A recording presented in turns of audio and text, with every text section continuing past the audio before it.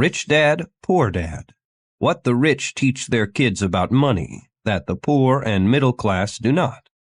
By Robert T. Kiyosaki. To parents everywhere, a child's first and most important teachers, and to all those who educate, influence, and lead by example.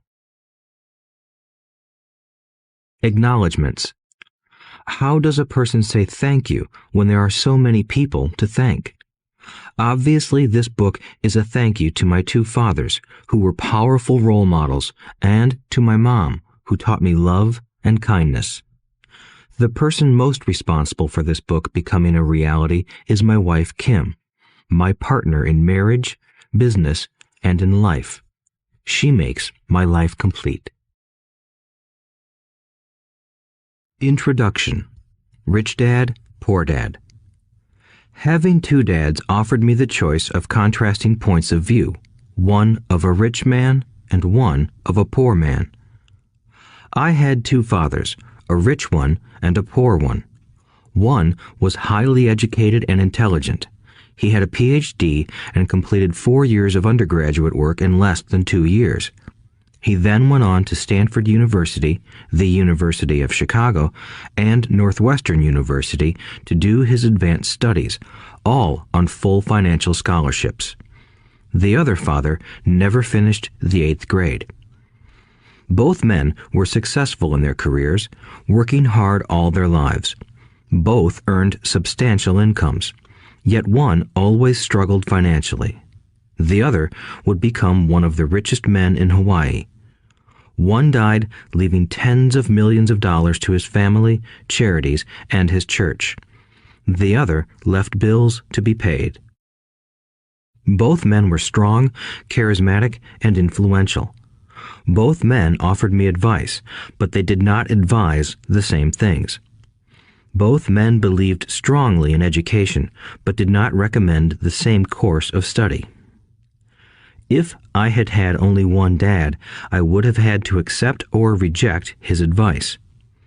Having two dads offered me the choice of contrasting points of view, one of a rich man and one of a poor man. Instead of simply accepting or rejecting one or the other, I found myself thinking more, comparing, and then choosing for myself. The problem was that the rich man was not rich yet, and the poor man was not yet poor. Both were just starting out on their careers, and both were struggling with money and families. But they had very different points of view about money. For example, one dad would say, "The love of money is the root of all evil." The other said, "The lack of money is the root of all evil." As a young boy, having two strong fathers, both influencing me, was difficult. I wanted to be a good son and listen, but the two fathers did not say the same things. The contrast in their points of view, particularly about money, was so extreme that I grew curious and intrigued. I began to start thinking for long periods of time about what each was saying. Much of my private time was spent reflecting, asking myself questions such as, "Why does he say that?" and then asking the same question of the other dad's statement. It would have been much easier to simply say, "Yeah, he's right, I agree with that," or to simply reject the point of view by saying, "The old man doesn't know what he's talking about." Instead, having two dads whom I loved forced me to think and ultimately choose a way of thinking for myself. As a process, choosing for myself turned out to be much more valuable in the long run than simply accepting or rejecting a single point of view. One of the reasons the rich get richer, the poor get poorer, and the middle class struggles in debt is that the subject of money is taught at home, not in school. Most of us learn about money from our parents, so what can poor parents tell their child about money? They simply say, "Stay in school and study hard." The child may graduate with excellent grades, but with a poor person's financial programming and mindset. Sadly, money is not taught in schools. Schools focus on scholastic and professional skills, but not on financial skills. This explains how smart bankers, doctors, and accountants who earned excellent grades may struggle financially all of their lives. Our staggering national debt is due in large part to highly educated politicians and government officials making financial decisions with little or no training in the subject of money. Today, I often wonder what will soon happen when we have millions of people who need financial and medical assistance. They will be dependent upon their families or the government for financial support. What will happen when Medicare and Social Security run out of money? How will a nation survive if teaching children about money continues to be left to parents, most of whom will be, or already are, poor? Because I had two influential fathers, I learned from both of them. I had to think about each dad's advice, and in doing so, I gained valuable insight into the power and effect of one's thoughts on one's life. For example, one dad had a habit of saying, "I can't afford it." The other dad forbade those words to be used. He insisted I ask, "How can I afford it?" One is a statement, and the other is a question. One lets you off the hook, and the other forces you to think. My soon-to-be rich dad would explain that by automatically saying the words, "I can't afford it," your brain stops working. By asking the question, "How can I afford it?" your brain is put to work. He did not mean that you should buy everything you want. He was fanatical about exercising your mind, the most powerful computer in the world. He'd say, "My brain gets stronger every day because I exercise it. The stronger it gets, the more money I can make." He believed that automatically saying, "I can't afford it," was a sign of mental laziness. Although both dads worked hard, I noticed that one dad had a habit of putting his brain to sleep when it came to finances, and the other had a habit of exercising his brain. The long-term result was that one dad grew stronger financially, and the other grew weaker. It is not much different from a person who goes to the gym to exercise on a regular basis versus someone who sits on the couch watching television. Proper physical exercise increases your chances for health, and proper mental exercise increases your chances for wealth. My two dads had opposing attitudes, and that affected the way they thought. One dad thought that the rich should pay more in taxes to take care of those less fortunate. The other said, taxes punish those who produce and reward those who don't produce. One dad recommended, study hard so you can find a good company to work for. The other recommended, study hard so you can find a good company to buy. One dad said, the reason I'm not rich is because I have you kids. The other said, the reason I must be rich is because I have you kids. One encouraged talking about money and business at the dinner table, while the other forbade the subject of money to be discussed over a meal. One said, when it comes to money, play it safe. Don't take risks. The other said, learn to manage risk. One believed, our home is our largest investment and our greatest asset. The other believed, my house is a liability, and if your house is your largest investment, you're in trouble. Both dads paid their bills on time, paid his bills last. One dad believed in a company or the government taking care of you and your needs. He was always concerned about pay raises, retirement plans, medical benefits, sick leave, vacation days, and other perks. He was impressed with two of his uncles who joined the military and earned a retirement and entitlement package for life after 20 years of active service. He loved the idea of medical benefits and PX privileges the military provided its retirees. He also loved the tenure system available through the university. The idea of job protection for life and job benefits seemed more important at times than the job. He would often say, I've worked hard for the government and I'm entitled to these benefits. The other believed in total financial self-reliance. He spoke out against the entitlement mentality and how it created weak and financially needy people. He was emphatic about being financially competent. One dad struggled to save a few dollars. The other created investments. One dad taught me how to write an impressive resume so I could find a good job. The other taught me how to write strong business and financial plans so I could create jobs. Being a product of two strong dads allowed me the luxury of observing the effects different thoughts have on one's life. I noticed that people really do shape their lives through their thoughts. For example, my poor dad always said, "I'll never be rich," and that prophecy became reality. My rich dad, on the other hand, always referred to himself as rich. He would say things like, "I'm a rich man and rich people don't do this." Even when he was flat broke after a major financial setback, he continued to refer to himself as a rich man.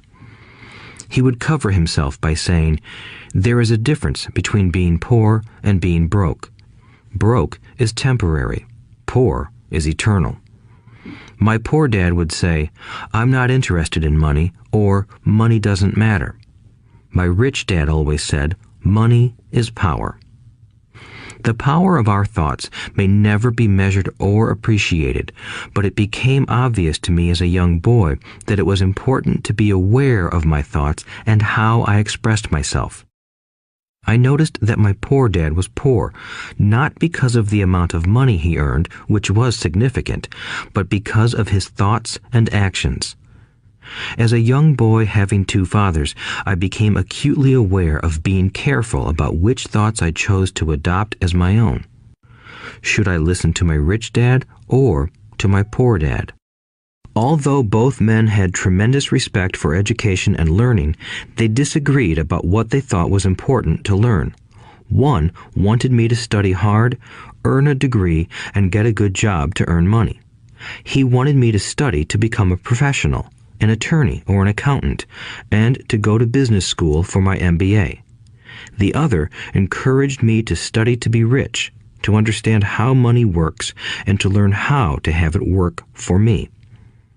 "I don't work for money" were words he would repeat over and over. "Money works for me."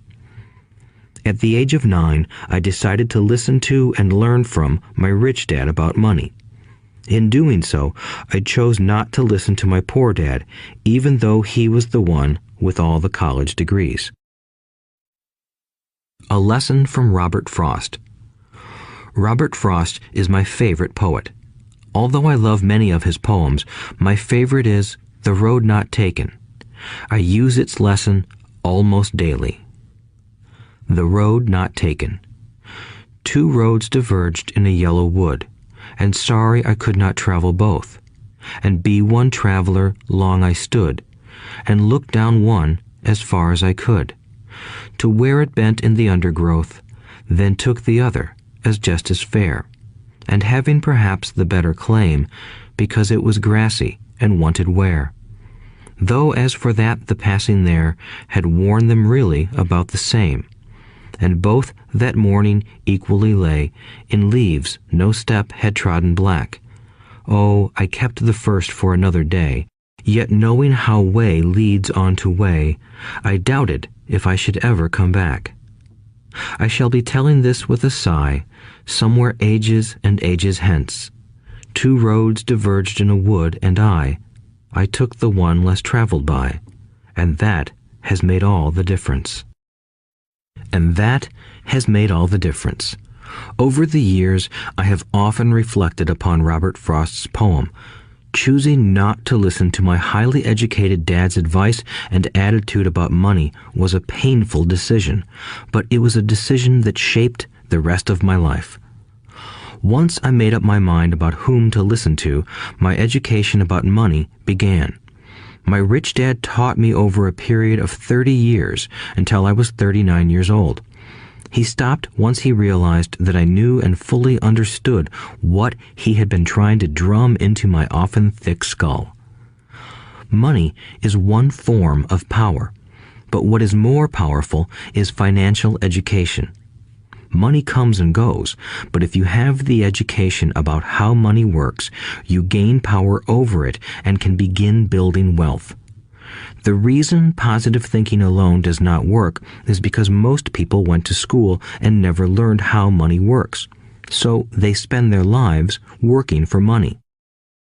Because I was only 9 years old when I started, the lessons my rich dad taught me were simple.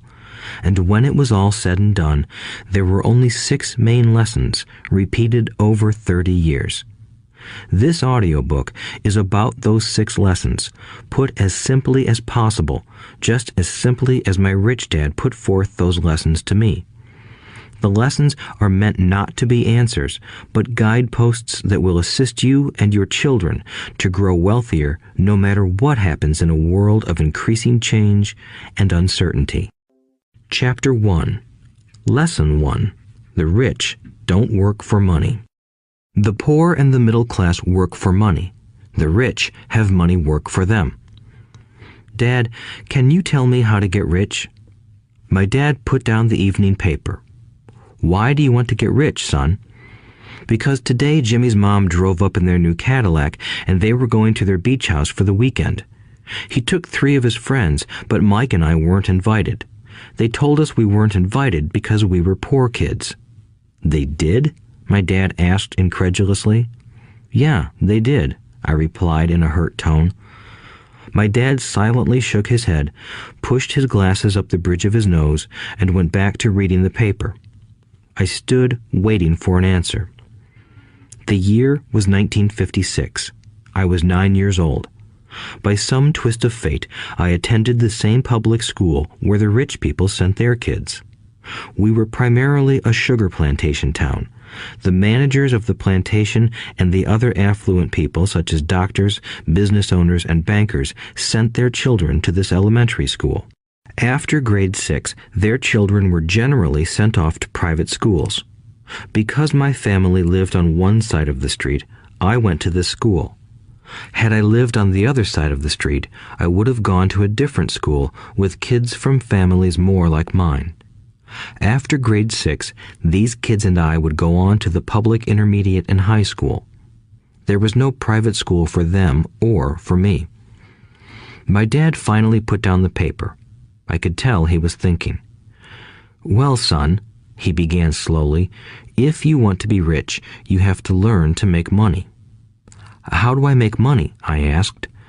Well, use your head, son, he said, smiling. Even then, I knew that really meant, that's all I'm going to tell you, or, I don't know the answer, so don't embarrass me. A partnership is formed. The next morning, I told my best friend, Mike, what my dad had said. As best as I could tell, Mike and I were the only poor kids in this school. Mike was also in this school by a twist of fate. Someone had drawn a jog in the line for the school district, and we wound up in school with the rich kids. We weren't really poor, but we felt as if we were because all the other boys had new baseball gloves, new bicycles, new everything. Mom and Dad provided us with the basics, like food and shelter and clothes, but that was about it. My dad used to say, if you want something, work for it. We wanted things, but there was not much work available for 9-year-old boys.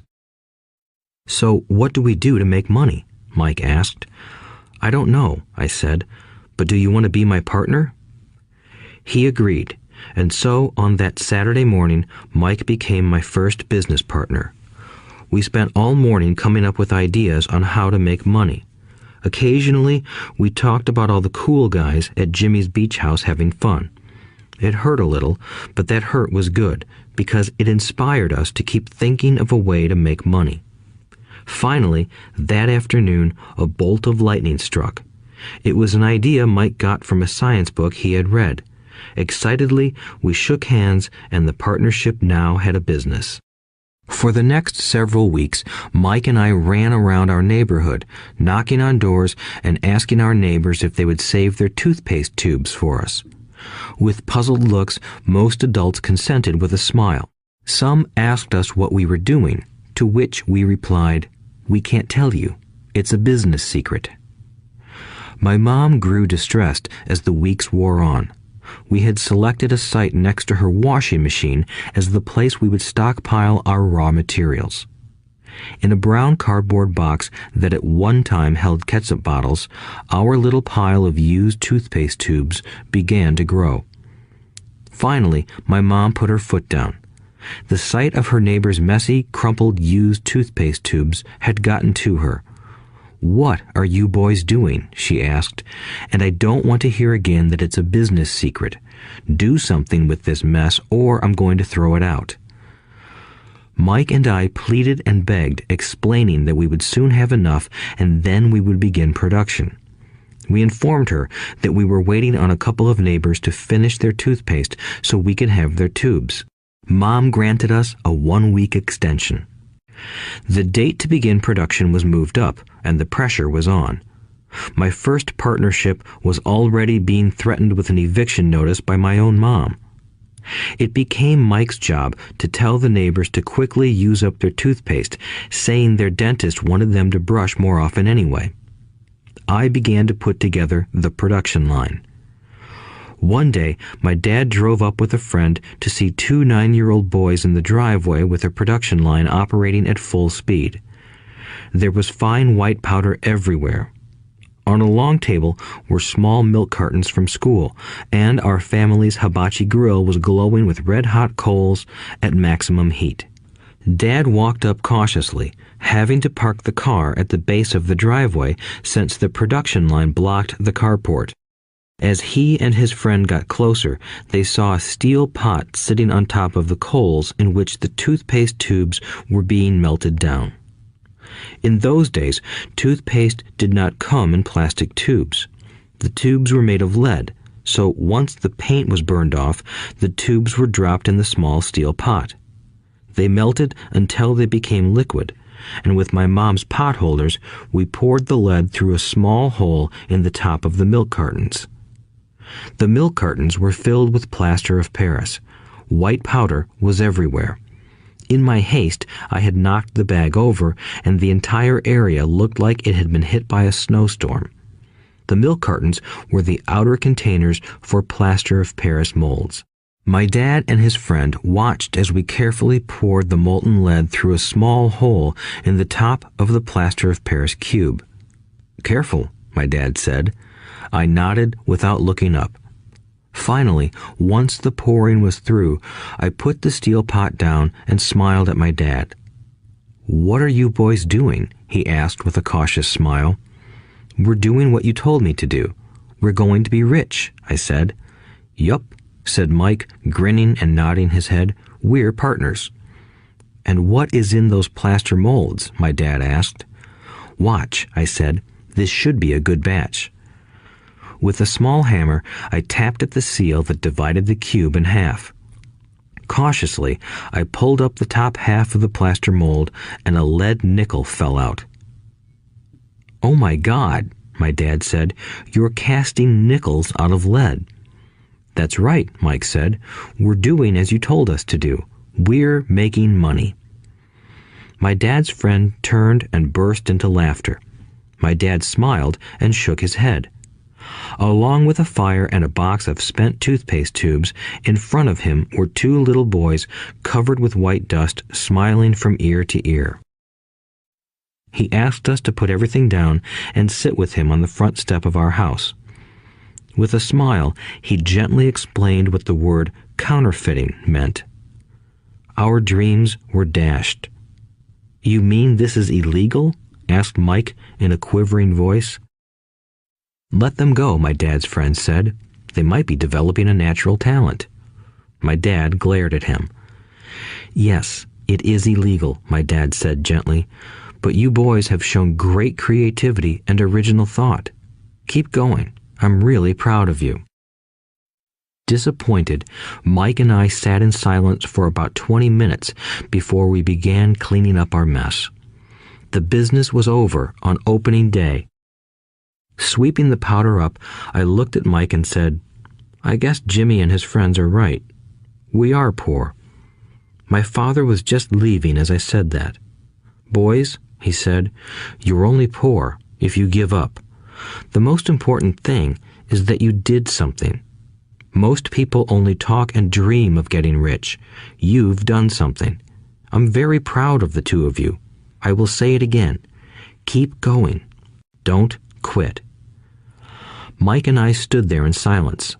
They were nice words, but we still did not know what to do. "So how come you're not rich, Dad?" I asked.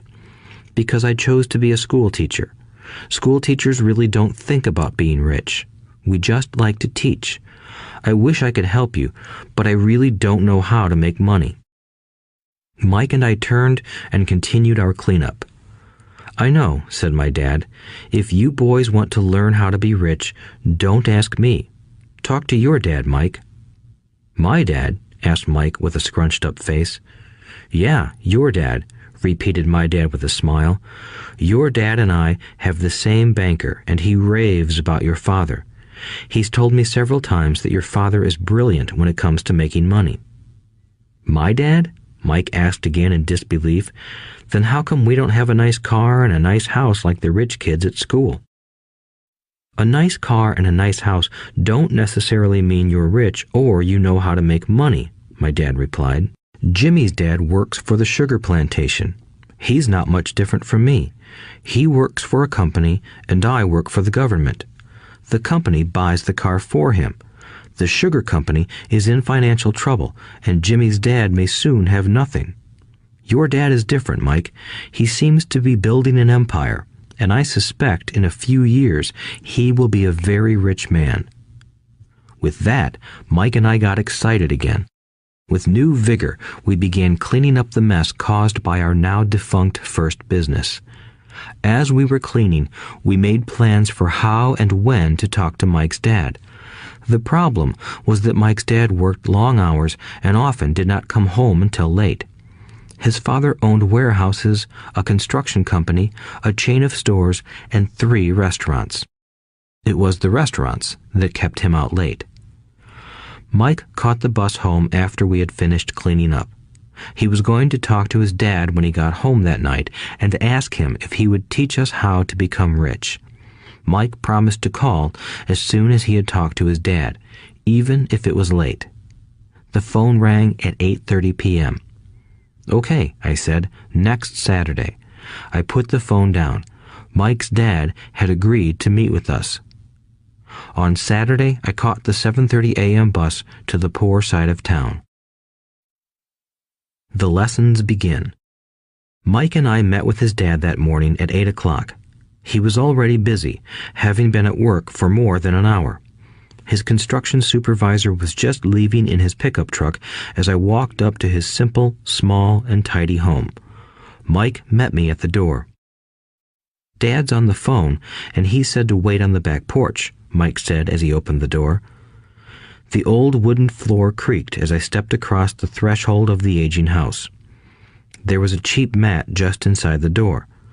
The mat was there to hide the years of wear from countless footsteps that the floor had supported. Although clean, it needed to be replaced. I felt claustrophobic as I entered the narrow living room that was filled with old, musty, overstuffed furniture that today would be collector's items. Sitting on the couch were 2 women, both a little older than my mom. Across from the women sat a man in workman's clothes. He wore khaki slacks and a khaki shirt, neatly pressed but without starch, and polished work boots. He was about 10 years older than my dad. They smiled as Mike and I walked past them toward the back porch. I smiled back shyly. "Who are those people?" I asked. "Oh, they work for my dad. The older man runs his warehouses, and the women are the managers of the restaurants. And as you arrived, you saw the construction supervisor who was working on a road project about 50 miles from here. His other supervisor, who was building a track of houses, left before you got here." "Does this go on all the time?" I asked. "Not always, but quite often," said Mike, smiling as he pulled up a chair to sit down next to me. "I asked my dad if he would teach us to make money," Mike said. "Oh, and what did he say to that?" I asked with cautious curiosity. "Well, he had a funny look on his face at first, and then he said he would make us an offer." "Oh," I said, rocking my chair back against the wall. I sat there, perched on two rear legs of the chair.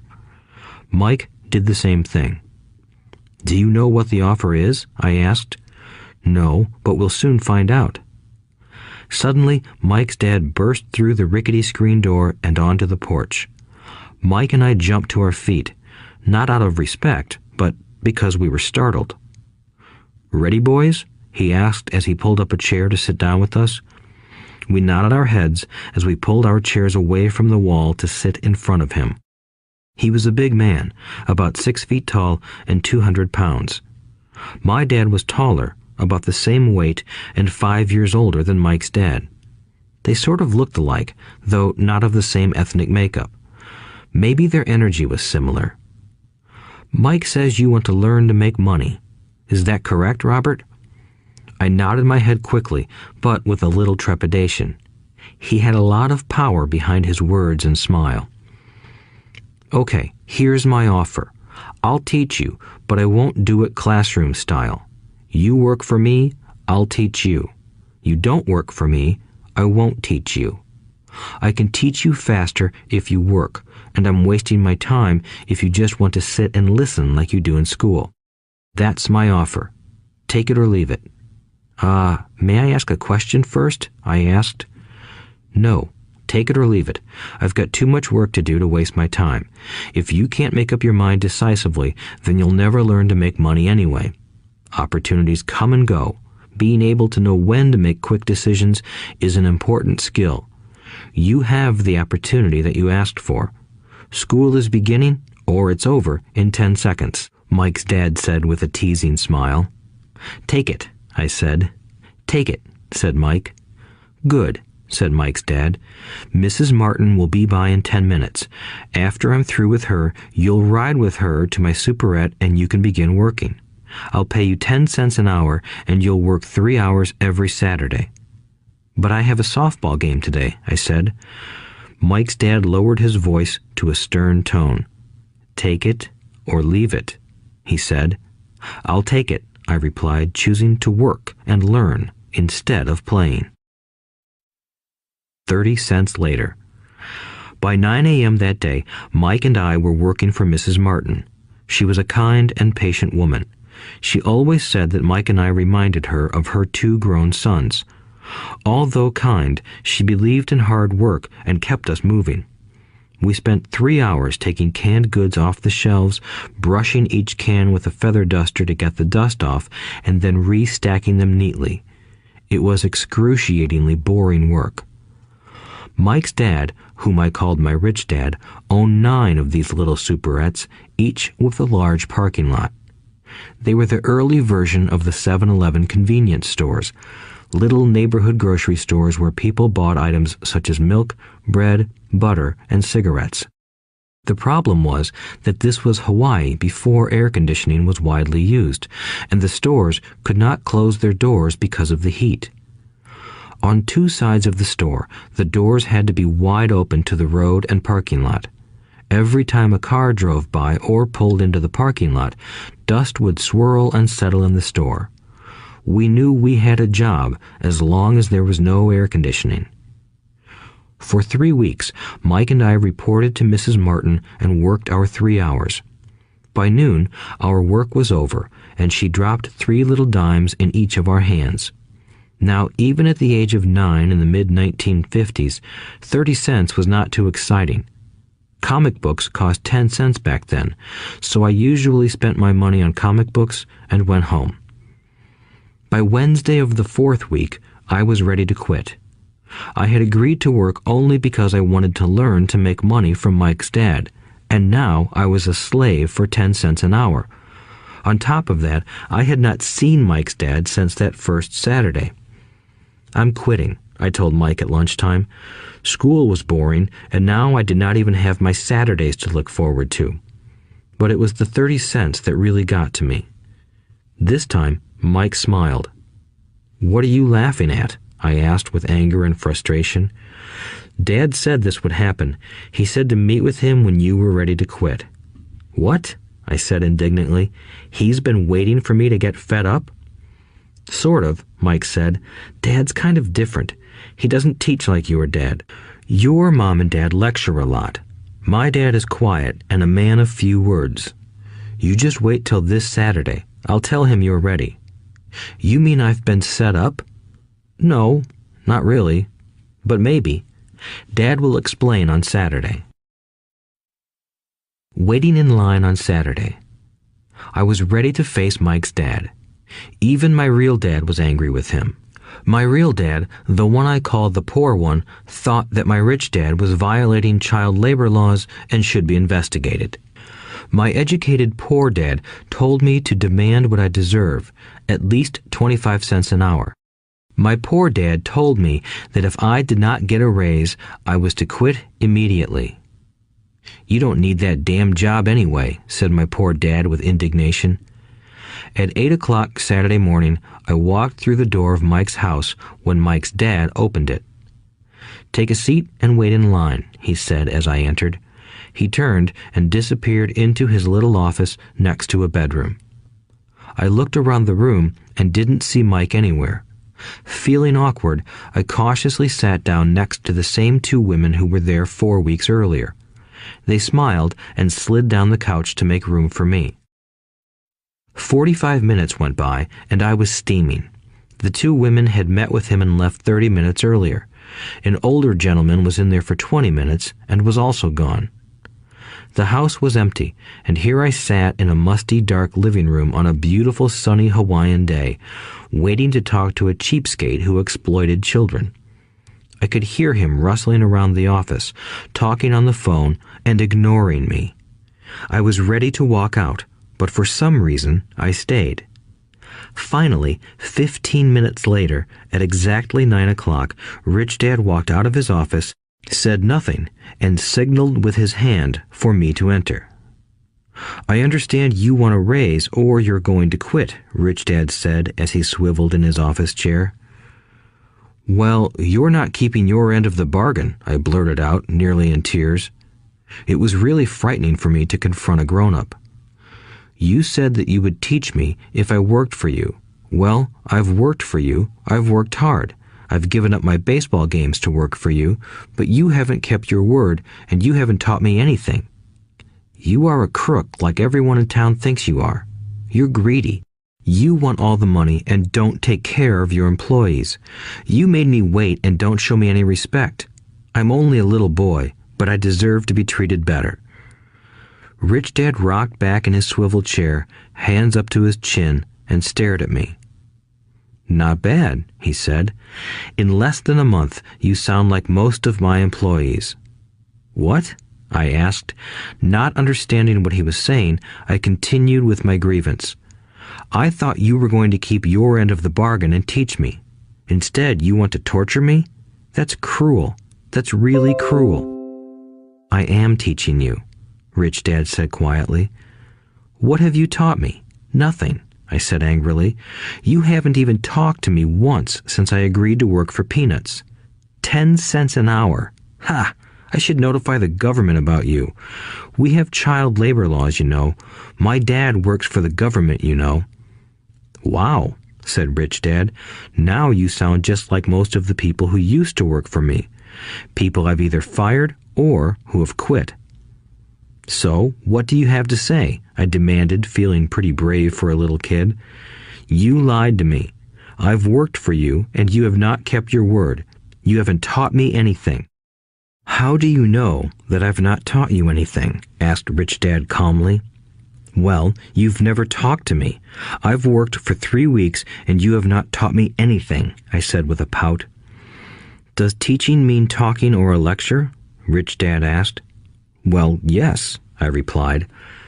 That's how they teach you in school, he said, smiling. But that is not how life teaches you, and I would say that life is the best teacher of all. Most of the time, life does not talk to you. It just sort of pushes you around. Each push is life saying, wake up, there's something I want you to learn. What is this man talking about? I asked myself silently. Life pushing me around was life talking to me? Now I knew I had to quit my job. I was talking to someone who needed to be locked up. If you learn life's lessons, you will do well. If not, life will just continue to push you around. People do two things. Some just let life push them around. Others get angry and push back.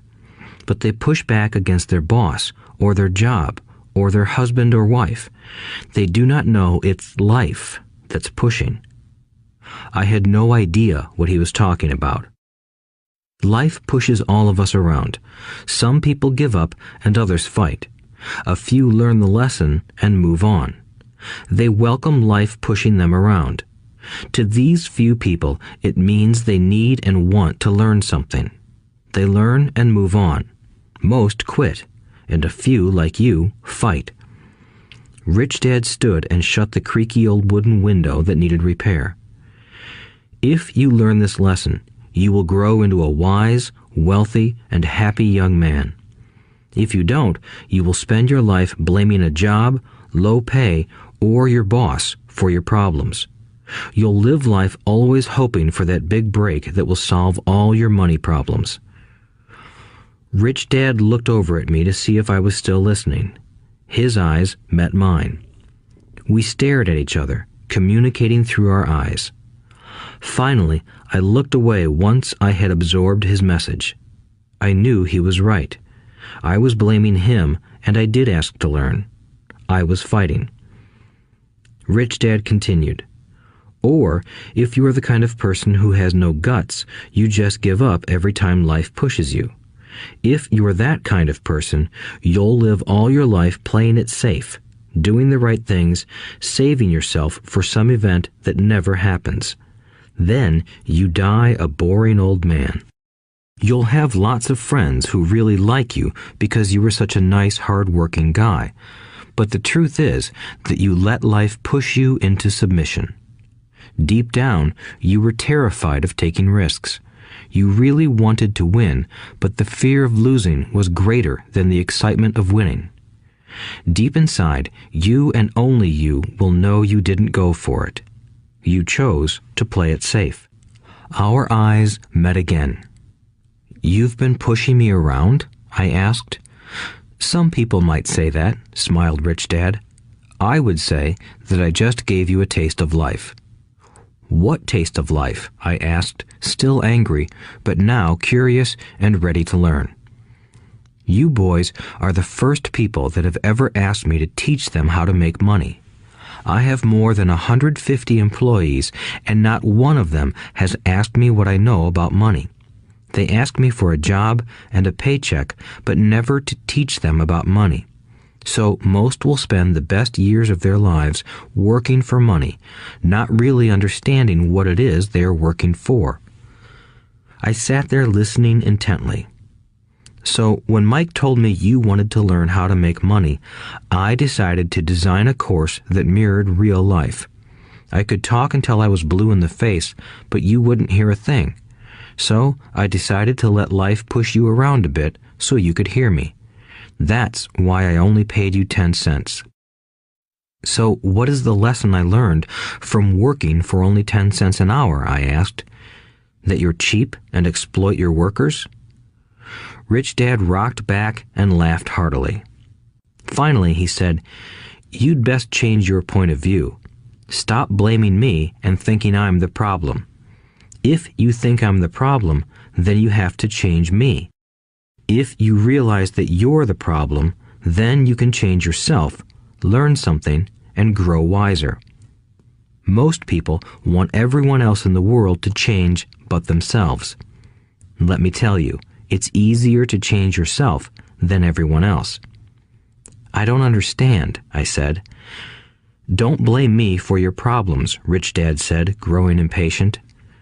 "But you only pay me 10 cents. "So what are you learning?" Rich Dad asked, smiling. "That you're cheap," I said with a sly grin. "See, you think I'm the problem," said Rich Dad. "But you are. Well, keep that attitude and you'll learn nothing. Keep the attitude that I'm the problem, and what choices do you have?" "Well, if you don't pay me more or show me more respect and teach me, I'll quit." "Well put," Rich Dad said, "and that's exactly what most people do.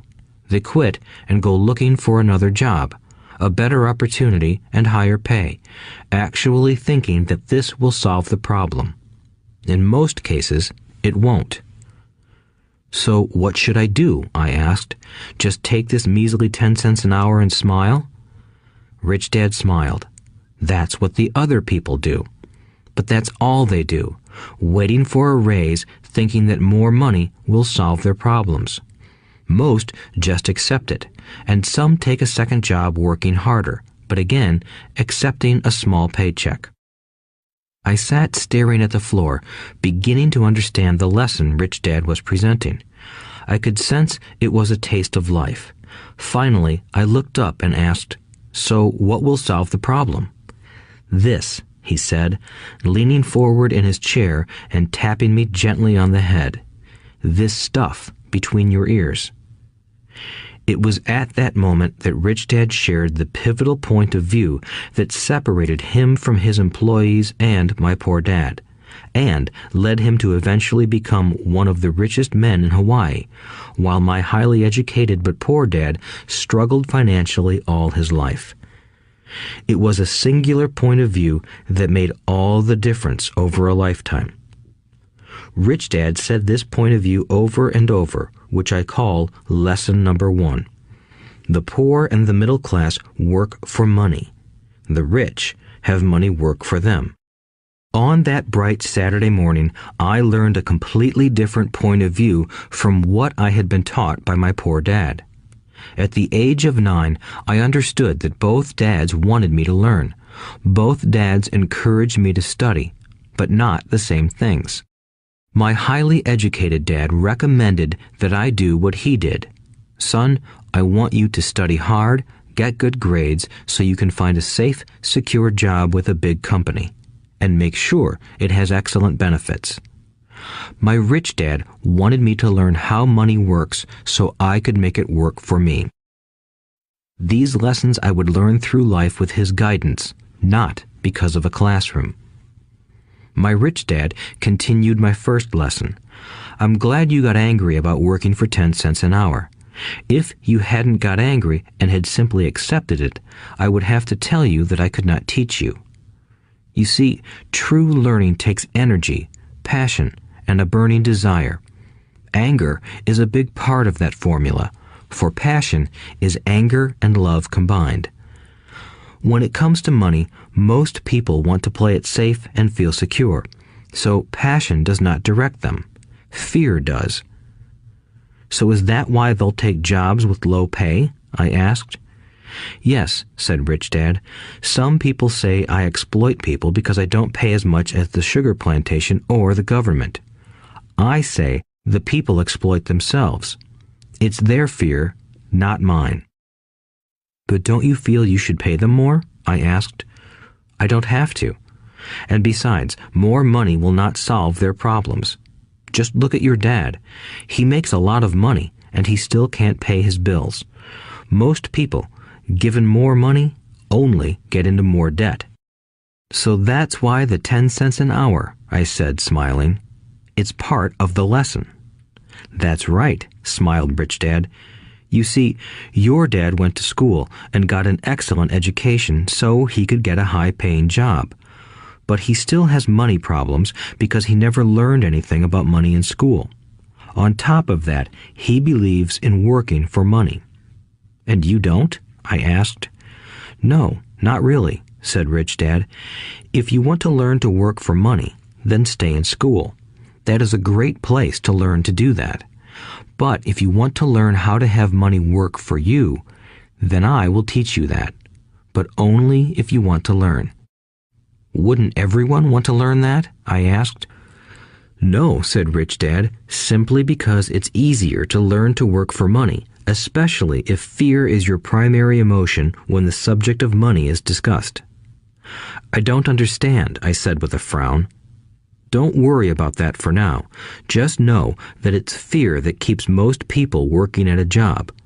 The fear of not paying their bills, the fear of being fired, the fear of not having enough money, and the fear of starting over.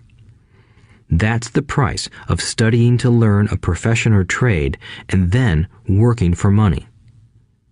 Most people become a slave to money and then get angry at their boss. Learning to have money work for you is a completely different course of study? I asked. Absolutely, Rich Dad answered. Absolutely. We sat in the silence on that beautiful Hawaiian Saturday morning. My friends had just started their Little League baseball game, but for some reason I was now thankful I had decided to work for 10 cents an hour. I sensed that I was about to learn something my friends wouldn't learn in school. Ready to learn? Asked Rich Dad. Absolutely, I said with a grin. I have kept my promise. I've been teaching you from afar, my Rich Dad said. At 9 years old, you've gotten a taste of what it feels like to work for money. Just multiply your last month by 50 years, and you will have an idea of what most people spend their life doing. I don't understand, I said. How did you feel waiting in line to see me, once to get hired and once to ask for more money? Terrible, I said. If you choose to work for money, that is what life will be like, said Rich Dad. And how did you feel when Mrs. Martin dropped 3 dimes in your hand for 3 hours of work? I felt like it wasn't enough. It seemed like nothing. I was disappointed, I said. And that is how most employees feel when they look at their paychecks, especially after all the tax and other deductions are taken out. At least you got 100%. You mean most workers don't get paid everything? I asked with amazement. Heavens no, said Rich Dad. The government always takes its share first. How do they do that? I asked. Taxes, said Rich Dad. You're taxed when you earn. You're taxed when you spend. You're taxed when you save. You're taxed when you die. Why do people let the government do that to them? The rich don't, said Rich Dad with a smile. The poor and the middle class do. I'll bet you that I earn more than your dad, yet he pays more in taxes.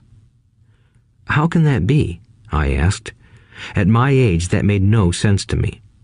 Why would someone let the government do that to them? Rich Dad rocked slowly and silently in his chair, just looking at me. Ready to learn? He asked. I nodded my head slowly. As I said, there is a lot to learn. Learning how to have money work for you is a lifetime study.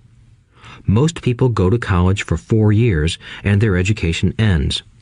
I already know that my study of money will continue over my lifetime, simply because the more I find out I need to know. Most people never study the subject. They go to work, get their paycheck, balance their checkbooks, and that's it. Then they wonder why they have money problems. They think that more money will solve the problem, and don't realize that it's their lack of financial education that is the problem. So my dad has tax problems because he doesn't understand money? I asked, confused. Look, said Rich Dad, taxes are just one small section on learning how to have money work for you. Today, I just wanted to find out if you still have the passion to learn about money. Most people don't.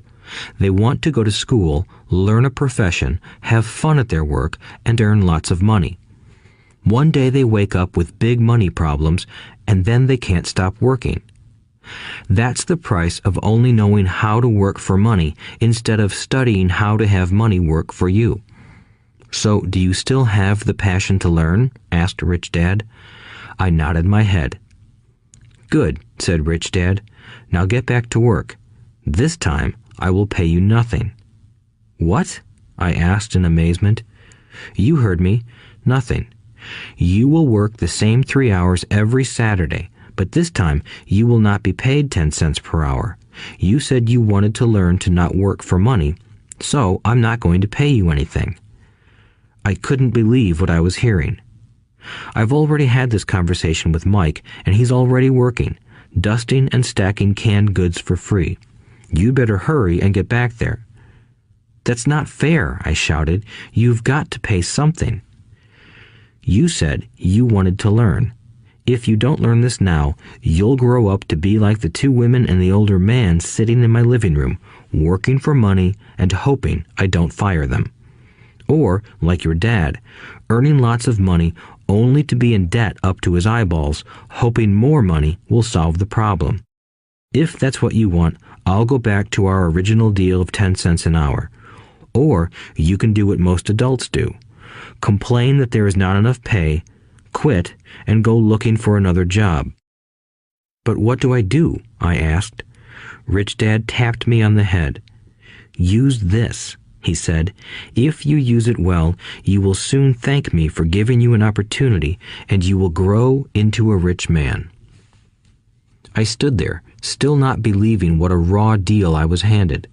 I came to ask for a raise, and somehow I was instead working for nothing. Rich Dad tapped me on the head again and said, "Use this. Now, get out of here and get back to work." Lesson number 1. The rich don't work for money. I didn't tell my poor dad I wasn't being paid. He wouldn't have understood, and I didn't want to try to explain something I didn't understand myself. For 3 more weeks, Mike and I worked 3 hours every Saturday for nothing. The work didn't bother me, and the routine got easier. But it was the missed baseball games and not being able to afford to buy a few comic books that got to me. Rich Dad stopped by at noon on the 3rd week. We heard his truck pull up in the parking lot and sputter when the engine was turned off. He entered the store and greeted Mrs. Martin with a hug. After finding out how things were going in the store, he reached into the ice cream freezer, pulled out 2 bars, paid for them, and signaled to Mike and me. "Let's go for a walk, boys." We crossed the street, dodging a few cars, and walked across a large grassy field where a few adults were playing softball. Sitting down at a lone picnic table, he handed Mike and me the treats. "How's it going, boys?" "Okay," Mike said. I nodded in agreement. "Learn anything yet?" Rich Dad asked. Mike and I looked at each other, shrugged our shoulders, and shook our heads in unison. Avoiding one of life's biggest traps. Well, you boys had better start thinking. You're staring at one of life's biggest lessons. If you learn it, you'll enjoy a life of great freedom and security. If you don't, you'll wind up like Mrs. Martin and most of the people playing softball in this park.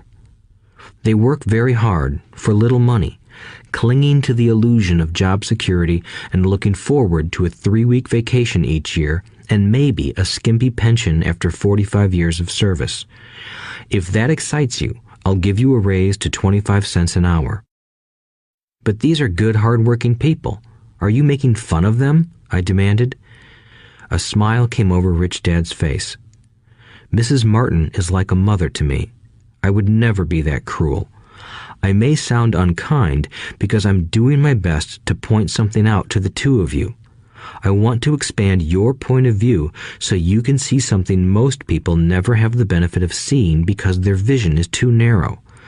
Most people never see the trap they are in. Mike and I sat there, uncertain of his message. He sounded cruel, yet we could sense he was trying to drive home a point. With a smile, Rich Dad said, "Doesn't that 25 cents an hour sound good? Doesn't it make your heart beat a little faster?" I shook my head no, but it really did. 25 cents an hour would be big bucks to me. "Okay, I'll pay you $1 an hour," Rich Dad said, with a sly grin. Now my heart started to race. My brain was screaming, "Take it, take it." I could not believe what I was hearing. Still, I said nothing. "Okay, $2 an hour." My little brain and heart nearly exploded. After all, it was 1956, and being paid $2 an hour would have made me the richest kid in the world. I couldn't imagine earning that kind of money. I wanted to say yes. I wanted the deal. I could picture a new bicycle, new baseball glove, and the adoration of my friends when I flashed some cash. On top of that, Jimmy and his rich friends could never call me poor again. But somehow, my mouth stayed shut. The ice cream had melted and was running down my hand. Rich Dad was looking at two boys staring back at him, eyes wide open and brains empty. He was testing us, and he knew there was a part of our emotions that wanted to take the deal. He understood that every person has a weak and needy part of their soul that can be bought, and he knew that every individual also had a part of their soul that was resilient and could never be bought. It was only a question of which one was stronger. Okay, $5 an hour. Suddenly, I was silent. Something had changed. The offer was too big and ridiculous. Not many grown-ups in 1956 made more than that, but quickly my temptation disappeared and calm set in. Slowly, I turned to my left to look at Mike. He looked back at me. The part of my soul that was weak and needy was silenced. The part of me that had no price took over. I knew Mike had gotten to that point too.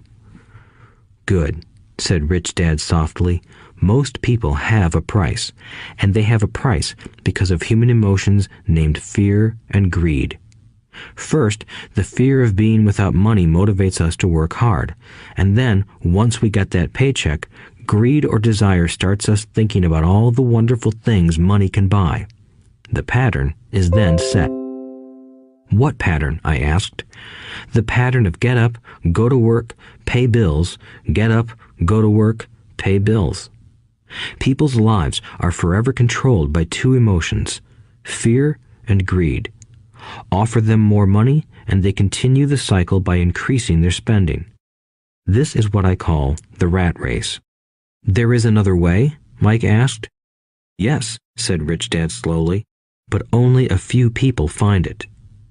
"And what is that way?" Mike asked. "That's what I hope you boys will learn as you work and study with me. That is why I took away all forms of pay." "Any hints?" Mike asked. "We're kind of tired of working hard, especially for nothing." "Well, the first step is telling the truth," said Rich Dad. "We haven't been lying," I said. "I did not say you were lying. I said to tell the truth," Rich Dad retorted. "The truth about what?" I asked. "How you're feeling," Rich Dad said. "You don't have to say it to anyone else. Just admit it to yourself." "You mean the people in this park, the people who work for you, Mrs. Martin, they don't do that?" I asked. "I doubt it," said Rich Dad. "Instead, they feel the fear of not having money. They don't confront it logically. They react emotionally instead of using their heads," Rich Dad said. "Then they get a few bucks in their hands, and again, the emotions of joy, desire, and greed take over. And again they react instead of think." "So their emotions control their brain," Mike said. "That's correct," said Rich Dad. "Instead of admitting the truth about how they feel, they react to their feelings and fail to think. They feel the fear, so they go to work, hoping that money will soothe the fear, but it doesn't. It continues to haunt them, and they return to work, hoping again that money will calm their fears, and again it doesn't. Fear keeps them in this trap of working, earning money, working, earning money, hoping the fear will go away. But every day they get up, and that old fear wakes up with them. For millions of people, that old fear keeps them awake all night, causing a night of turmoil and worry. So they get up and go to work, hoping that a paycheck will kill that fear gnawing at their souls. Money is running their lives, and they refuse to tell the truth about that. Money is in control of their emotions and their souls." Rich Dad sat quietly, letting his words sink in. Mike and I had heard what he said, but didn't understand fully what he was talking about. I just knew that I often wondered why grown-ups hurried off to work. It did not seem like much fun, and they never looked that happy, but something kept them going. Realizing we had absorbed as much as possible of what he was talking about, Rich Dad said, "I want you boys to avoid that trap. That is really what I want to teach you. Not just to be rich, because being rich does not solve the problem." "It doesn't?" I asked, surprised. No, it doesn't. Let me explain the other emotion, desire. Some call it greed, but I prefer desire. It's perfectly normal to desire something better, prettier, more fun, or exciting. So people also work for money because of desire. They desire money for the joy they think it can buy. But the joy that money brings is often short-lived, and they soon need more money for more joy, more pleasure, more comfort, and more security. So they keep working, thinking money will soothe their souls that are troubled by fear and desire. But money can't do that. Even rich people do this? Mike asked. Rich people included, said Rich Dad. In fact, the reason many rich people are rich isn't because of desire, but because of fear. They believe that money can eliminate the fear of being poor, so they amass tons of it, only to find the fear gets worse. Now they fear losing the money. I have friends who keep working even though they have plenty. I know people who have millions who are more afraid now than when they were poor. They're terrified of losing it all. The fears that drove them to get rich got worse. That weak and needy part of their soul is actually screaming louder. They don't want to lose the big houses, the cars, and the high life money has bought them. They worry about what their friends would say if they lost all their money. Many are emotionally desperate and neurotic, although they look rich and have more money. So, is a poor man happier? I asked. No, I don't think so, replied Rich Dad. The avoidance of money is just as psychotic as being attached to money. As if on cue, the town derelict went past our table, stopping by the large rubbish can and rummaging around in it. The three of us watched him with great interest, when before we probably would have just ignored him. Rich Dad pulled $1 out of his wallet and gestured to the older man. Seeing the money, the derelict came over immediately, took the bill, thanked Rich Dad profusely, and hurried off, ecstatic with his good fortune. He's not much different from most of my employees, said Rich Dad. I've met so many people who say, "Oh, I'm not interested in money," yet they'll work at a job for 8 hours a day. That's a denial of truth. If they weren't interested in money, then why are they working? That kind of thinking is probably more psychotic than a person who hoards money. As I sat there listening to my Rich Dad, my mind flashed back to the countless times my own dad said, "I'm not interested in money." He said those words often. He also covered himself by always saying, "I work because I love my job." So, what do we do? I asked. Not work for money until all traces of fear and greed are gone? No, that would be a waste of time, said Rich Dad. Emotions are what make us human. The word emotion stands for energy in motion. Be truthful about your emotions and use your mind and emotions in your favor, not against yourself. Whoa, said Mike. Don't worry about what I just said. It will make more sense in years to come. Just be an observer, not a reactor to your emotions. Most people do not know that it's their emotions that are doing the thinking. Your emotions are your emotions, but you have got to learn to do your own thinking. Can you give me an example? I asked. Sure, replied Rich Dad. When a person says, "I need to find a job," it's most likely an emotion doing the thinking. Fear of not having money generates that thought. But people do need money if they have bills to pay, I said. Sure they do, smiled Rich Dad. All I'm saying is that it's fear that is all too often doing the thinking. I don't understand, said Mike. For example, said Rich Dad, if the fear of not having enough money arises, instead of immediately running out to get a job, they instead might ask themselves this question. Will a job be the best solution to this fear over the long run? In my opinion, the answer is no. A job is really a short-term solution to a long-term problem. But my dad is always saying, stay in school and get good grades so you can find a safe, secure job, I interjected, somewhat confused. Yes, I understand he says that, said Rich Dad, smiling. Most people recommend that, and it's a good path for most people. But people make that recommendation primarily out of fear. You mean my dad says that because he's afraid? Yes, said Rich Dad. He's terrified that you won't earn enough money and won't fit into society. Don't get me wrong. He loves you and wants the best for you. I, too, believe an education and a job are important, but it won't handle the fear. You see, that same fear that makes him get up in the morning to earn a few bucks is the fear that is causing him to be so fanatical about your going to school. So what do you recommend? I asked. I want to teach you to master the power of money instead of being afraid of it. They don't teach that in school, and if you don't learn it, you become a slave to money. It was finally making sense. He wanted us to widen our views and to see what the Mrs. Martins of this world couldn't see. He used examples that sounded cruel at the time, but I've never forgotten them. My vision widened that day, and I began to see the trap that lay ahead for most people. You see, we're all employees ultimately. We just work at different levels, said Rich Dad. I just want you boys to have a chance to avoid the trap caused by those two emotions, fear and desire.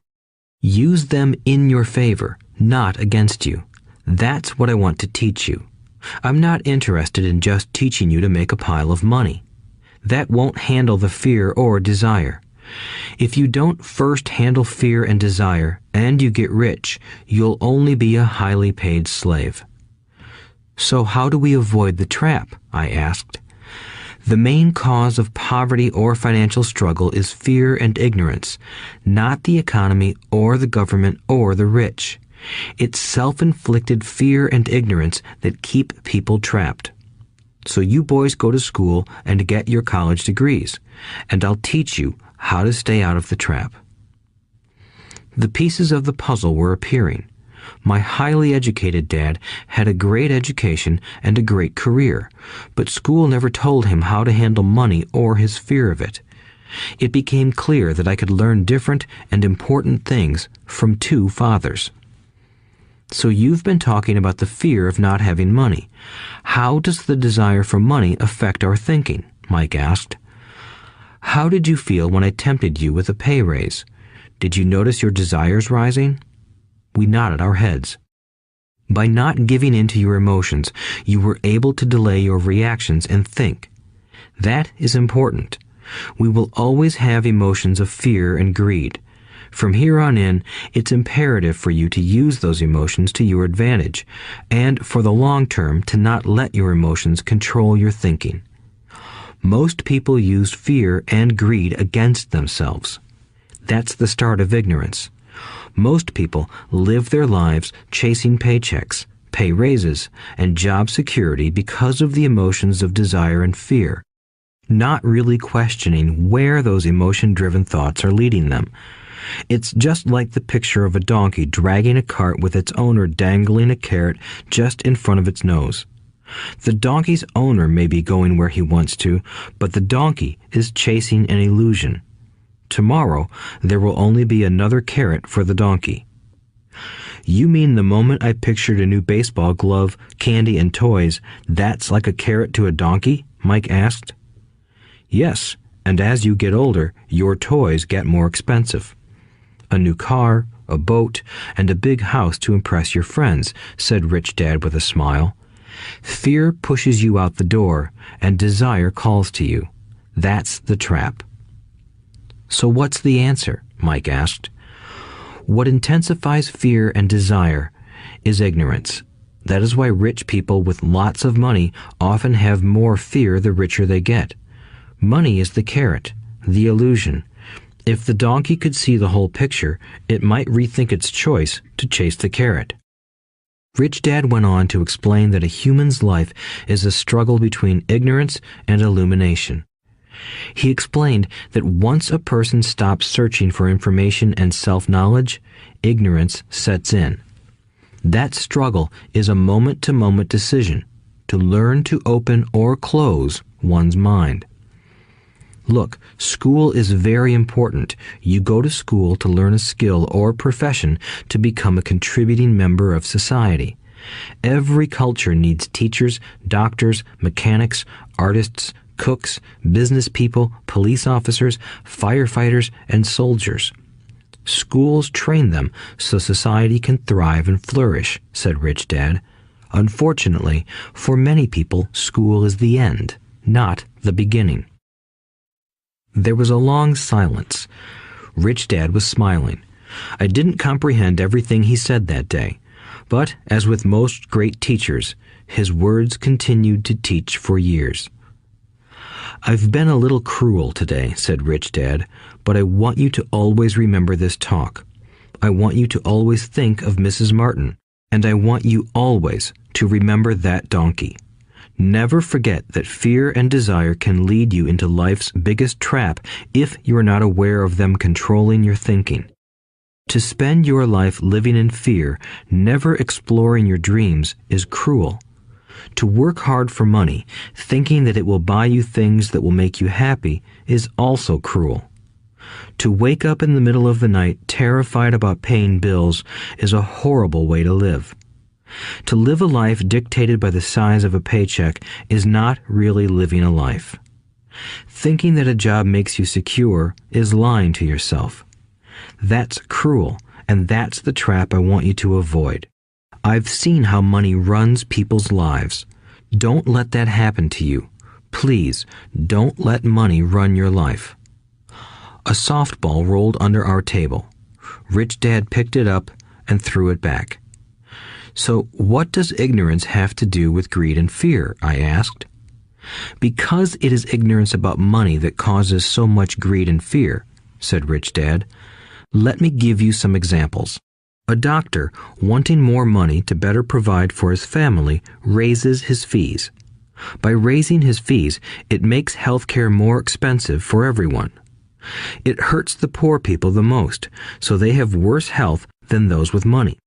Because the doctors raise their fees, the attorneys raise their fees. Because the attorneys' fees have gone up, school teachers want a raise, which raises our taxes, and on and on and on. Soon, there will be such a horrifying gap between the rich and the poor that chaos will break out and another great civilization will collapse. History proves that great civilizations collapse when the gap between the haves and have-nots is too great. Sadly, America is on that same course because we haven't learned from history. We only memorize historical dates and names, not the lesson. Aren't prices supposed to go up? I asked. In an educated society with a well-run government, prices should actually come down. Of course, that is often only true in theory. Prices go up because of greed and fear caused by ignorance. If schools taught people about money, there would be more money and lower prices. But schools focus only on teaching people to work for money, not how to harness money's power.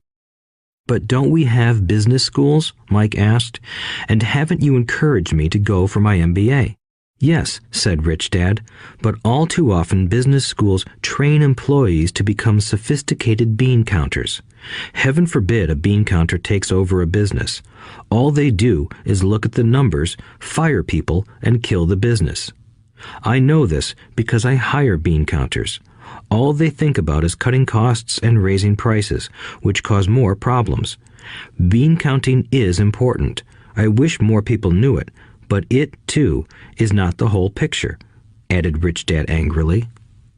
So, is there an answer? Asked Mike. Yes, said Rich Dad. Learn to use your emotions to think, not think with your emotions. When you boys mastered your emotions by agreeing to work for free, I knew there was hope. When you again resisted your emotions when I tempted you with more money, you were again learning to think in spite of being emotionally charged. That's the first step. Why is that step so important? I asked. Well, that's up to you to find out.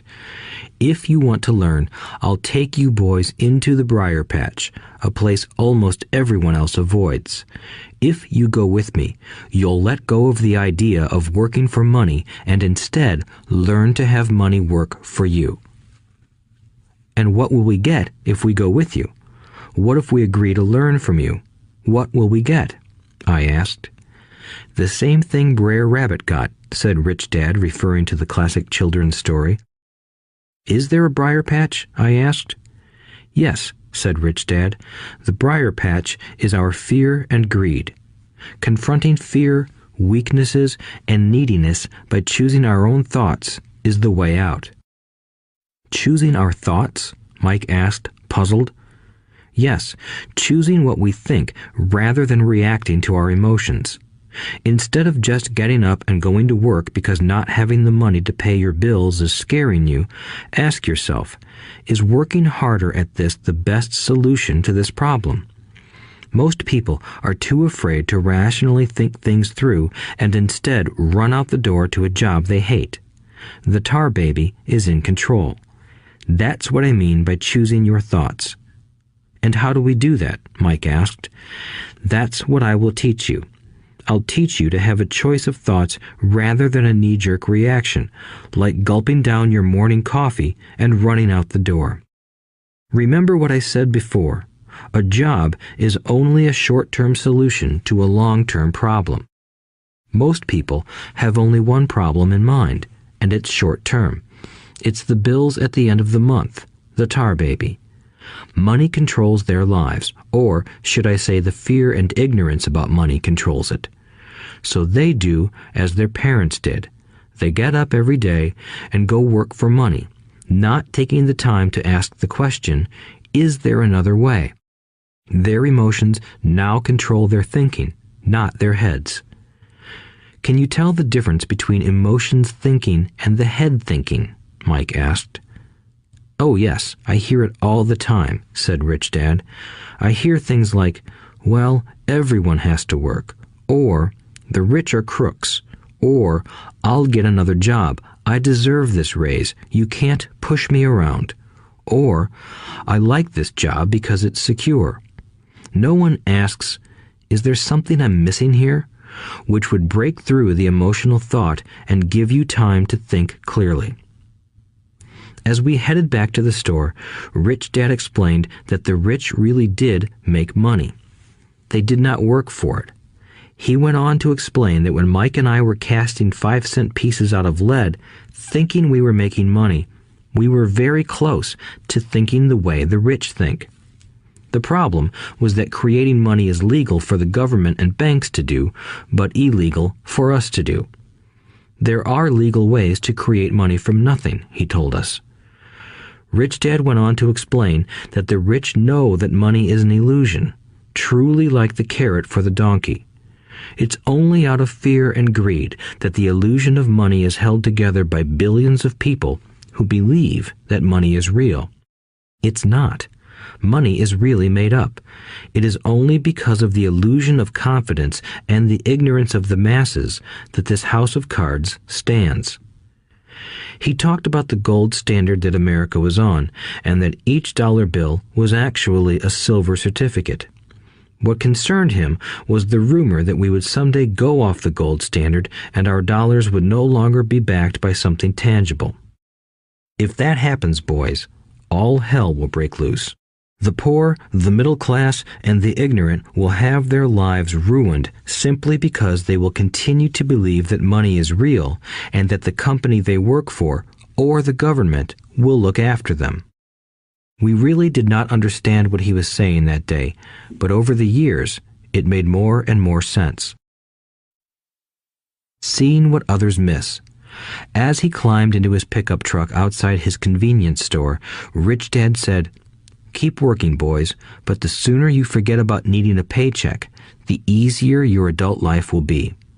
Keep using your brain, work for free, and soon your mind will show you ways of making money far beyond what I could ever pay you. You will see things that other people never see. Most people never see these opportunities because they're looking for money and security, so that's all they get. The moment you see one opportunity, you'll see them for the rest of your life.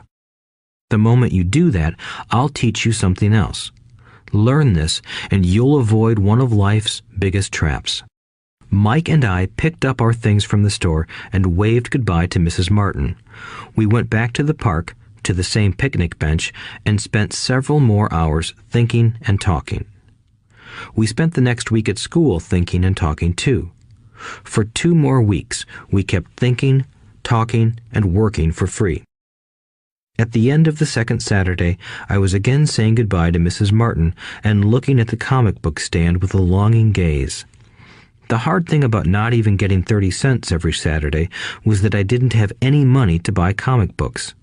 Suddenly, as Mrs. Martin said goodbye to Mike and me, I saw her do something I'd never seen her do before. Mrs. Martin was cutting the front page of the comic book in half.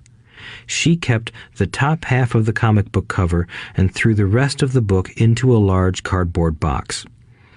When I asked her what she did with the comic books, she said, "I throw them away. I give the top half of the cover back to the comic book distributor for credit when he brings in the new comics. He's coming in an hour." Mike and I waited for an hour. Soon the distributor arrived, and I asked him if we could have the comic books. To my delight, he said, "You can have them if you work for this store and do not resell them." Remember our old business partnership? Well, Mike and I revived it. Using a spare room in Mike's basement, we began piling hundreds of comic books in that room. Soon, our comic book library was open to the public. We hired Mike's younger sister, who loved to study, to be head librarian. She charged each child 10 cents admission to the library, which was open from 2:30 p.m. to 4:30 p.m. every day after school. The customers, the children of the neighborhood, could read as many comics as they wanted in 2 hours. It was a bargain for them since a comic cost 10 cents each, and they could read 5 or 6 in 2 hours. Mike's sister would check the kids as they left to make sure they weren't borrowing any comic books. She also kept the books, logging in how many kids showed up each day, who they were, and any comments they might have. Mike and I averaged $9.50 per week over a 3-month period. We paid his sister $1 a week and allowed her to read the comics for free, which she rarely did since she was always studying. Mike and I kept our agreement by working in the store every Saturday and collecting all the comic books from the different stores. We kept our agreement to the distributor by not selling any comic books. We burned them once they got too tattered. We tried opening a branch office, but we could never quite find someone as trustworthy and dedicated as Mike's sister. At an early age, we found out how hard it was to find good staff. 3 months after the library first opened, a fight broke out in the room. Some bullies from another neighborhood pushed their way in, and Mike's dad suggested we shut down the business. So our comic book business shut down, and we stopped working on Saturdays at the convenience store. But Rich Dad was excited because he had new things he wanted to teach us. He was happy because we had learned our first lessons so well. We learned to make money work for us. By not getting paid for our work at the store, we were forced to use our imaginations to identify an opportunity to make money. By starting our own business, the comic book library, we were in control of our own finances, not dependent on an employer. The best part was that our business generated money for us even when we weren't physically there. Our money worked for us. Instead of paying us money, Rich Dad had given us so much more. Chapter 2. Lesson 2. Why teach financial literacy? It's not how much money you make, it's how much money you keep. In 1990, Mike took over his father's empire and is, in fact, doing a better job than his dad did. We see each other once or twice a year on the golf course. He and his wife are wealthier than you can imagine. Rich Dad's empire is in great hands, and Mike is now grooming his son to take his place, as his dad had groomed us. In 1994, I retired at the age of 47, and my wife Kim was 37. Retirement does not mean not working. For us, it means that, barring unforeseen cataclysmic changes, we can work or not work, and our wealth grows automatically, staying ahead of inflation. Our assets are large enough to grow by themselves. It's like planting a tree. You water it for years, and then one day it doesn't need you anymore. Its roots are implanted deep enough. Then the tree provides shade for your enjoyment. Mike chose to run the empire, and I chose to retire. Whenever I speak to groups of people, they often ask what I would recommend that they do. How do I get started? Is there a book you would recommend? What should I do to prepare my children? What is your secret to success? How do I make millions? Whenever I hear one of these questions, I'm reminded of the following story. The Richest Businessmen. In 1923, a group of our greatest leaders and richest businessmen held a meeting at the Edgewater Beach Hotel in Chicago.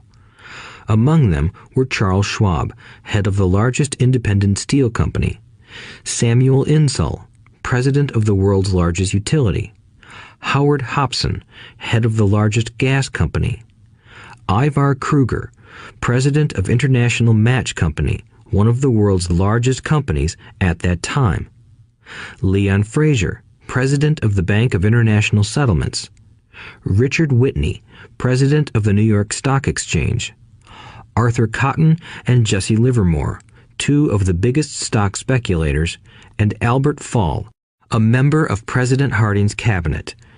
25 years later, 9 of these titans ended their lives as follows. Schwab died penniless after living for 5 years on borrowed money. Insull died broke in a foreign land, and Kruger and Cotton also died broke. Hobson went insane. Whitney and Albert Fall were released from prison, and Fraser and Livermore committed suicide. I doubt if anyone can say what really happened to these men. If you look at the date, 1923, it was just before the 1929 market crash and the Great Depression, which I suspect had a great impact on these men and their lives. The point is this. Today, we live in times of greater and faster change than these men did. I suspect there will be many booms and busts in the coming years that will parallel the ups and downs these men faced.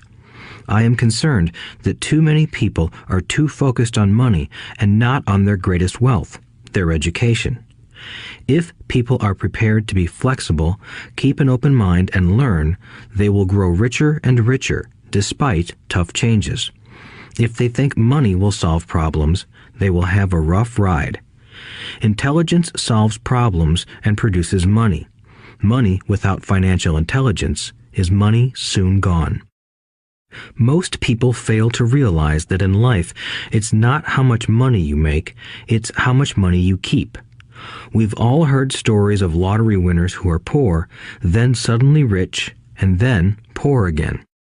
They win millions, yet are soon back where they started. Or stories of professional athletes who at the age of 24 are earning millions, but are sleeping under a bridge 10 years later. I remember a story of a young basketball player who a year ago had millions. Today, at just 29, he claims his friends, attorney, and accountant took his money, and he was forced to work at a car wash for minimum wage. He was fired from the car wash because he refused to take off his championship ring as he was wiping off the cars. His story made national news, and he is appealing his termination, claiming hardship and discrimination. He claims that the ring is all he has left, and if it was stripped away, he'll crumble. I know so many people who became instant millionaires, and while I am glad some people have become richer and richer, I caution them that in the long run, it's not how much money you make, it's how much you keep and how many generations you keep it. So when people ask, "Where do I get started?" or "Tell me how to get rich quick," they often are greatly disappointed with my answer. I simply say to them what my rich dad said to me when I was a little kid. If you want to be rich, you need to be financially literate. That idea was drummed into my head every time we were together. As I said, my educated dad stressed the importance of reading books, while my rich dad stressed the need to master financial literacy. If you are going to build the Empire State Building, the first thing you need to do is dig a deep hole and pour a strong foundation. If you are going to build a home in the suburbs, all you need to do is pour a 6-inch slab of concrete. Most people, in their drive to get rich, are trying to build an Empire State Building on a 6-inch slab. Our school system, created in the agrarian age, still believes in homes with no foundation. Dirt floors are still the rage, so kids graduate from school with virtually no financial foundation. One day, sleepless and deep in debt in suburbia, living the American dream, they decide that the answer to their financial problems is to find a way to get rich quick. Construction on the skyscraper begins. It goes up quickly, and soon, instead of the Empire State Building, we have the Leaning Tower of suburbia. The sleepless nights return. As for Mike and me in our adult years, both of our choices were possible because we were taught to pour a strong financial foundation when we were just kids. Accounting is possibly the most confusing, boring subject in the world, but if you want to be rich long term, it could be the most important subject. For Rich Dad, the question was how to take a boring and confusing subject and teach it to kids. The answer he found was to make it simple by teaching it in pictures. My rich dad poured a strong financial foundation for Mike and me. Since we were just kids, he created a simple way to teach us. For years, he only drew pictures and used few words. Mike and I understood the simple drawings, the jargon, the movement of money, and then in later years, Rich Dad began adding numbers. Today, Mike has gone on to master much more complex and sophisticated accounting analysis because he had to in order to run his empire. I am not as sophisticated because my empire is smaller, yet we come from the same simple foundation. Over the following pages, we will discuss those same simple line drawings Mike's dad created for us. Though basic, those drawings helped guide two little boys in building great sums of wealth on a solid and deep foundation. Rule number 1. You must know the difference between an asset and a liability, and buy assets. If you want to be rich, this is all you need to know. It is rule number 1. It is the only rule. This may sound absurdly simple, but most people have no idea how profound this rule is. Most people struggle financially because they do not know the difference between an asset and a liability. Rich people acquire assets. The poor and middle class acquire liabilities that they think are assets, said Rich Dad. When Rich Dad explained this to Mike and me, we thought he was kidding. Here we were, nearly teenagers, and waiting for the secret to getting rich. And this was his answer. It was so simple that we stopped for a long time to think about it. "What is an asset?" asked Mike. "Don't worry right now," said Rich Dad. "Just let the idea sink in. If you can comprehend the simplicity, your life will have a plan and be financially easy. It is simple. That is why the idea is missed." "You mean all we need to know is what an asset is, acquire them, and we'll be rich?" I asked. Rich Dad nodded his head. "It's that simple." "If it's that simple, how come everyone is not rich?" I asked. Rich Dad smiled. "Because people do not know the difference between an asset and a liability." I remember asking, how could adults be so misguided? If it is that simple, if it is that important, why would everyone not want to find out? It took Rich Dad only a few minutes to explain what assets and liabilities were.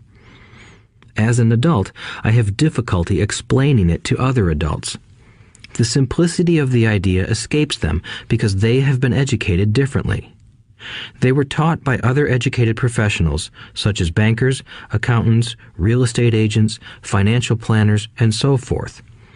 The difficulty comes in asking adults to unlearn or become children again. An intelligent adult often feels it is demeaning to pay attention to simplistic definitions. Rich Dad believed in the KISS principle. Keep it simple, stupid, or keep it super simple. So he kept it simple for us, and that made our financial foundation strong. So what causes the confusion? How could something so simple be so screwed up? Why would someone buy an asset that was really a liability? The answer is found in basic education. We focus on the word literacy and not financial literacy. What defines something to be an asset or a liability are not words. In fact, if you really want to be confused, look up the words asset and liability in the dictionary. I know the definition may sound good to a trained accountant, but for the average person, it makes no sense. But we adults are often too proud to admit that something does not make sense. To us young boys, Rich Dad said, "What defines an asset are not words, but numbers. And if you can't read the numbers, you can't tell an asset from a hole in the ground." In accounting, Rich Dad would say, it's not the numbers, but what the numbers are telling you. It's just like words. It's not the words, but the story the words are telling you. If you want to be rich, you've got to read and understand numbers. If I heard that once, I heard it 1,000 times from my rich dad. And I also heard the rich acquire assets and the poor and middle class acquire liabilities. Here is how to tell the difference between an asset and a liability. Most accountants and financial professionals do not agree with the definitions, but these simple drawings were the start of strong financial foundations for two young boys. An asset is something that puts money in my pocket. A liability is something that takes money out of my pocket. This is really all you need to know. If you want to be rich, simply spend your life buying assets. If you want to be poor or middle class, spend your life buying liabilities. Illiteracy, both in words and numbers, is the foundation of financial struggle. If people are having difficulties financially, there is something that they don't understand, either in words or numbers. The rich are rich because they are more literate in different areas than people who struggle financially. So if you want to be rich and maintain your wealth, it's important to be financially literate in words as well as numbers. Numbers alone mean little, just as words out of context mean little. It's the story that counts. In financial reporting, reading numbers is looking for the plot, the story of where the cash is flowing. In 80% of most families, the financial story paints a picture of hard work to get ahead. However, this effort is for naught because they spend their lives buying liabilities instead of assets. Everyone has living expenses, the need for food, shelter, and clothing. It is the cash flow that tells the story of how a person handles their money. The reason I started with the story of the richest men in America is to illustrate the flaw in believing that money will solve all problems. That is why I cringe whenever I hear people ask me how to get rich quicker or where they should start. I often hear, "I'm in debt, so I need to make more money." But more money will often not solve the problem. In fact, it may compound the problem. Money often makes obvious our tragic human flaws, putting a spotlight on what we don't know. That is why, all too often, a person who comes into a sudden windfall of cash, let's say an inheritance, a pay raise, or lottery winnings, soon returns to the same financial mess, if not worse than the mess they were in before. Money only accentuates the cash flow pattern running in your head. If your pattern is to spend everything you get, most likely an increase in cash will just result in an increase in spending. Thus the saying, "A fool and his money is one big party." I have said many times that we go to school to gain scholastic and professional skills, both of which are important. We learn to make money with our professional skills. In the 1960s, when I was in high school, if someone did well academically, people assumed this bright student would go on to be a medical doctor because it was the profession with the promise of the greatest financial reward. Today, doctors face financial challenges I wouldn't wish on my worst enemy. Insurance companies taking control of the business, managed healthcare, government intervention, and malpractice suits. Today, kids want to be famous athletes, movie stars, rock stars, beauty queens, or CEOs because that is where the fame, money, and prestige are. That is the reason it is so hard to motivate kids in school today. They know that professional success is no longer solely linked to academic success, as it once was. Because students leave school without financial skills, millions of educated people pursue their profession successfully, but later find themselves struggling financially. They work harder, but don't get ahead. What is missing from their education is not how to make money, but how to manage money. It's called financial aptitude, what you do with the money once you make it, how to keep people from taking it from you, how to keep it longer, and how to make that money work hard for you. Most people don't understand why they struggle financially because they don't understand cash flow. A person can be highly educated, professionally successful, and financially illiterate. These people often work harder than they need to because they learned how to work hard, but not how to have their money work hard for them. The story of how the quest for a financial dream turns into a financial nightmare. The classic story of hardworking people has set a pattern. Recently married, the happy, highly educated young couple moves into one of their cramped, rented apartments. Immediately, they realize that they are saving money because two can live as cheaply as one. The problem is the apartment is cramped. They decide to save money to buy their dream home so they can have kids. They now have two incomes and they begin to focus on their careers. Their incomes begin to increase. As their incomes go up, their expenses go up as well. The number one expense for most people is taxes. Many people think it's income tax, but for most Americans, their highest tax is Social Security. As an employee, it appears as if the Social Security tax combined with the Medicare tax rate is roughly 7.5%, but it's really 15% since the employer must match the Social Security amount. In essence, it is money the employer can't pay you. On top of that, you still have to pay income tax on the amount deducted from your wages for Social Security tax. Income you never received because it went directly to Social Security through withholding. Going back to the young couple, as a result of their incomes increasing, they decide to buy the house of their dreams. Once in their house, they have a new tax called property tax. Then they buy a new car, new furniture, and new appliances to match their new house. All of a sudden, they wake up and their liabilities column is full of mortgage and credit card debt. Their liabilities go up. They're now trapped in the rat race. Pretty soon, a baby comes along and they work harder.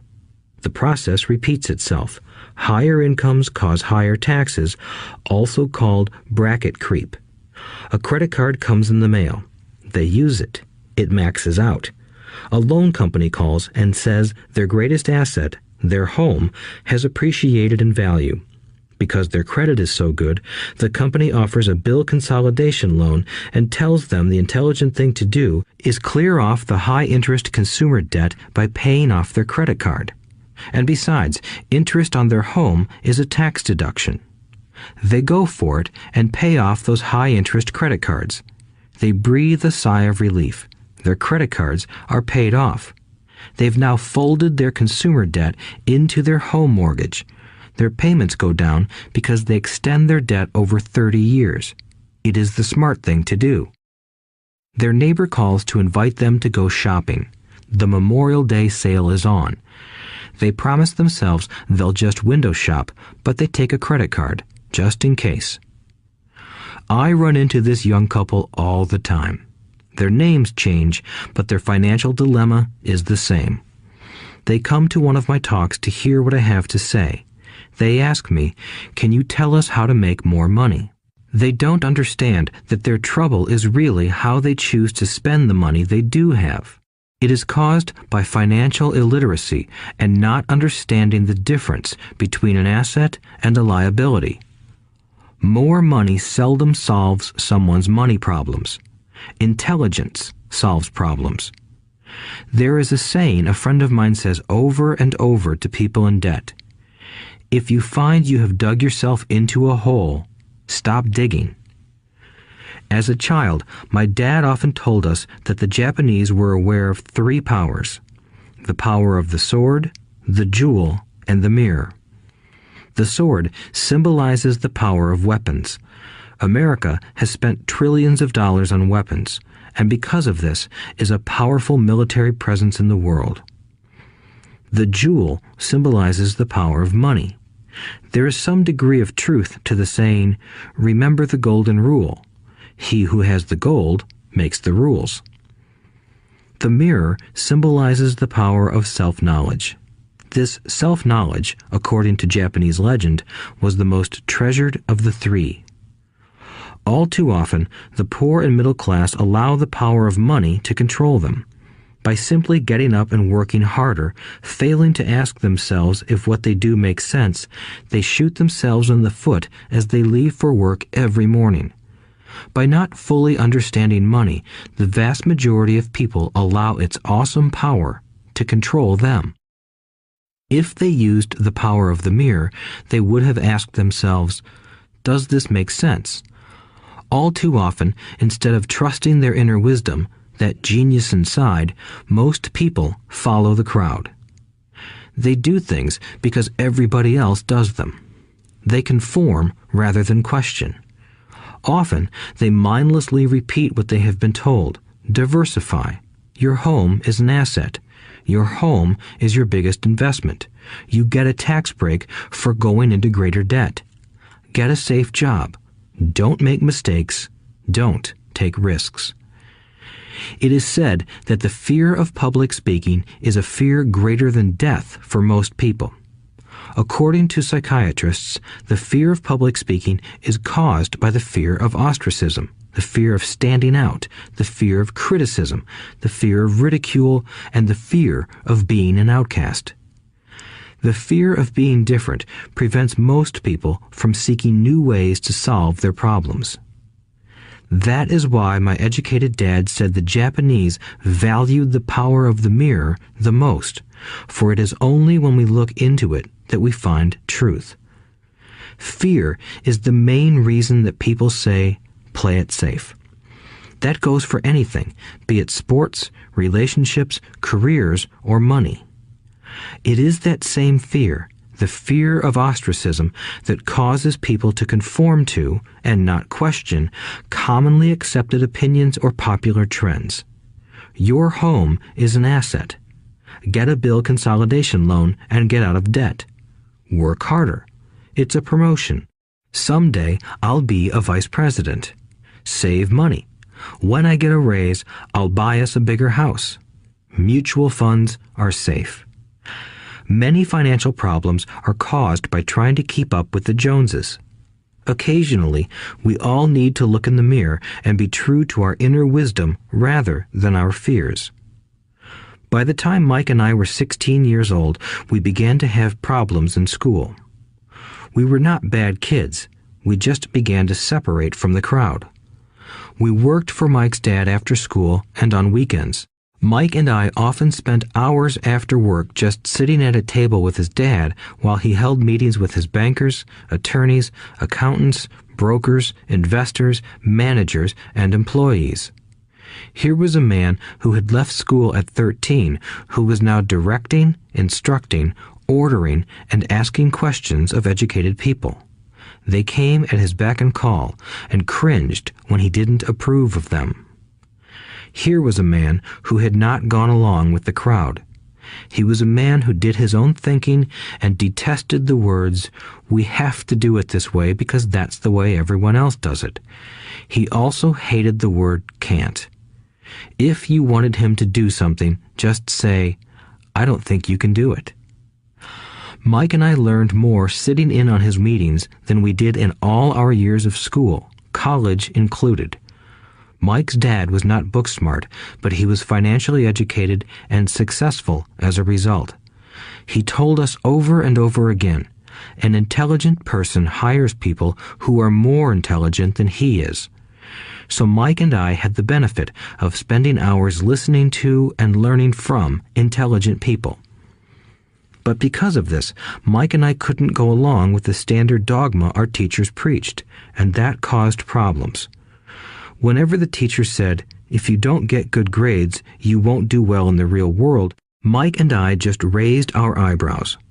When we were told to follow set procedures and not deviate from the rules, we could see how school discouraged creativity. We started to understand why our rich dad told us that schools were designed to produce good employees instead of employers. Occasionally, Mike or I would ask our teachers how what we studied was applicable to the real world, or why we never studied money and how it worked. To the latter question, we often got the answer that money was not important, that if we excelled in our education, the money would follow. The more we knew about the power of money, the more distant we grew from the teachers and our classmates. My highly educated dad never pressured me about my grades, but we did begin to argue about money. By the time I was 16, I probably had a far better foundation with money than both my parents. I could keep books, I listened to tax accountants, corporate attorneys, bankers, real estate brokers, investors, and so forth. By contrast, my dad talked to other teachers. One day, my dad told me that our home was his greatest investment. A not too pleasant argument took place when I showed him why I thought a house was not a good investment. I showed him the ancillary expenses that went along with owning the home. A bigger home meant bigger expenses, and the cash flow kept going out through the expense column. Today, people still challenge me on the idea of a house not being an asset. I know that for many people, it is their dream as well as their largest investment. And owning your own home is better than nothing. I simply offer an alternative way of looking at this popular dogma. If my wife and I were to buy a bigger, flashier house, we realize it wouldn't be an asset. It would be a liability since it would take money out of our pocket. So here is the argument I put forth.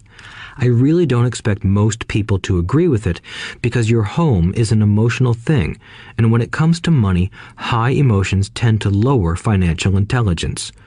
I know from personal experience that money has a way of making every decision emotional. 1.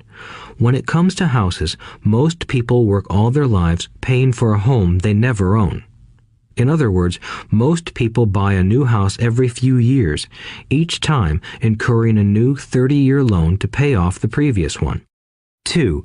Even though people receive a tax deduction for interest on mortgage payments, they pay for all their other expenses with after-tax dollars, even after they pay off their mortgage. 3. My wife's parents were shocked when the property taxes on their home increased to $1,000 a month.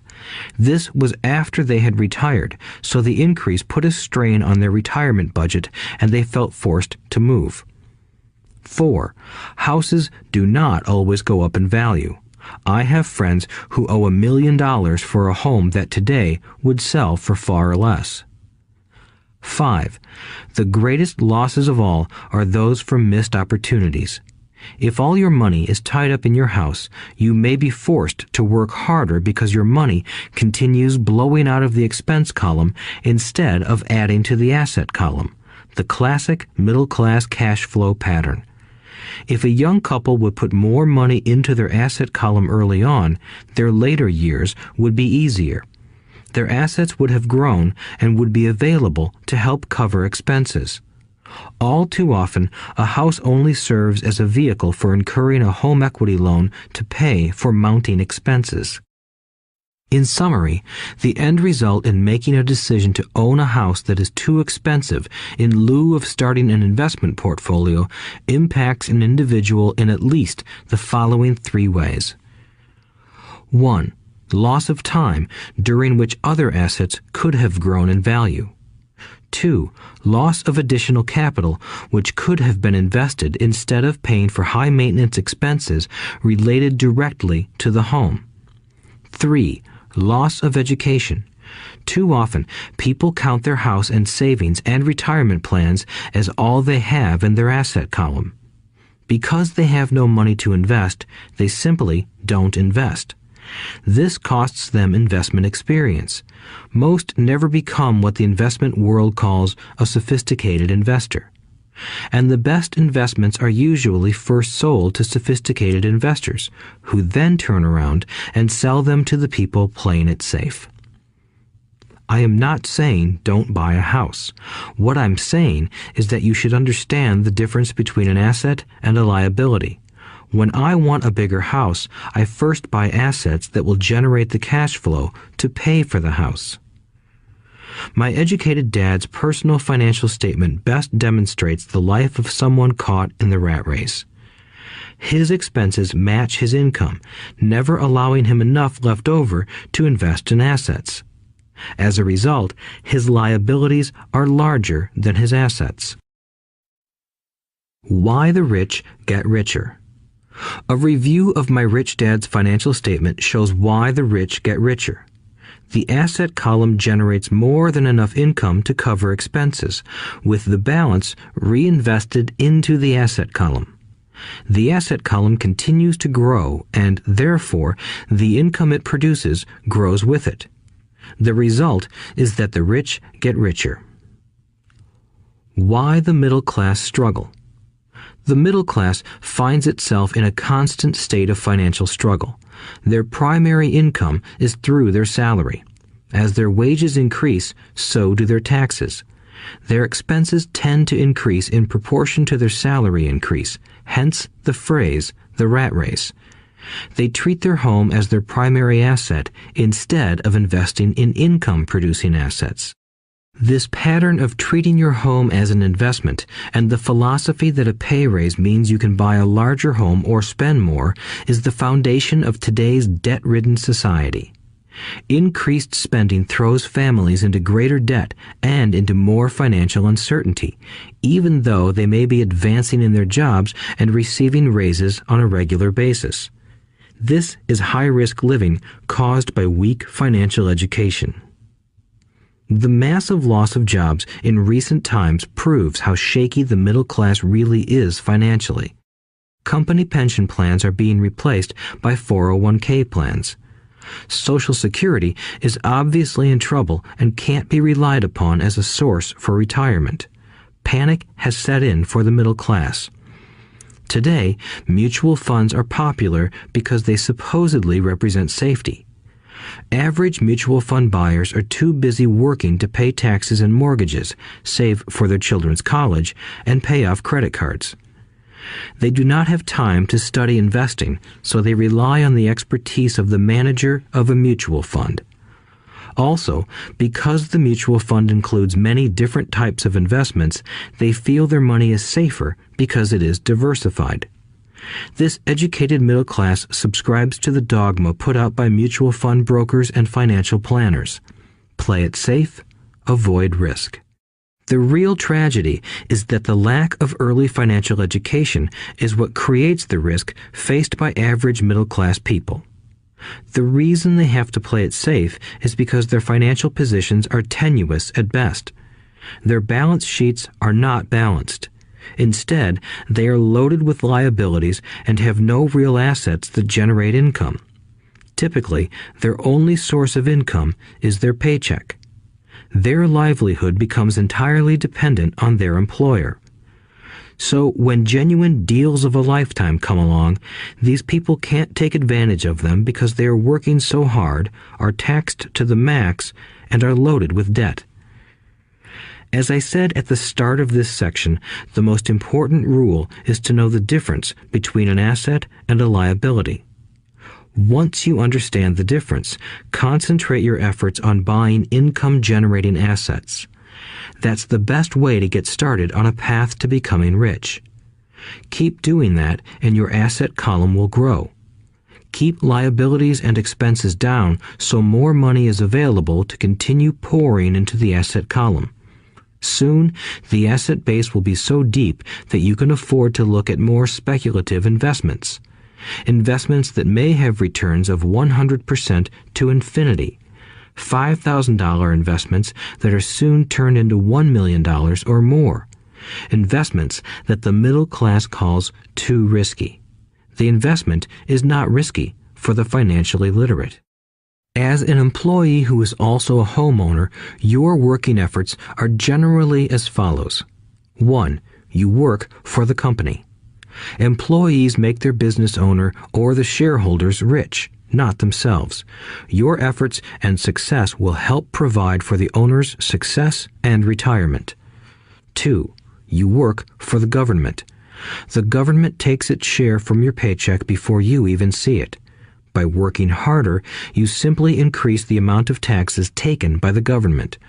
Most people work from January to May just for the government. 3. You work for the bank. After taxes, your next largest expense is usually your mortgage and credit card debt.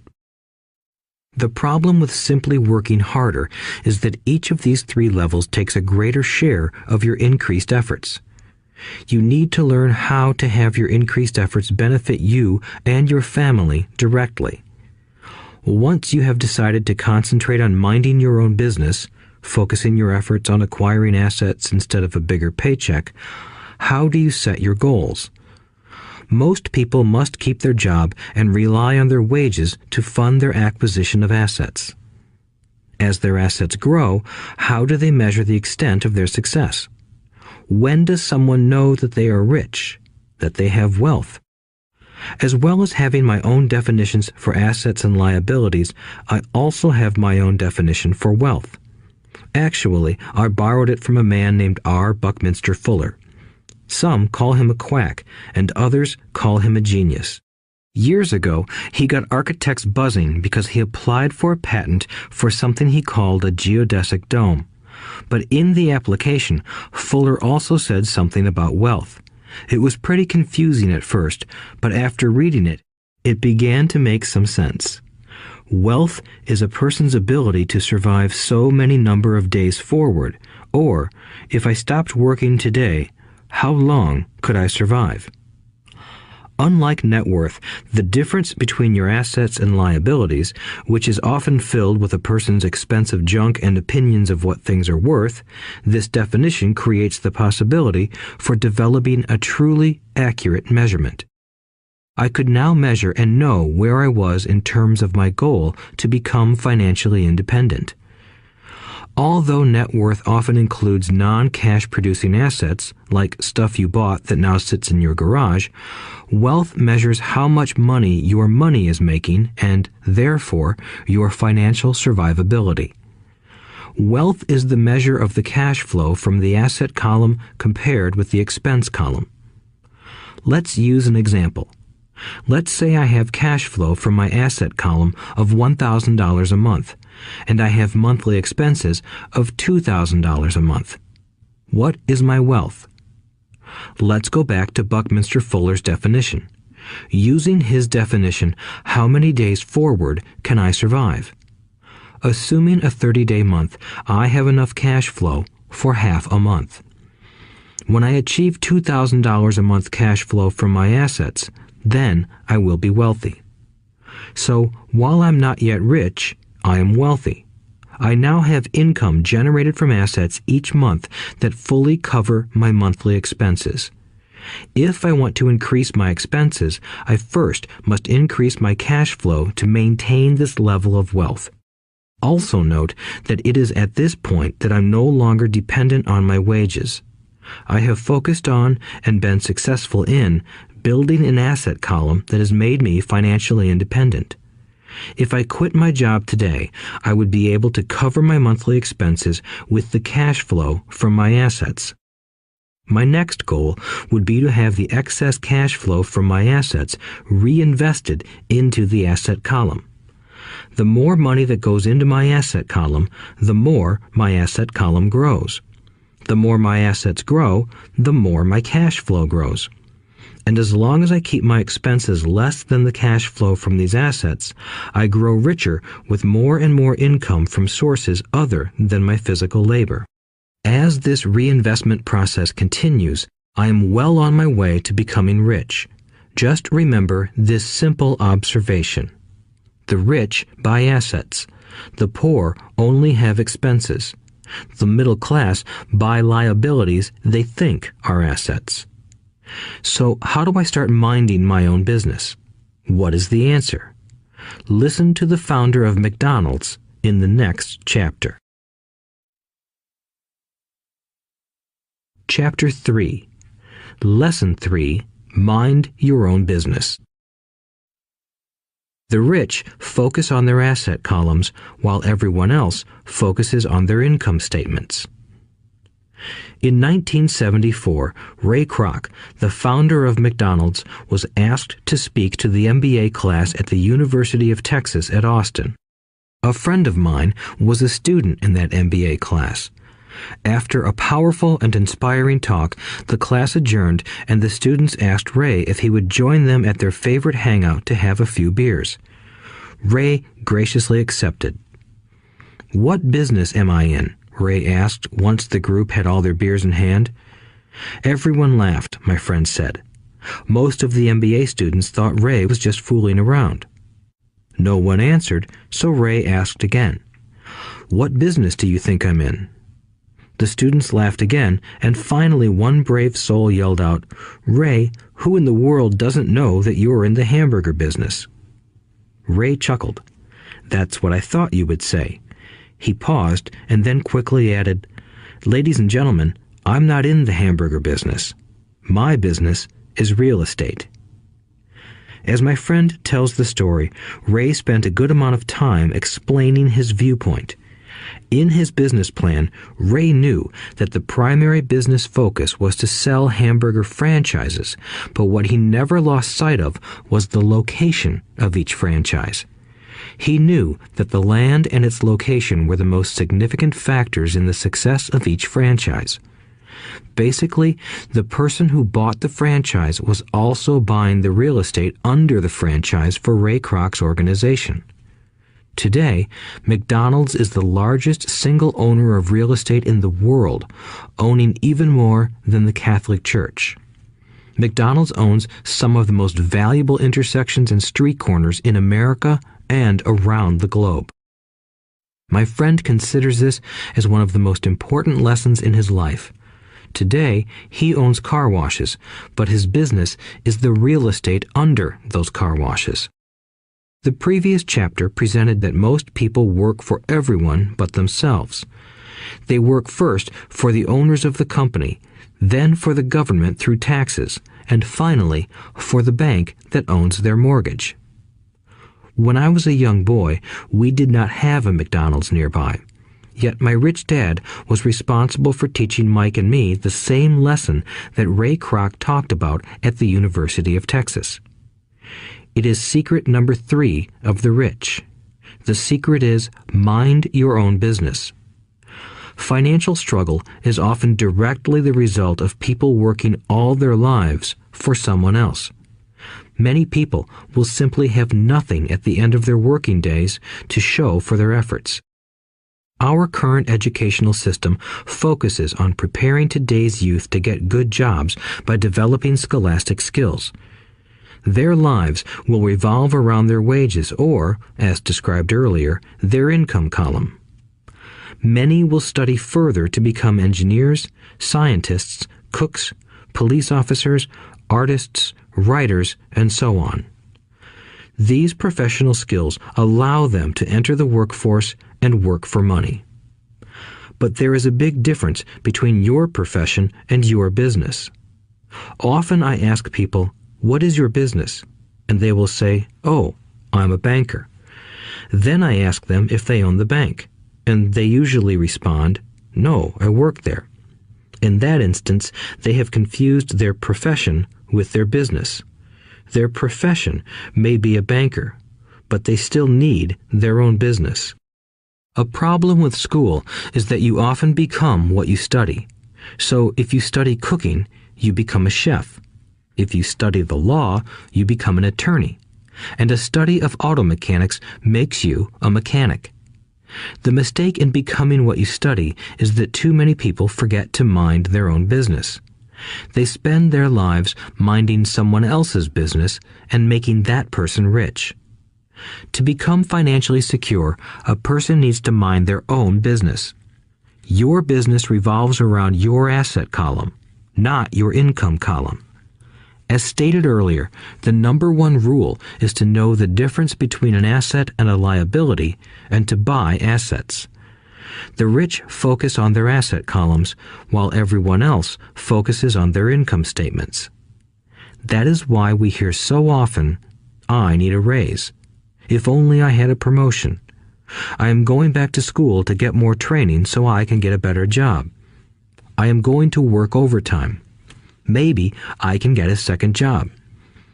In some circles, these are sensible ideas, but you are still not minding your own business. These ideas all still focus on the income column and will only help a person become more financially secure if the additional money is used to purchase income-generating assets. The primary reason the majority of the poor and middle class are fiscally conservative, which means I can't afford to take risks, is that they have no financial foundation. They have to cling to their jobs and play it safe. When downsizing became the in thing to do, millions of workers found out their largest so-called asset, their home, was eating them alive. Their asset was costing them money every month. Their car, another asset, was eating them alive. The golf clubs in the garage that cost $1,000 were not worth $1,000 anymore. Without job security, they had nothing to fall back on. What they thought were assets could not help them survive in a time of financial crisis. I assume most of us have filled out a credit application to buy a house or a car.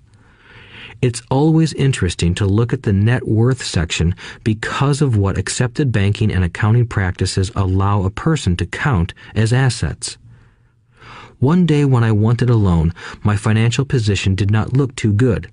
So I added my new golf clubs, my art collection, books, electronics, Armani suits, wristwatches, shoes, and other personal effects to boost the number in the asset column. But I was turned down because I had too much investment real estate. The loan committee didn't like that I made so much money from rent. They wanted to know why I did not have a normal job with a salary. They did not question the Armani suits, golf clubs, or art collection.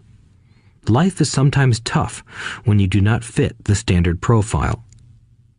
I cringe every time I hear someone say to me that their net worth is $1 million or $100,000 or whatever. One of the main reasons net worth is not accurate is simply because the moment you begin selling your assets, you are taxed for any gains. So many people have put themselves in deep financial trouble when they run short of income. To raise cash, they sell their assets, but their personal assets can generally be sold for only a fraction of the value that is listed on their personal balance sheet. Or, if there is a gain on the sale of the assets, they are taxed on the gain. So again, the government takes its share, thus reducing the amount available to help them out of debt. That is why I say someone's net worth is often worth less than they think. Start minding your own business. Keep your daytime job, but start buying real assets, not liabilities or personal effects that have no real value once you get them home.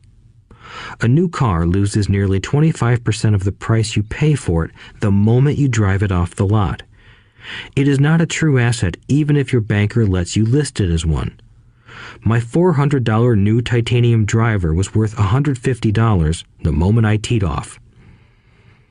Keep expenses low, reduce liabilities, and diligently build a base of solid assets. For young people who have not yet left home, it is important for parents to teach them the difference between an asset and a liability.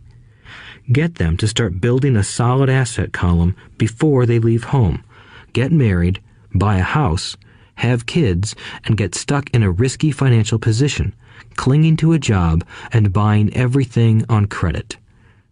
I see so many young couples who get married and trap themselves into a lifestyle that will not let them get out of debt for most of their working years. For many people, just as the last child leaves home, the parents realize they have not adequately prepared for retirement and they begin to scramble to put some money away. Then their own parents become ill and they find themselves with new responsibilities. So, what kind of assets am I suggesting that you or your children acquire? In my world, real assets fall into the following categories. Businesses that do not require my presence. I own them, but they are managed or run by other people. If I have to work there, it's not a business. It becomes my job. Stocks, bonds, income-generating real estate, notes, IOUs, royalties from intellectual property such as music, scripts, and patents. Anything else that has value, produces income, or appreciates, and has a ready market. As a young boy, my educated dad encouraged me to find a safe job, but my rich dad encouraged me to begin acquiring assets that I loved. If you don't love it, you won't take care of it. I collect real estate simply because I love buildings and land. I love shopping for them, and I could look at them all day long. When problems arise, the problems aren't so bad that it changes my love for real estate. For people who hate real estate, they shouldn't buy it. I also love stocks of small companies, especially startups, because I am an entrepreneur, not a corporate person. In my early years, I worked in large organizations such as Standard Oil of California, the U.S. Marine Corps, and Xerox Corporation.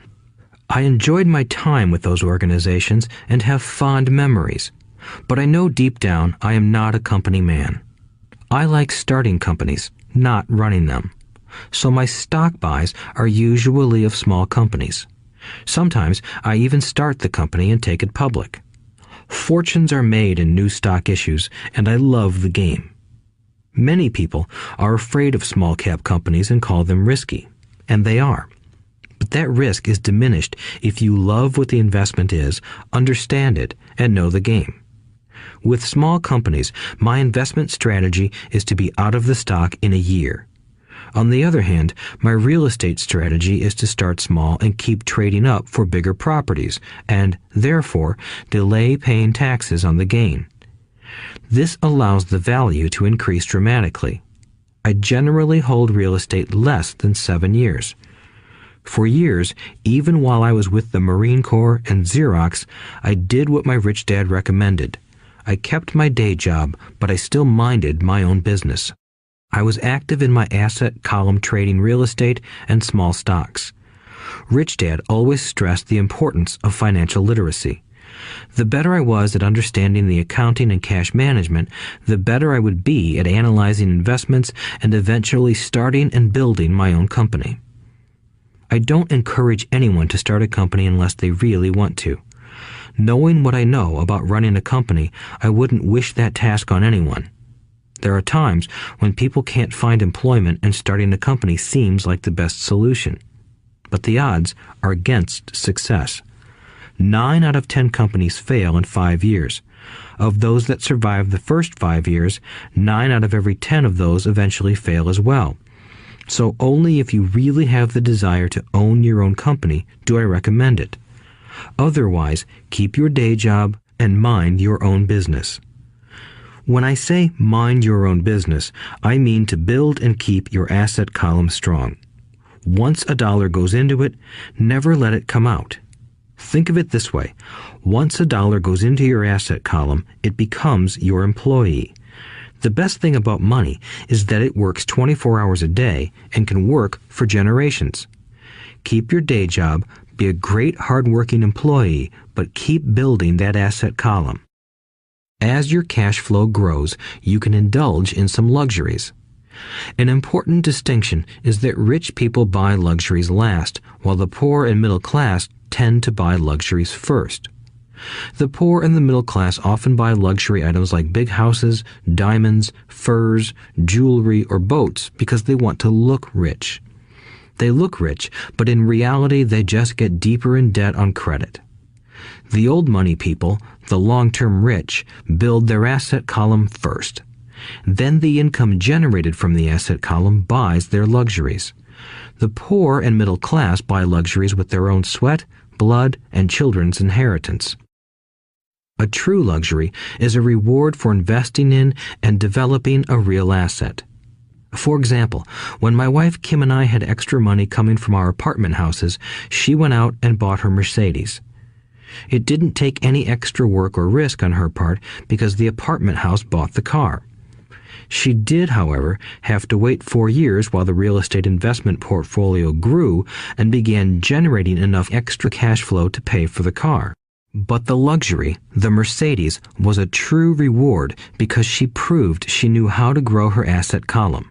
That car now means a lot more to her than simply another pretty car. It means she used her financial intelligence to afford it. Instead, most people impulsively go out and buy a new car or some other luxury on credit. They may feel bored and just want a new toy. Buying a luxury on credit often causes a person to eventually resent that luxury because the debt becomes a financial burden. After you've taken the time and invested in and built your own business, you are now ready to learn the biggest secret of the rich, the secret that puts the rich way ahead of the pack. Chapter 4. Lesson 4. The History of Taxes and the Power of Corporations. My rich dad just played the game smart, and he did it through corporations, the biggest secret of the rich. I remember in school being told the story of Robin Hood and his merry men. My teacher thought it was a wonderful story of a romantic hero who robbed from the rich and gave to the poor. My rich dad did not see Robin Hood as a hero. He called Robin Hood a crook. Robin Hood may be long gone, but his followers live on. I often still hear people say, "Why don't the rich pay for it?" Or, "The rich should pay more in taxes and give it to the poor." It is this Robin Hood fantasy, or taking from the rich to give to the poor, that has caused the most pain for the poor and the middle class. The reason the middle class is so heavily taxed is because of the Robin Hood ideal. The reality is that the rich are not taxed. It's the middle class who pays for the poor, especially the educated, upper-income middle class. Again, to understand fully how things happen, we need to look at the history of taxes. Although my highly educated dad was an expert on the history of education, my rich dad fashioned himself an expert on the history of taxes. Rich Dad explained to Mike and me that originally in England and America, there were no taxes. Occasionally, there were temporary taxes levied in order to pay for wars. The king or the president would put the word out and ask everyone to chip in. Taxes were levied in Britain for the fight against Napoleon from 1799 to 1816, and in America to pay for the Civil War from 1861 to 1865. In 1874, England made income tax a permanent levy on its citizens. In 1913, an income tax became permanent in the United States with the adoption of the 16th Amendment to the U.S. Constitution. At one time, Americans were anti-tax. It had been the tax on tea that led to the famous Tea Party in Boston Harbor, an incident that helped ignite the Revolutionary War. It took approximately 50 years in both England and the United States to sell the idea of a regular income tax. What these historical dates fail to reveal is that both of these taxes were initially levied against only the rich. It was this point that Rich Dad wanted Mike and me to understand. He explained that the idea of taxes was made popular and accepted by the majority by telling the poor and the middle class that taxes were created only to punish the rich. This is how the masses voted for the law, and it became constitutionally legal. Although it was intended to punish the rich, in reality it wound up punishing the very people who voted for it, the poor and middle class. Once government got a taste of money, its appetite grew, said Rich Dad. Your dad and I are exactly opposite. He's a government bureaucrat, and I am a capitalist. We get paid, and our success is measured on opposite behaviors. He gets paid to spend money and hire people. The more he spends and the more people he hires, the larger his organization becomes. In the government, a large organization is a respected organization. On the other hand, within my organization, the fewer people I hire and the less money I spend, the more I am respected by my investors. That's why I don't like government people. They have different objectives than most business people. As the government grows, more and more tax dollars are needed to support it. My educated dad sincerely believed that government should help people. He loved John F. Kennedy and especially the idea of the Peace Corps.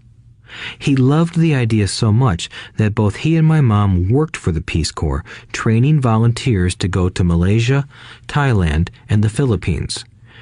He always strived for additional grants and budget increases so he could hire more people, both in his job with the Education Department and in the Peace Corps. From the time I was about 10 years old, I would hear from my rich dad that government workers were a pack of lazy thieves, and from my poor dad, I would hear how the rich were greedy crooks who should be made to pay more taxes. Both sides had valid points.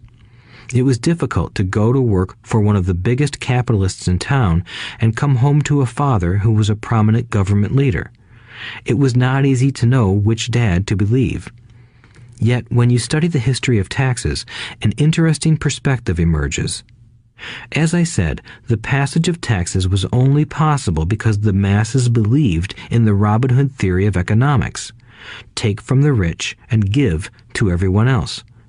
The problem was that the government's appetite for money was so great that taxes soon needed to be levied on the middle class, and from there it kept trickling down. However, the rich saw an opportunity because they don't play by the same set of rules. The rich knew about corporations, which became popular in the days of sailing ships. The rich created the corporation as a vehicle to limit their risk to the assets of each voyage. The rich put their money into a corporation to finance the voyage. The corporation would then hire a crew to sail to the New World to look for treasure. If the ship was lost, the crew lost their lives, but the loss to the rich would be limited only to the money they invested for that particular voyage. It is the knowledge of the legal corporate structure that really gives the rich a vast advantage over the poor and middle class. Having two fathers teaching me, one a socialist and the other a capitalist, I quickly began to realize that the philosophy of the capitalist made more financial sense to me. It seemed to me that the socialists ultimately penalized themselves due to their lack of financial education. No matter what the take from the rich crowd came up with, the rich always found a way to outsmart them. That is how taxes were eventually levied on the middle class. The rich outsmarted the intellectuals solely because they understood the power of money, a subject not taught in schools. How did the rich outsmart the intellectuals? Once the take from the rich tax was passed, cash started flowing into government coffers. Initially, people were happy. Money was handed out to government workers and the rich. It went to government workers in the form of jobs and pensions, and it went to the rich via their factories receiving government contracts. The government received a large pool of money, but the problem was the fiscal management of that money. The government ideal is to avoid having excess money. If you fail to spend your allotted funds, you risk losing it in the next budget. You would certainly not be recognized for being efficient. Business people, on the other hand, are rewarded for having excess money and are applauded for their efficiency. As this cycle of growing government spending continued, the demand for money increased, and the tax the rich idea was adjusted to include lower income levels down to the very people who voted it in, the poor and the middle class. True capitalists used their financial knowledge to simply find an escape. They headed back to the protection of a corporation. But what many people who have never formed a corporation don't know is that a corporation is not really a thing. A corporation is merely a file folder with some legal documents in it, sitting in some attorney's office and registered with a state government agency. It's not a big building or a factory or a group of people. A corporation is merely a legal document that creates a legal body without a soul. Using it, the wealth of the rich was once again protected. It was popular because the income tax rate of a corporation is less than the individual income tax rates. In addition, certain expenses could be paid by a corporation with pre-tax dollars. This war between the haves and have-nots has raged for hundreds of years. The battle is waged whenever and wherever laws are made, and it will go on forever. The problem is that the people who lose are the uninformed, the ones who get up every day and diligently go to work and pay taxes. If they only understood the way the rich play the game, they could play it too. Then they would be on their way to their own financial independence. This is why I cringe every time I hear a parent advise their children to go to school so they can find a safe, secure job. An employee with a safe, secure job without financial aptitude has no escape. Average Americans today work 5 to 6 months for the government just to cover their taxes. In my opinion, that is simply too long. The harder you work, the more you pay the government. That is why I believe that the idea of take from the rich backfired on the very people who voted it in. Every time people try to punish the rich don't simply comply. They react. They have the money, power, and intent to change things. They don't just sit there and voluntarily pay more taxes. Instead, they search for ways to minimize their tax burden. They hire smart attorneys and accountants and persuade politicians to change laws or create legal loopholes. They use their resources to effect change. The tax code of the United States also allows other ways to reduce taxes. Most of these vehicles are available to anyone, but it is the rich who find them because they are minding their own business. For example, 1031 is jargon for Section 1031 of the Internal Revenue Code, which allows a seller to delay paying taxes on a piece of real estate that is sold for a capital gain through an exchange for a more expensive piece of real estate. Real estate is one investment vehicle that has a great tax advantage. As long as you keep trading up in value, you will not be taxed on the gains until you liquidate. People who don't take advantage of these legal tax savings are missing a great opportunity to build their asset columns. The poor and middle class don't have the same resources.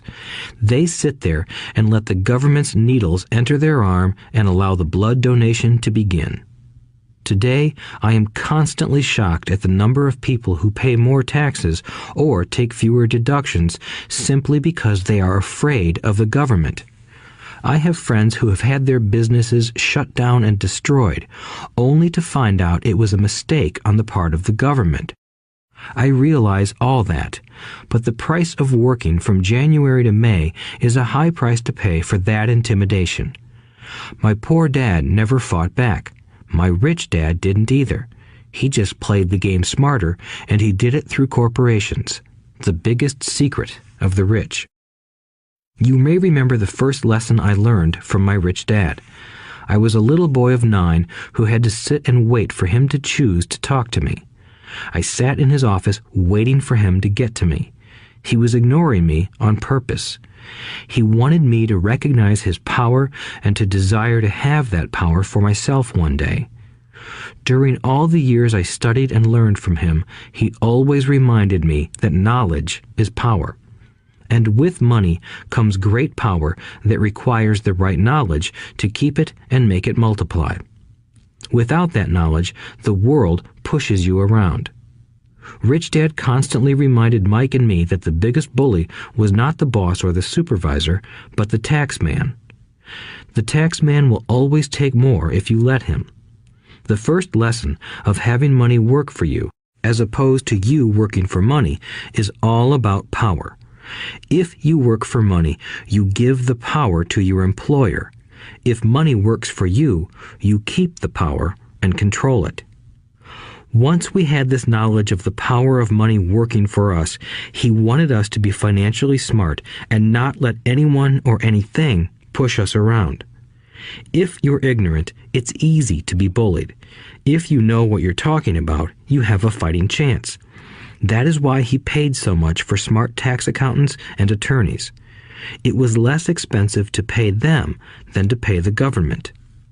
His best lesson to me was, be smart and you won't be pushed around as much. He knew the law because he was a law-abiding citizen and because it was expensive to not know the law. If you know you're right, you're not afraid of fighting back, even if you are taking on Robin Hood and his band of merry men.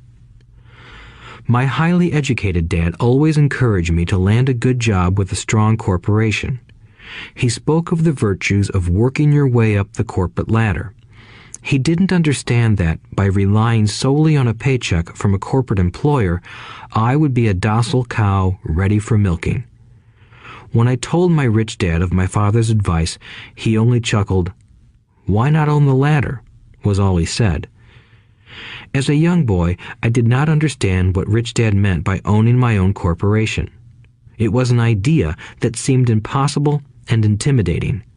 Although I was excited by the idea, my inexperience wouldn't let me envision the possibility that grown-ups would someday work for a company I would own. The point is that, if not for my rich dad, I would have probably followed my educated dad's advice. It was merely the occasional reminder of my rich dad that kept the idea of owning my own corporation alive and kept me on a different path. By the time I was 15 or 16, I knew I wasn't going to continue down the path my educated dad recommended. I didn't know how I was going to do it, but I was determined not to head in the direction most of my classmates were heading. That decision changed my life. It was not until my mid-20s that my rich dad's advice began to make more sense to me. I was just out of the Marine Corps and working for Xerox. I was making a lot of money, but every time I looked at my paycheck, I was disappointed. The deductions were so large, and the more I worked, the greater they became. As I became more successful, my bosses talked about promotions and raises. It was flattering, but I could hear my rich dad asking in my ear, "Who are you working for? Who are you making rich?" In 1974, while still an employee for Xerox, I formed my first corporation and began minding my own business. There were already a few assets in my asset column, but now I was determined to focus on making it bigger. Those paychecks, with all the deductions, made all the years of my rich dad's advice make total sense. I could see the future if I followed my educated dad's advice. Many employers feel that advising their workers to mind their own business is bad for business. But for me, focusing on my own business and developing assets made me a better employee because I now had a purpose. I came in early and worked diligently, amassing as much money as possible so I could invest in real estate. Hawaii was just set to boom, and there were fortunes to be made. The more I realized that we were in the beginning stages of a boom, the more Xerox machines I sold.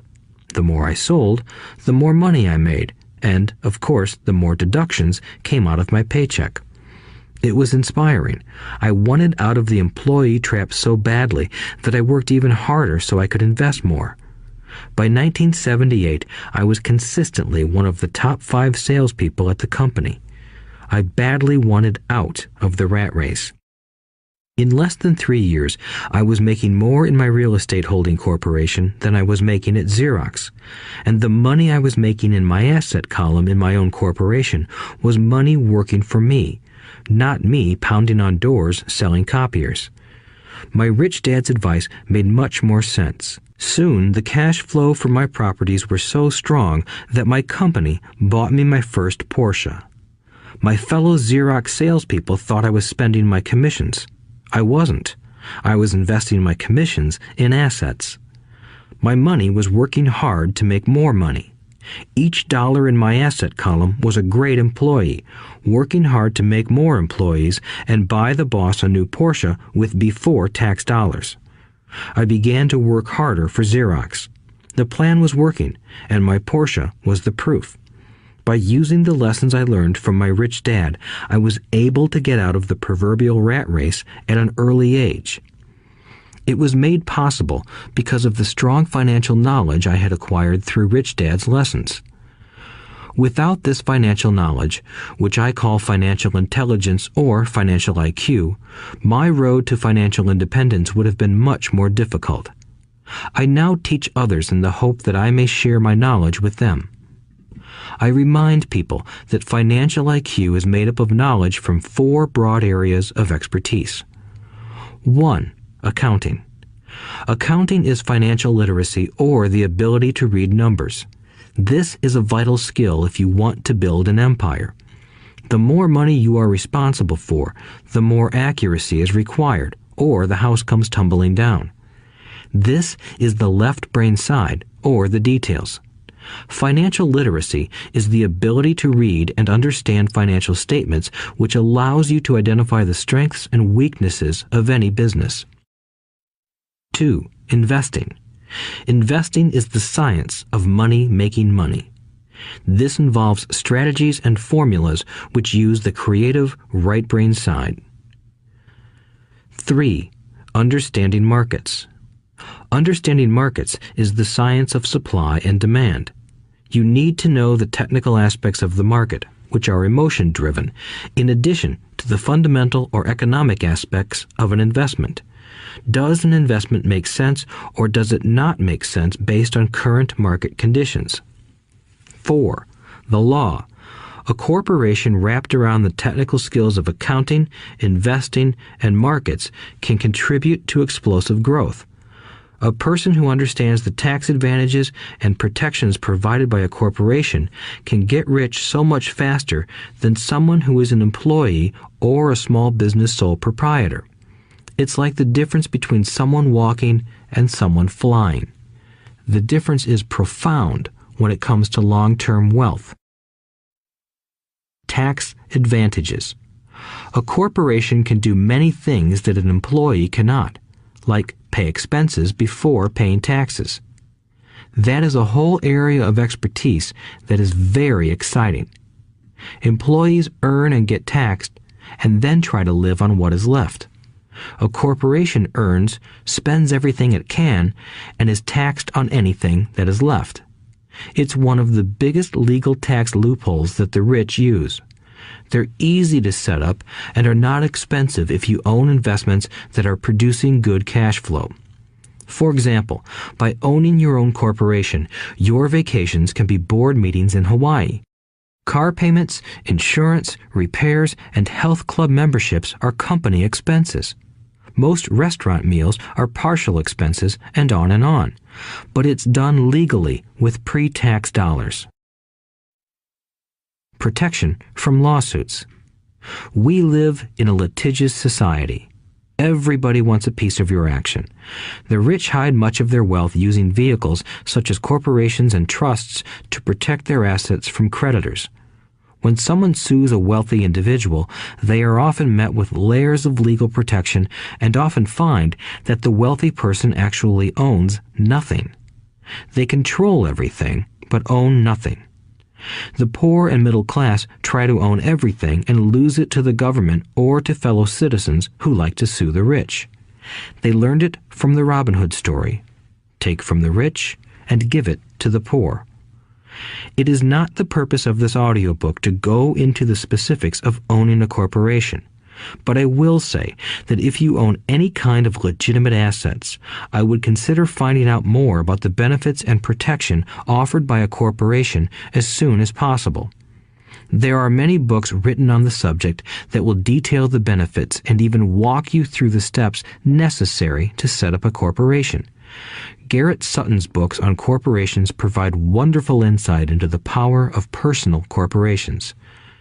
Financial IQ is actually the synergy of many skills and talents. I would say it is the combination of the 4 technical skills listed above that make up basic financial intelligence.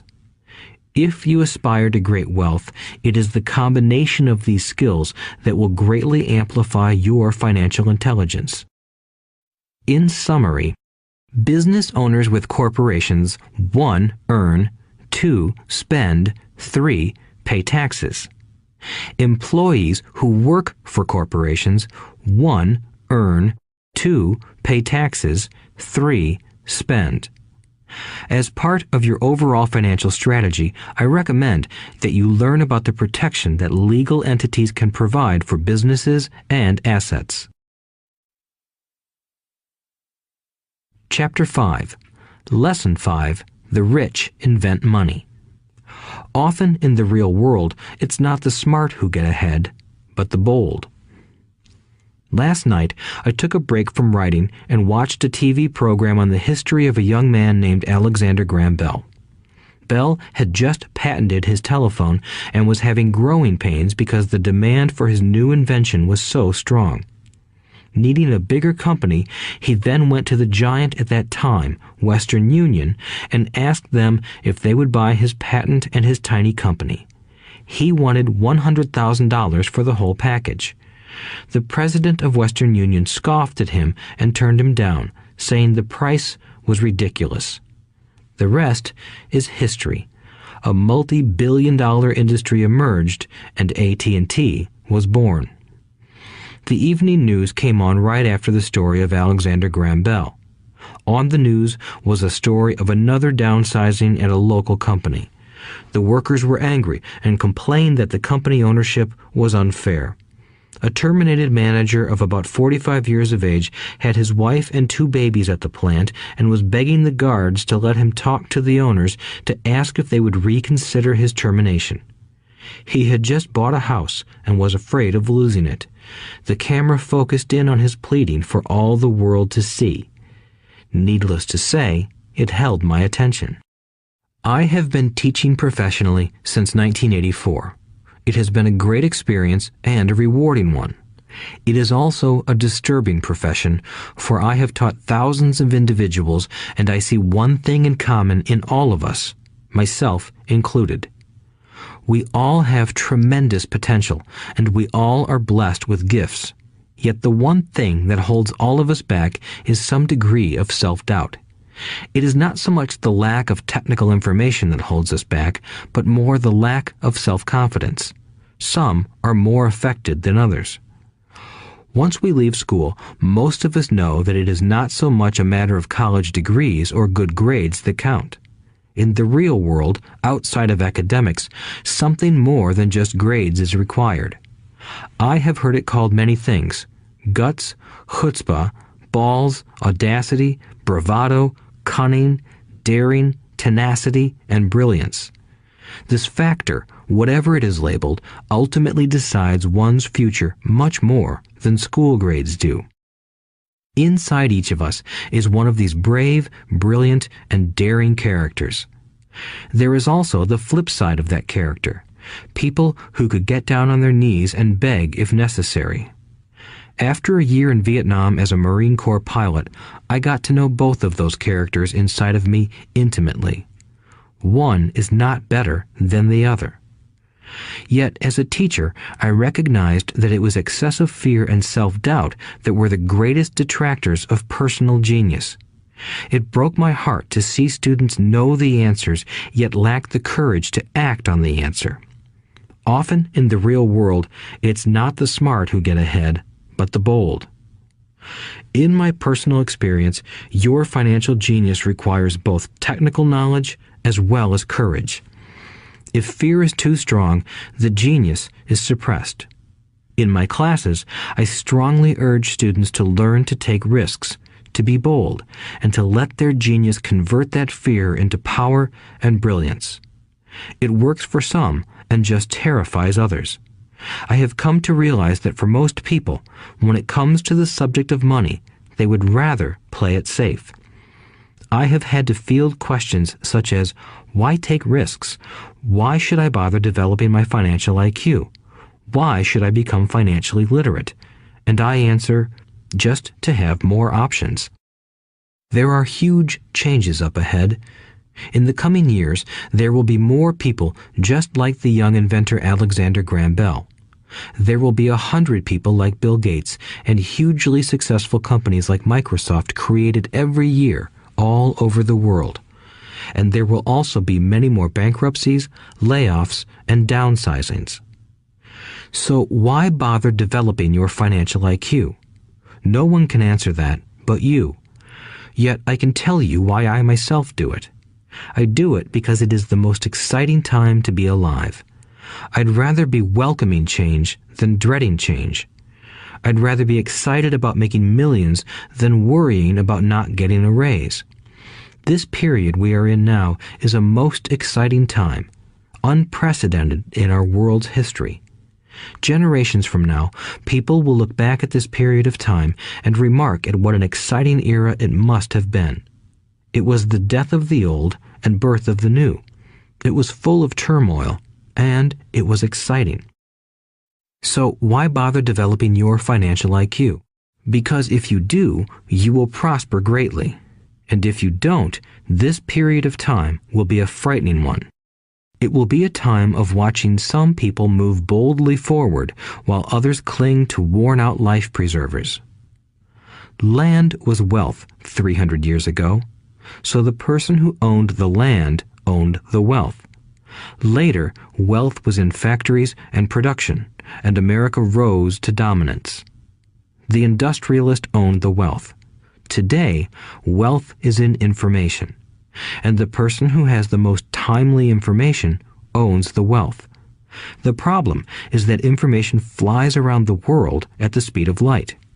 The new wealth cannot be contained by boundaries and borders as land and factories were.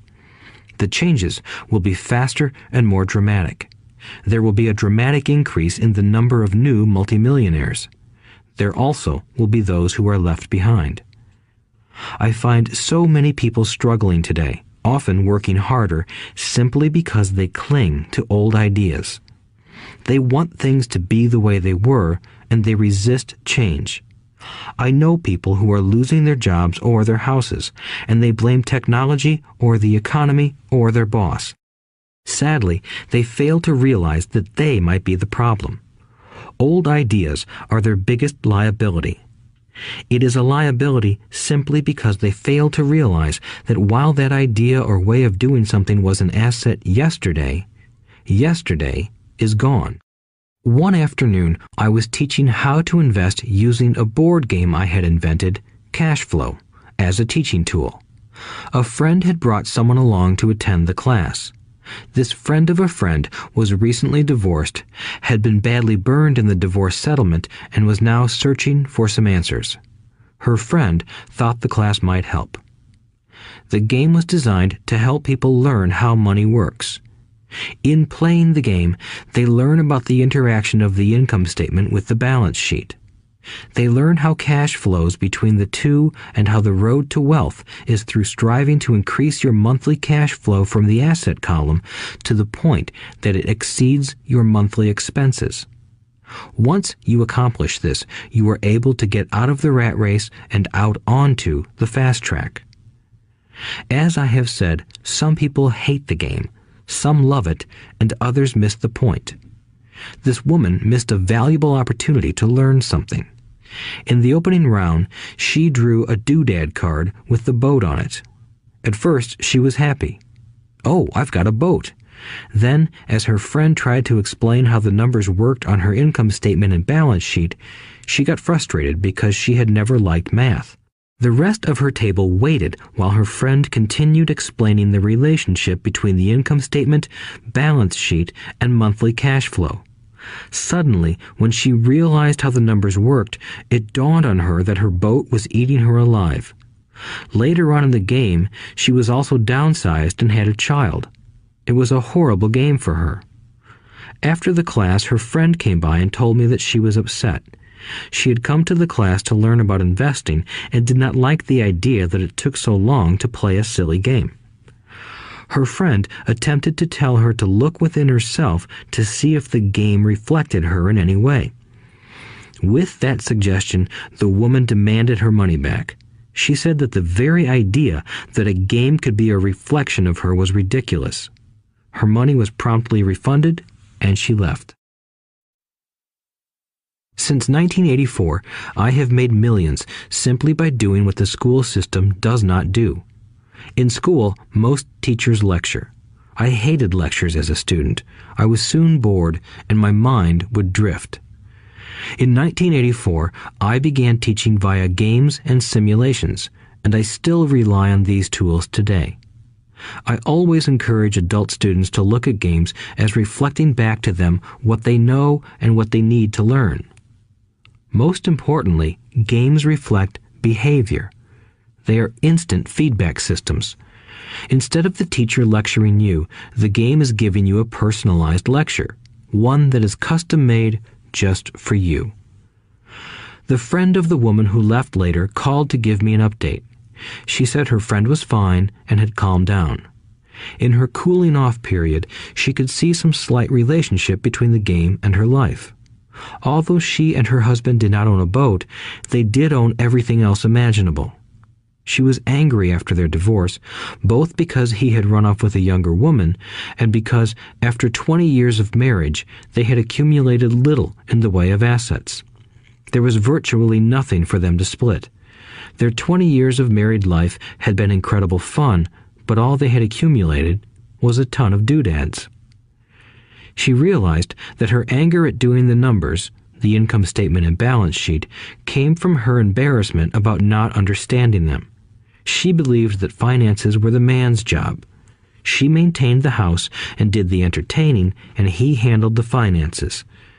She was now quite certain that in the last 5 years of their marriage, he had hidden money from her. She was angry at herself for not being more aware of where the money was going, as well as for not knowing about the other woman. Just like a board game, the world is always providing us with instant feedback. We could learn a lot if we tuned in more. One day, not long ago, I complained to my wife that the cleaners must have shrunk my pants. My wife gently smiled and poked me in the stomach to inform me that the pants had not shrunk. Something else had expanded. Me. The cash flow game was designed to give every player personal feedback. Its purpose is to give you options. If you draw the boat card and it puts you into debt, the question is, now what can you do? How many different financial options can you come up with? That is the purpose of the game, to teach players to think and create new and various financial options. Thousands of people throughout the world have played this game. The players who get out of the rat race the quickest are the people who understand numbers and have creative financial minds. They recognize different financial options. Rich people are often creative and take calculated risks. People who take the longest are people who are not familiar with numbers and often do not understand the power of investing. Some people playing cash flow gain lots of money in the game, but they don't know what to do with it. Even though they have money, everyone else seems to be getting ahead of them. And that is true in real life. There are a lot of people who have a lot of money and do not get ahead financially. Limiting your options is the same as hanging on to old ideas. I have a friend from high school who now works at 3 jobs. Years ago, he was the richest of all my classmates. When the local sugar plantation closed, the company he worked for went down with the plantation. In his mind, he had but one option, and that was the old option: work hard. The problem was that he couldn't find an equivalent job that recognized his seniority from the old company. As a result, he is overqualified for the jobs he currently has. so his salary is lower. He now works 3 jobs to earn enough to survive. I have watched people playing cash flow complain that the right opportunity cards are not coming their way, so they sit there. I know people who do that in real life. They wait for the right opportunity. I have watched people get the right opportunity card and then not have enough money. Then they complain that they would have gotten out of the rat race if they had had more money. So they sit there. I know people in real life who do that also. They see all the great deals, but they have no money. And I have seen people pull a great opportunity card, read it out loud, and have no idea that it is a great opportunity. They have the money, the time is right, they have the card, but they can't see the opportunity staring them in the face. They fail to see how it fits into their financial plan for escaping the rat race. And I know more people like that than all the others combined. Most people have an opportunity of a lifetime flash right in front of them, and they fail to see it. A year later, they find out about it, after everyone else got rich. Financial intelligence is simply having more options. If the opportunities aren't coming your way, what else can you do to improve your financial position? If an opportunity lands in your lap and you have no money and the bank won't talk to you, what else can you do to get the opportunity to work in your favor? If your hunch is wrong and what you've been counting on doesn't happen, how can you turn a lemon into millions? That is financial intelligence. It is not so much what happens, but how many different financial solutions you can think of to turn a lemon into millions. It is how creative you are in solving financial problems. Most people only know one solution: work hard, save, and borrow. So why would you want to increase your financial intelligence? Because you want to be the kind of person who creates your own luck. You take whatever happens and make it better. Few people realize that luck is created, just as money is. And if you want to be luckier and create money instead of working hard, then your financial intelligence is important. If you are the kind of person who is waiting for the right thing to happen, you might wait for a long time. It's like waiting for all the traffic lights to be green for 5 miles before you'll start your trip. As young boys, Mike and I were constantly told by my rich dad that money is not real.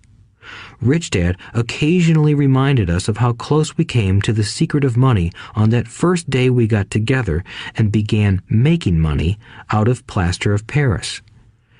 The poor and middle class work for money, he would say. The rich make money. The more real you think money is, the harder you will work for it. If you can grasp the idea that money is not real, you will grow richer faster. What is it? Was a question Mike and I often came back with. What is money if it is not real? What we agree it is, was all Rich Dad would say. The single most powerful asset we all have is our mind. If it is trained well, it can create enormous wealth seemingly instantaneously. An untrained mind can also create extreme poverty that can crush a family for generations. In the information age, money is increasing exponentially. A few individuals are getting ridiculously rich from nothing, just ideas and agreements.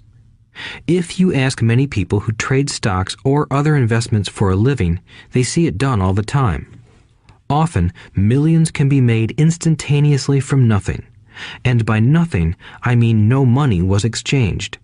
It is done via agreement, a hand signal in a trading pit, a blip on a trader's screen in Lisbon from a trader's screen in Toronto and back to Lisbon, a call to my broker to buy and a moment later to sell. Money did not change hands. Agreements did. So why develop your financial genius? Only you can answer that. I can tell you why I have been developing this area of my intelligence. I do it because I want to make money fast. Not because I need to, but because I want to. It is a fascinating learning process. I develop my financial IQ because I want to participate in the fastest game and biggest game in the world. And, in my own small way, I would like to be part of this unprecedented evolution of humanity, the era where humans work purely with their minds and not with their bodies. Besides, it is where the action is. It is what is happening. It's hip, it's scary, and it's fun. That is why I invest in my financial intelligence, developing the most powerful asset I have. I want to be with people moving boldly forward. I do not want to be with those left behind. I will give you a simple example of creating money. In the early 1990s, the economy of Phoenix, Arizona was horrible. I was watching a TV show when a financial planner came on and began forecasting doom and gloom. His advice was to save money. Put $100 away every month, he said. In 40 years, you will be a multimillionaire. Well, putting money away every month is a sound idea. It is one option, the option most people subscribe to. The problem is this. It blinds the person to what is really going on. It causes them to miss major opportunities for much more significant growth of their money. The world is passing them by. As I said, the economy was terrible at that time. For investors, this is the perfect market condition. A chunk of my money was in the stock market and in apartment houses. I was short of cash. Because people were giving properties away, I was buying. I was not saving money. I was investing. Kim and I had more than $1 million in cash working in a market that was rising fast. It was the best opportunity to invest. The economy was terrible. I just could not pass up these small deals. Houses that were once $100,000 were now $75,000. But instead of shopping with local real estate agents, I began shopping at the bankruptcy attorney's office or the courthouse steps. In these shopping places, a $75,000 house could sometimes be bought for $20,000 or less. For $2,000, which was loaned to me from a friend for 90 days for $200, I gave an attorney a cashier's check as a down payment. While the acquisition was being processed, I ran an ad advertising a $75,000 house for only $60,000 and no money down. The phone rang hard and heavy. Prospective buyers were screened, and once the property was legally mine, all the prospective buyers were allowed to look at the house. It was a feeding frenzy. The house sold in a few minutes. I asked for a $2,500 processing fee, which they gladly handed over, and the escrow and title company took over from there. I returned the $2,000 to my friend with an additional $200. He was happy, the home buyer was happy, the attorney was happy, and I was happy. I had sold a house for $60,000 that cost me $20,000. The $40,000 was created from money in my asset column in the form of a promissory note from the buyer. Total working time, 5 hours. So, now that you are on your way to becoming more financially literate and skilled at reading numbers, I will tell you why this is an example of money being invented. During this depressed market, Kim and I were able to do 6 of these simple transactions in our spare time. While the bulk of our money was in larger properties and the stock market, we were able to create more than $190,000 in assets, notes at 10% interest, in those 6 buy, create, and sell transactions. That comes to approximately $19,000 a year income, much of it sheltered through our private corporation. Much of that $19,000 a year goes to pay for our company cars, gas, trips, insurance, dinners with clients, and other things. By the time the government gets a chance to tax that income, it's been spent on legally allowed pre-tax expenses. This was a simple example of how money is invented, created, and protected using financial intelligence. Ask yourself, how long would it take to save $190,000? Would the bank pay you 10% interest on your money? And the promissory note is good for 30 years. I hope they never pay me the $190,000. I have to pay a tax if they pay me the principal, and besides, $19,000 paid over 30 years is a little over $500,000 in income. I have people ask what happens if the person doesn't pay. That does happen, and it's good news. That $60,000 home could be taken back and resold for $70,000 and another $2,500 collected as a loan processing fee. It would still be a zero-down transaction in the mind of the new buyer, and the process would go on. The first time I sold the house, I paid back the $2,000, so technically I have no money in the transaction. My return on investment, ROI, is infinity. It's an example of no money making a lot of money.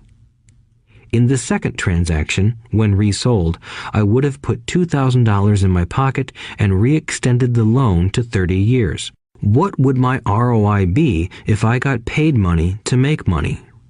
I do not know, but it sure beats saving $100 a month, which actually starts out as $150 because it's after-tax income for 40 years earning low interest. And again, you're taxed on the interest. That is not too intelligent. It may be safe, but it's not smart. A few years later, as the Phoenix real estate market strengthened, those houses we sold for $60,000 became worth $110,000. Foreclosure opportunities were still available, but became rare. It cost a valuable asset, my time, to go out looking for them. Thousands of buyers were looking for the few available deals. The market had changed. It was time to move on and look for other opportunities to put in the asset column. You cannot do that here. That is against the law. You're lying. I hear those comments much more often than, "Can you show me how to do that?" The math is simple. You do not need algebra or calculus, and the escrow company handles the legal transaction and the servicing of the payments. I have no roofs to fix or toilets to unplug because the owners do that. It's their house. Occasionally, someone does not pay, and that is wonderful because there are late fees, or they move out and the property is sold again. The court system handles that. And it may not work in your area. The market conditions may be different, but the example illustrates how a simple financial process can create hundreds of thousands of dollars with little money and low risk. It is an example of money being only an agreement. Anyone with a high school education can do it. Yet most people won't. Most people listen to the standard advice of work hard and save money. For about 30 hours of work, approximately $190,000 was created in the asset column, and no taxes were paid. Which one sounds harder to you? 1. Work hard, pay 50% in taxes, save what is left, your savings, then earn 5%, which is also taxed. Or 2. Take the time to develop your financial intelligence, harness the power of your brain and the asset column. If you use option number 1, be sure to factor in how much time it takes you to save $190,000. Time is one of your greatest assets. Now, you may understand why I silently shake my head when I hear parents say, "My child is doing well in school and receiving a good education." It may be good, but is it adequate? I know the above investment strategy is a small one. It is used to illustrate how small can grow into big. Again, my success reflects the importance of a strong financial foundation, which starts with a strong financial education. I have said it before, but it's worth repeating. Financial intelligence is made up of these 4 main technical skills. 1. Accounting. Accounting is financial literacy, or the ability to read numbers. This is a vital skill if you want to build businesses or investments. 2. Investing. Investing is the science of money making money.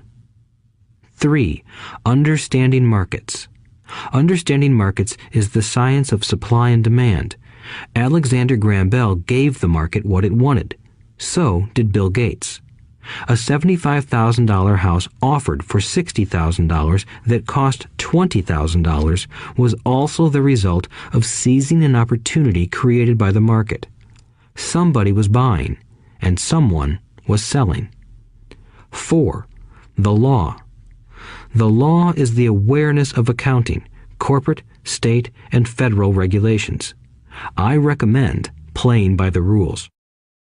It is this basic foundation, or the combination of these skills, that is needed to be successful in the pursuit of wealth, whether it be through the buying of small homes, apartment buildings, companies, stocks, bonds, precious metals, baseball cards, or the like. A few years later, the real estate market rebounded and everyone else was getting in. The stock market was booming and everyone was getting in.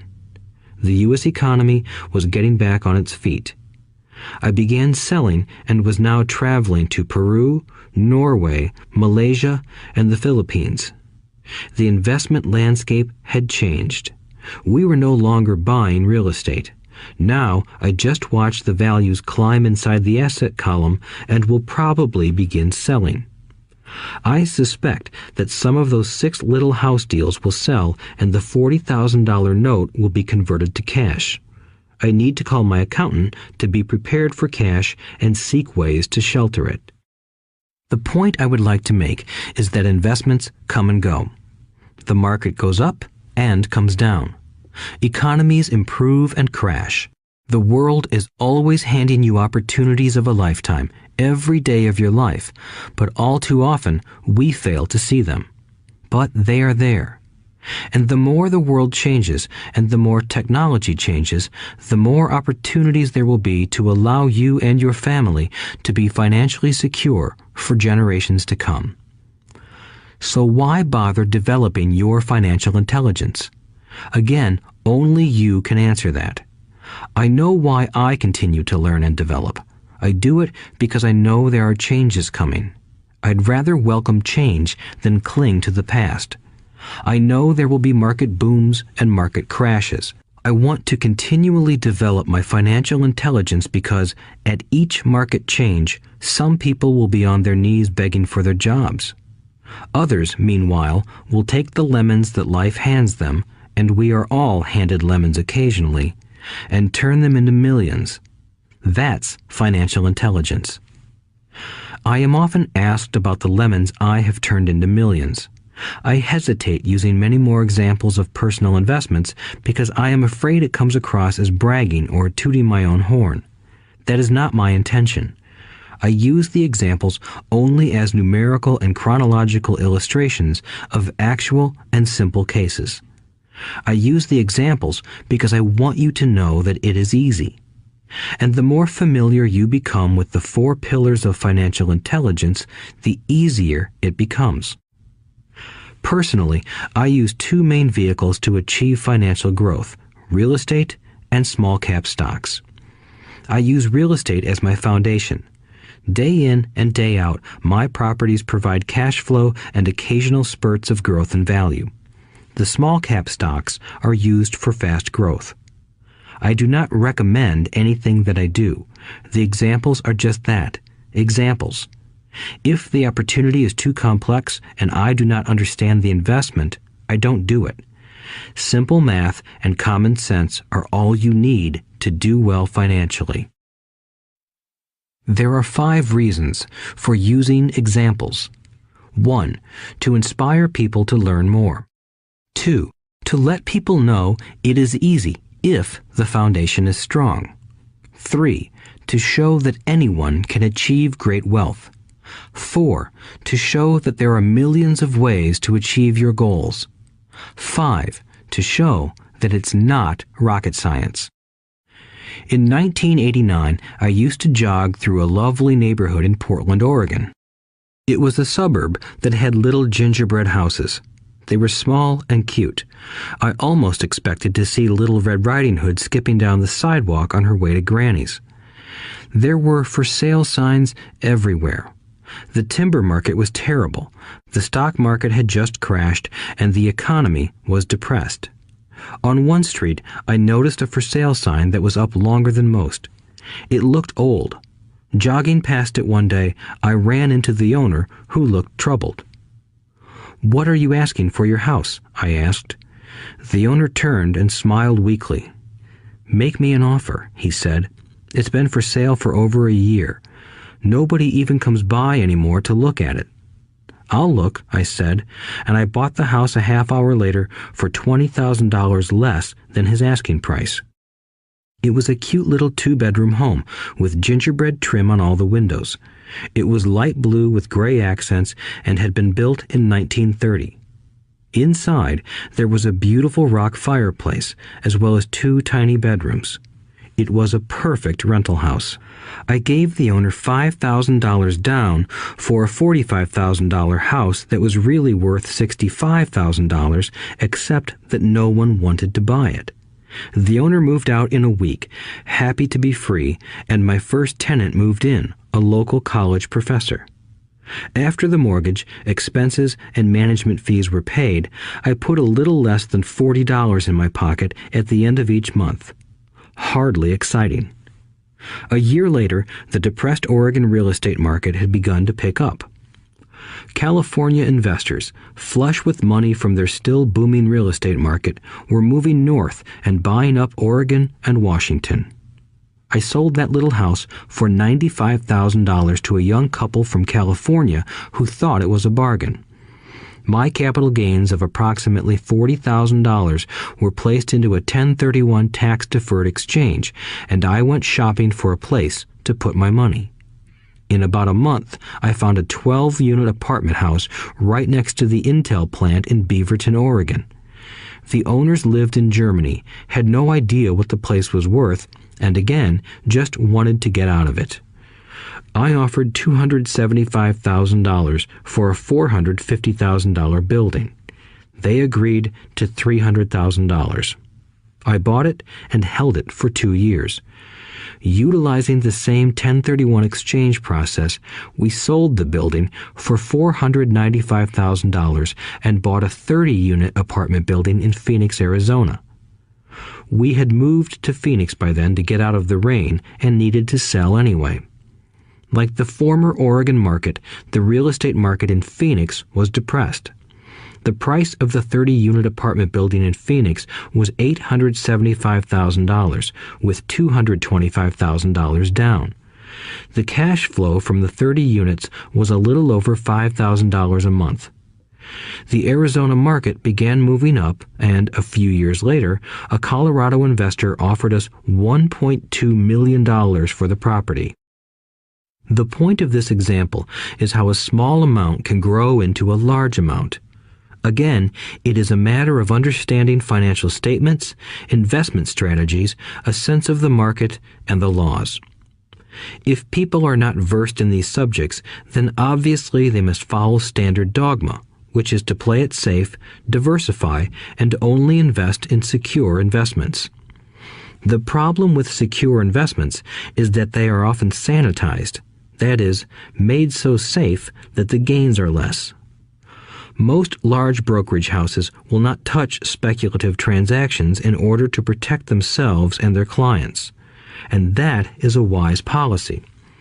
The really hot deals are not offered to people who are novices. Often, the best deals that make the rich even richer are reserved for those who understand the game. It is technically illegal to offer speculative deals to someone who is considered not sophisticated, but of course, it happens. The more sophisticated I get, the more opportunities come my way. Another case for developing your financial intelligence over a lifetime is simply that more opportunities are presented to you. And the greater your financial intelligence, the easier it is to tell whether a deal is good. It's your intelligence that can spot a bad deal or make a bad deal good. The more I learn, and there is a lot to learn, the more money I make simply because I gain experience and wisdom as the years go on. I have friends who are playing it safe, working hard at their profession and failing to gain financial wisdom, which does take time to develop. My overall philosophy is to plant seeds inside my asset column. That is my formula. I start small and plant seeds. Some grow, some don't. Inside our real estate corporation, we have property worth several $million. It is our own right, or real estate investment trust. The point I'm making is that most of those millions started out as little $5,000 to $10,000 investments. All of those down payments were fortunate to catch a fast-rising market and increase tax-free. We traded in and out several times over a number of years. We also own a stock portfolio, surrounded by a corporation that Kim and I call our personal mutual fund. We have friends who deal specifically with investors like us who have extra money each month to invest. We buy high-risk, speculative private companies that are just about to go public on a stock exchange in the United States or Canada. An example of how fast gains can be made are 100,000 shares purchased for 25 cents each before the company goes public. 6 months later, the company is listed, and the 100,000 shares now are worth $2 each. If the company is well managed, the price keeps going up, and the stock may go to $20 or more per share. There are years when our $25,000 has gone to $1 million in less than a year. It is not gambling if you know what you're doing. It is gambling if you're just throwing money into a deal and praying. The idea in anything is to use your technical knowledge, wisdom, and love of the game to cut the odds down, to lower the risk. Of course, there is always risk. It is financial intelligence that improves the odds. Thus, what is risky for one person is less risky to someone else. That is the primary reason I constantly encourage people to invest more in their financial education than in stocks, real estate, or other markets. The smarter you are, the better chance you have of beating the odds. The stock plays I personally invested in were extremely high risk for most people and absolutely not recommended. I have been playing that game since 1979 and have paid more than my share in dues. But if you will review why investments such as these are high risk for most people, you may be able to set your life up differently, so that the ability to take $25,000 and turn it into $1 million in a year is low risk for you. As stated earlier, nothing I have written is a recommendation. It is only used as an example of what is simple and possible. What I do is small potatoes in the grand scheme of things. Yet, for the average individual, a passive income of more than $100,000 a year is nice and not hard to achieve. Depending on the market and how smart you are, it could be done in 5 to 10 years. If you keep your living expenses modest, $100,000 coming in as additional income is pleasant, regardless of whether you work. You can work if you like, or take time off if you choose, and use the government tax system in your favor rather than against you. My personal basis is real estate. I love real estate because it's stable and slow-moving. I keep the base solid. The cash flow is fairly steady and, if properly managed, has a good chance of increasing in value. The beauty of a solid base of real estate is that it allows me to take greater risks, as I do with speculative stocks. If I make great profits in the stock market, I pay my capital gains tax on the gain and then reinvest what's left in real estate, again further securing my asset foundation. A last word on real estate. I have traveled all over the world and taught investing. In every city, I hear people say you cannot buy real estate cheap. That is not my experience. Even in New York or Tokyo, or just on the outskirts of the city, prime bargains are overlooked by most people. In Singapore, with their high real estate prices, there are still bargains to be found within a short driving distance. So whenever I hear someone say, "You can't do that here," pointing at me, I remind them that maybe the real statement is, "I don't know how to do that here. Yet." Great opportunities are not seen with your eyes. They are seen with your mind. Most people never get wealthy simply because they are not trained financially to recognize opportunities right in front of them. I am often asked, how do I start? In the final chapter of this audiobook, I offer 10 steps that I followed on the road to my financial freedom. But always remember to have fun. When you learn the rules and the vocabulary of investing and begin to build your asset column, I think you'll find that it's as fun a game as you've ever played. Sometimes you win, and sometimes you learn. But have fun. Most people never win because they're more afraid of losing. That is why I found school so silly. In school, we learn that mistakes are bad, and we are punished for making them. Yet if you look at the way humans are designed to learn, we learn by making mistakes. We learn to walk by falling down. If we never fell down, we would never walk. The same is true for learning to ride a bike. I still have scars on my knees, but today I can ride a bike without thinking. The same is true for getting rich. Unfortunately, the main reason most people are not rich is because they are terrified of losing. Winners are not afraid of losing, but losers are. Failure is part of the process of success. People who avoid failure also avoid success. I look at money much like my game of tennis. I play hard, make mistakes, correct, make more mistakes, correct, and I get better. If I lose the game, I reach across the net, shake my opponent's hand, smile, and say, "See you next Saturday." There are two kinds of investors. One, the first and most common type is a person who buys a packaged investment.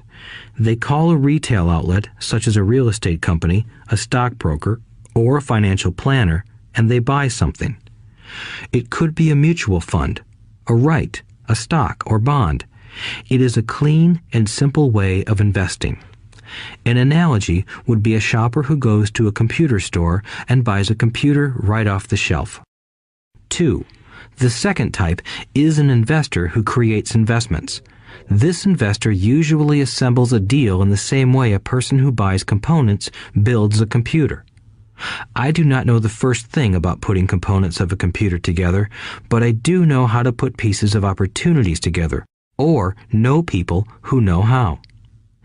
It is this second type of investor who is the more professional investor. Sometimes it may take years for all the pieces to come together. And sometimes they never do. It is this second type of investor that my rich dad encouraged me to be. It is important to learn how to put the pieces together, because that is where the huge wins reside, and sometimes some huge losses if the tide goes against you. If you want to be the second type of investor, you need to develop 3 main skills. These skills are in addition to those required to become financially intelligent. 1. Find an opportunity that everyone else missed. You see with your mind what others miss with their eyes. For example, a friend bought this run-down old house. It was spooky to look at. Everyone wondered why he bought it. What he saw that we did not was that the house came with 4 extra empty lots. He discovered that after going to the title company. After buying the house, he tore the house down and sold the 5 lots to a builder for 3 times what he paid for the entire package. He made $75,000 for 2 months of work. It's not a lot of money, but it sure beats minimum wage, and it's not technically difficult. 2. Raise money. The average person only goes to the bank. This second type of investor needs to know how to raise capital, and there are many ways that don't require a bank. To get started, I learned how to buy houses without a bank. It was the learned skill of raising money more than the houses themselves that was priceless. All too often, I hear people say, "The bank won't lend me money," or "I don't have the money to buy it." If you want to be a Type 2 investor, you need to learn how to do that which stops most people. In other words, a majority of people let their lack of money stop them from making a deal. If you can avoid that obstacle, you will be millions ahead of those who don't learn those skills. There have been many times I have bought a house, a stock, or an apartment building without a penny in the bank. I once bought an apartment house for $1.2 million. I did what is called tying it up with a written contract between seller and buyer. I then raised the $100,000 deposit, which bought me 90 days to raise the rest of the money. Why did I do it? Simply because I knew it was worth $2 million. I never raised the money. Instead, the person who put up the $100,000 gave me $50,000 for finding the deal, took over my position, and I walked away. Total working time? 3 days. Again, it's what you know more than what you buy. Investing is not buying. It's more a case of knowing. 3. Organize smart people. Intelligent people are those who work with or hire a person who is more intelligent than they are. When you need advice, make sure you choose your advisor wisely. There is a lot to learn, but the rewards can be astronomical. If you do not want to learn those skills, then being a Type 1 investor is highly recommended. It is what you know that is your greatest wealth. It is what you do not know that is your greatest risk. There is always risk, so learn to manage risk instead of avoiding it. Chapter 6. Lesson 6. Work to learn, don't work for money. Job security meant everything to my educated dad. Learning meant everything to my rich dad. A few years ago, I granted an interview with a newspaper in Singapore. The young female reporter was on time, and the interview got underway immediately. We sat in the lobby of a luxurious hotel, sipping coffee and discussing the purpose of my visit to Singapore. I was to share the platform with Zig Ziglar. He was speaking on motivation, and I was speaking on the secrets of the rich. Someday, I would like to be a best-selling author like you, she said. I had seen some of the articles she had written for the paper, and I was impressed. She had a tough, clear style of writing. Her articles held a reader's interest. You have a great style, I said in reply. What holds you back from achieving your dream? My work does not seem to go anywhere, she said quietly. Everyone says that my novels are excellent, but nothing happens. So I keep my job with the paper. At least it pays the bills. Do you have any suggestions? Yes, I do, I said brightly. A friend of mine here in Singapore runs a school that trains people to sell. He runs sales training courses for many of the top corporations here in Singapore, and I think attending one of his courses would greatly enhance your career. She stiffened. Are you saying I should go to school to learn to sell? I nodded. You aren't serious, are you? Again, I nodded. What is wrong with that? I was now backpedaling. She was offended by something, and now I was wishing I had not said anything. In my attempt to be helpful, I found myself defending my suggestion. I have a master's degree in English literature. Why would I go to school to learn to be a salesperson? I am a professional. I went to school to be trained in a profession so I would not have to be a salesperson. I hate salespeople. All they want is money. So tell me why I should study sales. She was packing her briefcase. The interview was over. On the coffee table sat a copy of an earlier best-selling book I wrote. I picked it up as well as the notes she had jotted down on her legal pad. Do you see this? I said, pointing to her notes. She looked down at her notes. What? She said, confused. Again, I pointed deliberately to her notes. On her pad she had written, Robert Kiyosaki, best-selling author. It says best-selling author, not best writing author, I said quietly. Her eyes widened. I am a terrible writer, I said. You are a great writer. I went to sales school. You have a master's degree. Put them together, and you get a best-selling author and a best-writing author. Anger flared from her eyes. I'll never stoop so low as to learn how to sell. People like you have no business writing. I'm a professionally trained writer, and you are a salesman. It is not fair, she fumed.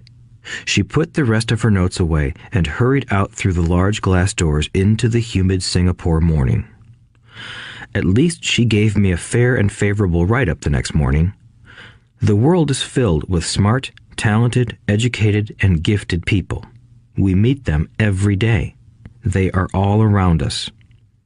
A few days ago, my car was not running well. I pulled into a garage, and the young mechanic had it fixed in just a few minutes.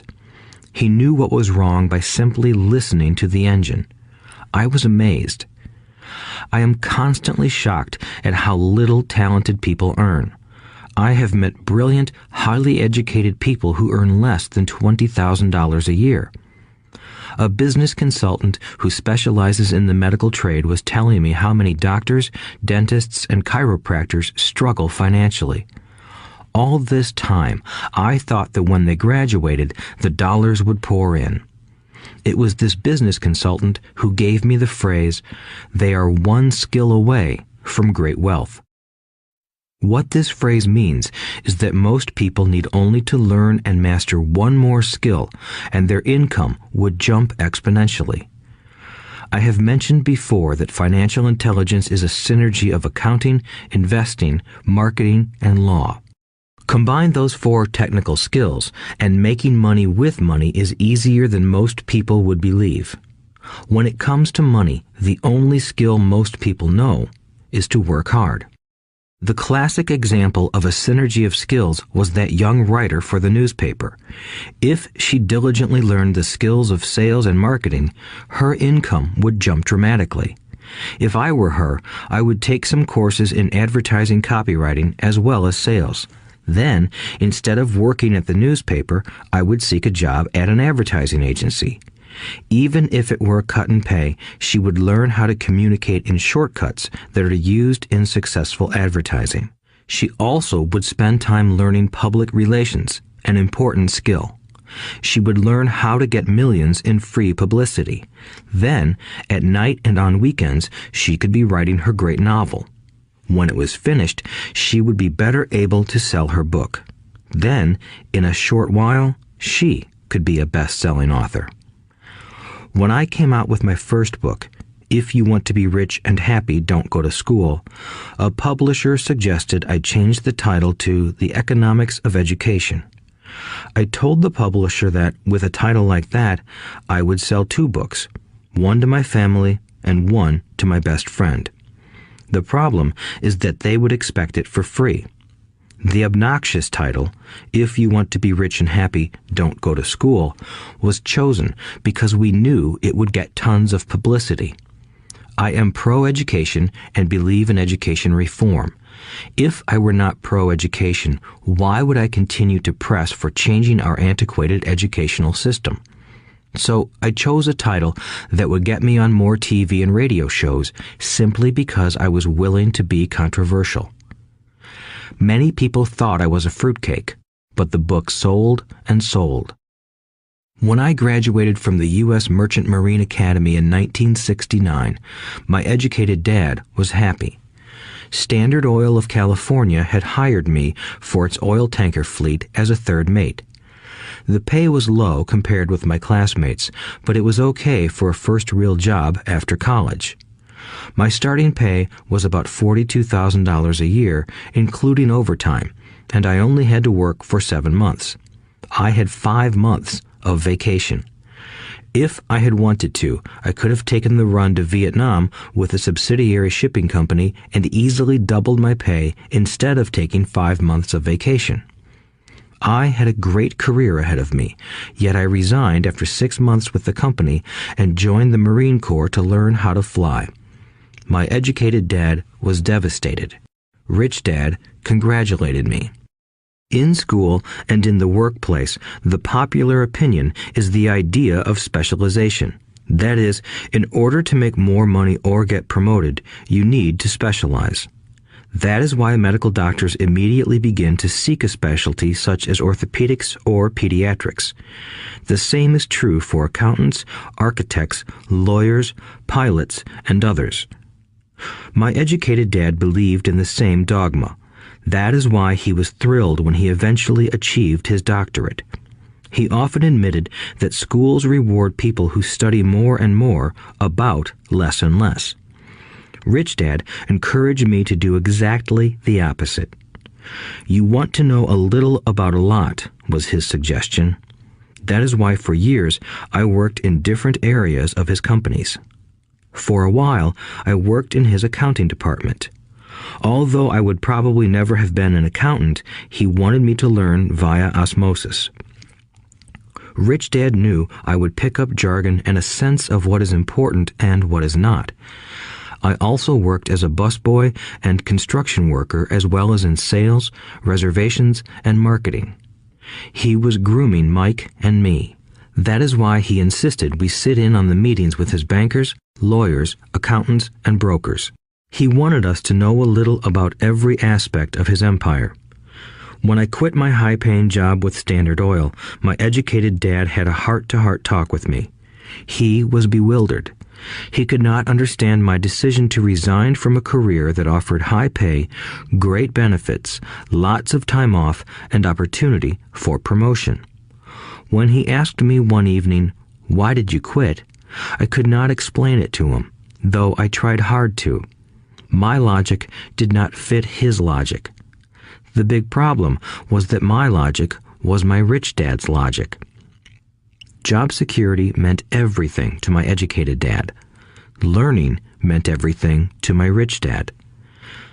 Educated dad thought I went to school to learn to be a ship's officer. Rich dad knew that I went to school to study international trade. So as a student, I made cargo runs, navigating large freighters, oil tankers, and passenger ships to the Far East and the South Pacific. Rich Dad emphasized that I should stay in the Pacific instead of taking ships to Europe because he knew that the emerging nations were in Asia, not Europe. While most of my classmates, including Mike, were partying at their fraternity houses, I was studying trade, people, business styles, and cultures in Japan, Taiwan, Thailand, Singapore, Hong Kong, Vietnam, Korea, Tahiti, Samoa, and the Philippines. I was partying also, but it was not in any frat house. I grew up rapidly. Educated Dad just could not understand why I decided to quit and join the Marine Corps. I told him I wanted to learn to fly, but really I wanted to learn to lead troops. Rich Dad explained to me that the hardest part of running a company is managing people. He had spent 3 years in the Army.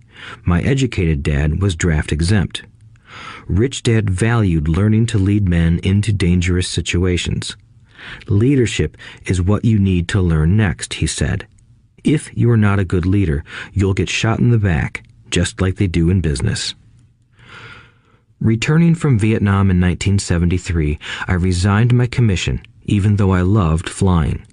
I found a job with Xerox Corporation. I joined it for one reason, and it was not for the benefits. I was a shy person, and the thought of selling was the most frightening subject in the world. Xerox has one of the best sales trainings programs in America. Rich Dad was proud of me. My educated dad was ashamed. Being an intellectual, he thought that salespeople were below him. I worked with Xerox for 4 years until I overcame my fear of knocking on doors and being rejected. Once I could consistently be in the top 5 in sales, I again resigned and moved on, leaving behind another great career with an excellent company. In 1977, I formed my first company. Rich Dad had groomed Mike and me to take over companies, so I now had to learn to form them and put them together.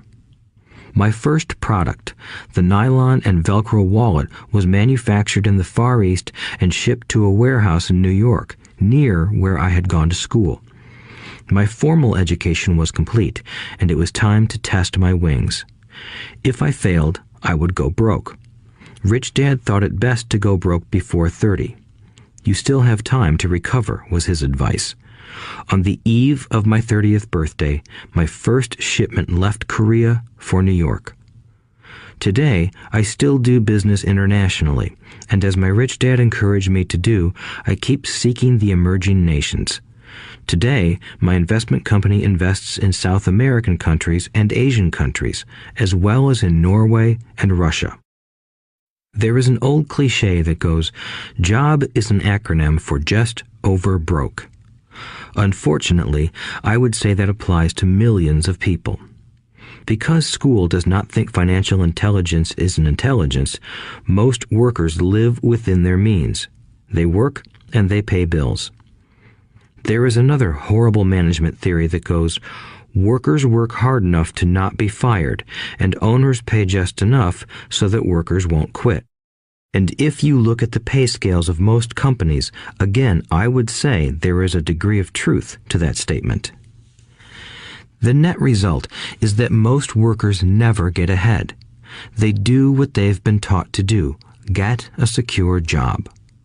Most workers focus on working for pay and benefits that reward them in the short term, but are often disastrous in the long run. Instead, I recommend to young people to seek work for what they will learn more than what they will earn. Look down the road at what skills they want to acquire before choosing a specific profession and before getting trapped in the rat race. Once people are trapped in the lifelong process of bill paying, they become like those little hamsters running around in those metal wheels. Their little furry legs are spinning furiously, the wheel is turning furiously, but come tomorrow morning, they'll still be in the same cage. Great job. In the movie Jerry Maguire, starring Tom Cruise, there are many great one-liners. Probably the most memorable is, "Show me the money." But there is one line I thought most truthful. It comes from the scene where Tom Cruise is leaving the firm. He has just been fired, and he is asking the entire company, "Who wants to come with me?" And the whole place is silent and frozen. Only one woman speaks up and says, "I'd like to, but I'm due for a promotion in 3 months." That statement is probably the most truthful statement in the whole movie. It is the type of statement that people use to keep themselves busy, working away to pay bills. I know my educated dad looked forward to his pay raise every year, and every year he was disappointed. So he would go back to school to earn more qualifications so he could get another raise. Then, once again, there would be another disappointment. The question I often ask people is, where is this daily activity taking you? Just like the little hamster, I wonder if people look at where their hard work is taking them. What does the future hold? In his book, The Retirement Myth, Craig S. Carpel writes, "I visited the headquarters of a major national pension consulting firm and met with a managing director who specializes in designing lush retirement plans for top management. When I asked her what people who don't have corner offices will be able to expect in the way of pension income, she said with a confident smile, 'The silver bullet.'" "What," I asked, "is the silver bullet?" She shrugged and said, "If baby boomers discover they don't have enough money to live on when they're older, they can always blow their brains out." Carpel goes on to explain the difference between the old defined benefit retirement plans and the new 401k plans that are riskier. It is not a pretty picture for most people working today, and that is just for retirement. Add medical fees and long-term nursing home care, and the picture is frightening. Already, many hospitals in countries with socialized medicine need to make tough decisions such as who will live and who will die. They make those decisions purely on how much money they have and how old the patients are.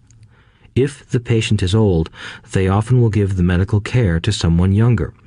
The older, poor patient gets put to the back of the line. Just as the rich can afford better education, the rich will be able to keep themselves alive, while those who have little wealth will die. So I wonder, are workers looking into the future or just until their next paycheck, never questioning where they are headed? When I speak to adults who want to earn more money, I always recommend the same thing. I suggest taking a long view of their life. Instead of simply working for the money and security, which I admit are important, I suggest they take a second job that will teach them a second skill. Often I recommend joining a network marketing company, also called multi-level marketing, if they want to learn sales skills. Some of these companies have excellent training programs that help people get over their fear of failure and rejection, which are the main reasons people are unsuccessful. Education is more valuable than money in the long run. When I offer this suggestion, I often hear in response, "Oh, that is too much hassle," or "I only want to do what I am interested in." If they say it's too much of a hassle, I ask, so you would rather work all your life giving 50% of what you earn to the government? If they tell me, I only do what I am interested in, I say, I'm not interested in going to the gym, but I go because I want to feel better and live longer. Unfortunately, there is some truth to the old statement, you can't teach an old dog new tricks. Unless a person is used to changing, it's hard to change. But for those of you who might be on the fence when it comes to the idea of working to learn something new, I offer this word of encouragement. Life is much like going to the gym.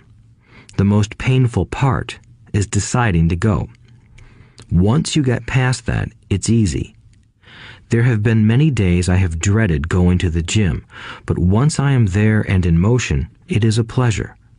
After the workout is over, I am always glad I talked myself into going. If you are unwilling to work to learn something new and instead insist on becoming highly specialized within your field, make sure the company you work for is unionized. Labor unions are designed to protect specialists. My educated dad, after falling from grace with the governor, became the head of the teachers' union in Hawaii. He told me that it was the hardest job he ever held. My rich dad, on the other hand, spent his life doing his best to keep his companies from becoming unionized. He was successful. Although the unions came close, Rich Dad was always able to fight them off. Personally, I take no sides because I can see the need for and the benefits of both sides.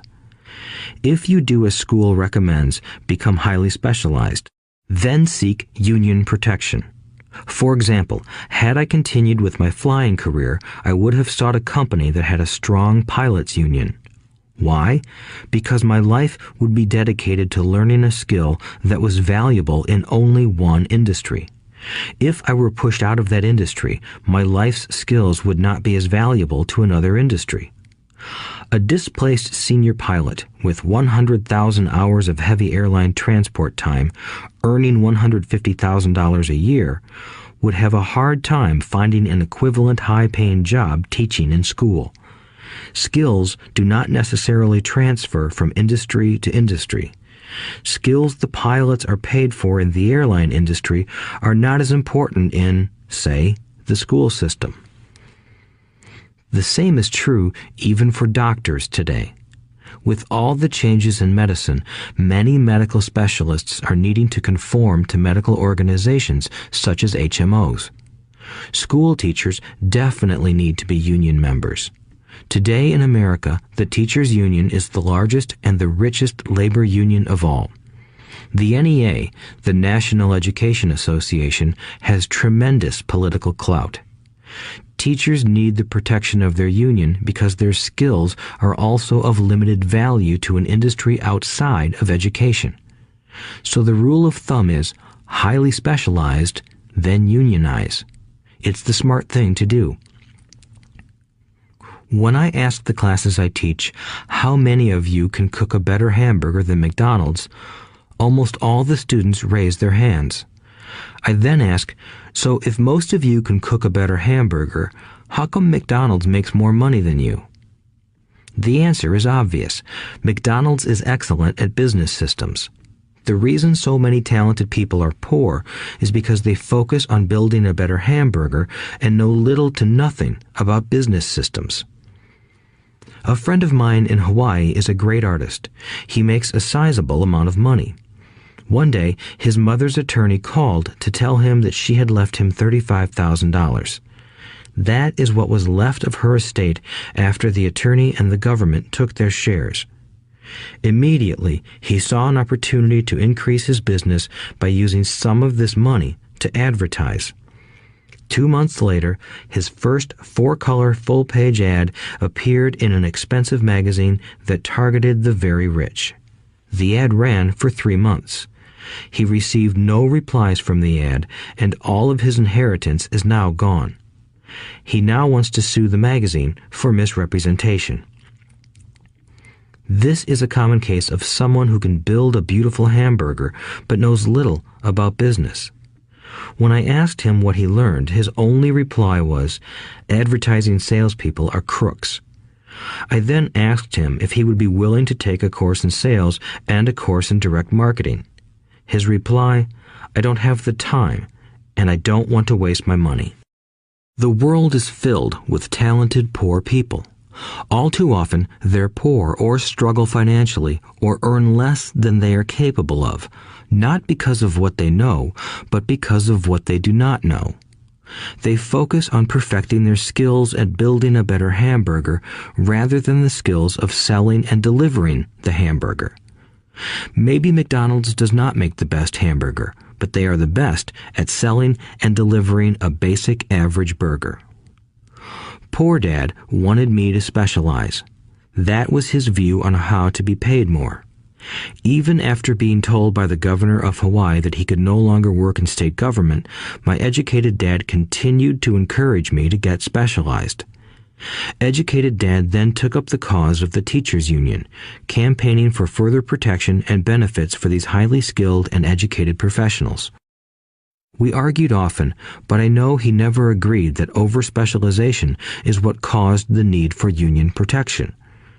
He never understood that the more specialized you become, the more you are trapped and dependent on that specialty.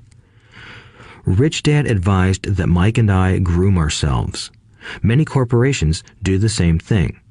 They find a young, bright student just out of business school and begin grooming that person to someday take over the company. So these bright young employees do not specialize in one department. They are moved from department to department to learn all the aspects of business systems. The rich often groom their children or the children of others. By doing so, their children gain an overall knowledge of the operations of the business and how the various departments interrelate. For the World War II generation, it was considered bad to skip from company to company. Today, it is considered smart. Since people will skip from company to company rather than seek greater specialization in skills, why not seek to learn more than to earn? In the short term, it may earn you less, but it will pay dividends in the long term. The main management skills needed for success are 1. Management of cash flow, 2. Management of systems, 3. Management of people. The most important specialized skills are sales and marketing. The ability to sell, to communicate to another human being, be it a customer, employee, boss, spouse, or child, is the base skill of personal success. Communication skills such as writing, speaking, and negotiating are crucial to a life of success. These are skills I work on constantly, attending courses or buying educational resources to expand my knowledge. As I have mentioned, my educated dad worked harder and harder the more competent he became. He also became more trapped the more specialized he got. Although his salary went up, his choices diminished. Soon after he was locked out of government work, he found out how vulnerable he really was professionally. It is like professional athletes who suddenly are injured or are too old to play. Their once high-paying position is gone, and they have limited skills to fall back on. I think that is why my educated dad sided so much with the unions after that.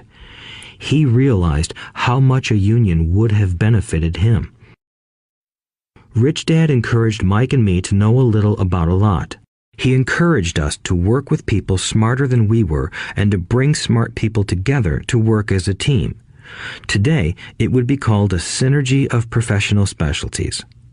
Today, I meet ex-school teachers earning hundreds of thousands of dollars a year. They earn that much because they have specialized skills in their field as well as other skills. They can teach as well as sell and market. I know of no other skills to be more important than selling and marketing. The skills of selling and marketing are difficult for most people, primarily due to their fear of rejection. The better you are at communicating, negotiating, and handling your fear of rejection, the easier life is.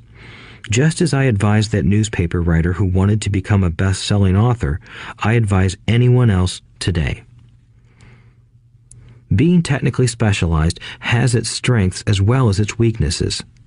I have friends who are geniuses, but they cannot communicate effectively with other human beings, and, as a result, their earnings are pitiful. I advise them to just spend a year learning to sell. Even if they earn nothing, their communication skills will improve, and that is priceless. In addition to being good learners, sellers, and marketers, we need to be good teachers as well as good students. To be truly rich, we need to be able to give as well as to receive. In cases of financial or professional struggle, there is often a lack of giving and receiving. I know many people who are poor because they are neither good students nor good teachers. Both of my dads were generous men. Both made it a practice to give first. Teaching was one of their ways of giving. The more they gave, the more they received. One glaring difference was in the giving of money. My rich dad gave lots of money away. He gave to his church, to charities, and to his foundation. He knew that to receive money, you had to give money. Giving money is the secret to most great wealthy families. That is why there are organizations like the Rockefeller Foundation and the Ford Foundation. These are organizations designed to take their wealth and increase it, as well as give it away in perpetuity. My educated dad always said, "When I have some extra money, I'll give it." The problem was that there was never any extra. So he worked harder to draw more money in rather than focus on the most important law of money. Give and you shall receive. Instead, he believed in receive and then you give. In conclusion, I became both dads. One part of me is a hardcore capitalist who loves the game of money making money. The other part is a socially responsible teacher who is deeply concerned with this ever-widening gap between the haves and have-nots. I personally hold the archaic educational system primarily responsible for this growing gap. Chapter 7. Overcoming Obstacles. The primary difference between a rich person and a poor person is how they manage fear. Once people have studied and become financially literate, they may still face roadblocks to becoming financially independent. There are 5 main reasons why financially literate people may still not develop abundant asset columns that could produce a large cash flow. The 5 reasons are: 1. Fear. 2. Cynicism. 3. Laziness. 4. Bad habits. 5. Arrogance. Overcoming fear. I have never met anyone who really likes losing money. And in all my years, I have never met a rich person who has never lost money. But I have met a lot of poor people who have never lost a dime. Investing, that is. The fear of losing money is real. Everyone has it, even the rich. But it's not having fear that is the problem. It's how you handle fear. It's how you handle losing. It's how you handle failure that makes the difference in one's life. The primary difference between a rich person and a poor person is how they manage that fear. It's okay to be fearful. It's okay to be a coward when it comes to money. You can still be rich. We're all heroes at something and cowards at something else. My friend's wife is an emergency room nurse. When she sees blood, she flies into action. When I mention investing, she runs away. When I see blood, I don't run. I pass out. My rich dad understood phobias about money. Some people are terrified of snakes. Some people are terrified about losing money. Both are phobias, he would say. So his solution to the phobia of losing money was this little rhyme. If you hate risk and worry, start early. If you start young, it's easier to be rich. I won't go into it here, but there is a staggering difference between a person who starts investing at age 20 versus age 30. The purchase of Manhattan Island is said to be one of the greatest bargains of all time. New York was purchased for $24 in trinkets and beads. Yet if that $24 had been invested at 8% annually, that $24 would have been worth more than $28 trillion by 1995. Manhattan could be repurchased with money left over to buy much of Los Angeles. But what if you don't have much time left or would like to retire early? How do you handle the fear of losing money? My poor dad did nothing. He simply avoided the issue, refusing to discuss the subject. My rich dad, on the other hand, recommended that I think like a Texan. I like Texas and Texans, he used to say. In Texas, everything is bigger. When Texans win, they win big. And when they lose, it's spectacular. They like losing? I asked. That's not what I'm saying. Nobody likes losing. Show me a happy loser, and I'll show you a loser, said Rich Dad. It's a Texan's attitude toward risk, reward, and failure I'm talking about. It's how they handle life. They live it big. Not like most of the people around here, living like roaches when it comes to money, terrified that someone will shine a light on them and whimpering when the grocery clerk shortchanges them a quarter. Rich Dad went on, what I like best is the Texas attitude. They're proud when they win, and they brag when they lose. Texans have a saying, if you're going to go broke, go big. You don't want to admit you went broke over a duplex. He constantly told Mike and me that the greatest reason for lack of financial success was because most people played it too safe. People are so afraid of losing that they lose, were his words. Fran Tarkenton, a one-time great NFL quarterback, says it still another way. Winning means being unafraid to lose. In my own life, I've noticed that winning usually follows losing. Before I finally learned to ride a bike, I first fell down many times. I've never met a golfer who has never lost a golf ball. I've never met people who have fallen in love who have never had their heart broken. And I've never met someone rich who has never lost money. So for most people, the reason they don't win financially is because the pain of losing money is far greater than the joy of being rich. Another saying in Texas is, everyone wants to go to heaven, but no one wants to die. Most people dream of being rich, but are terrified of losing money, so they never get to heaven. Rich Dad used to tell Mike and me stories about his trips to Texas.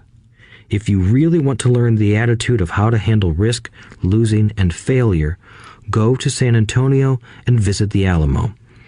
The Alamo is a great story of brave people who chose to fight, knowing there was no hope of success.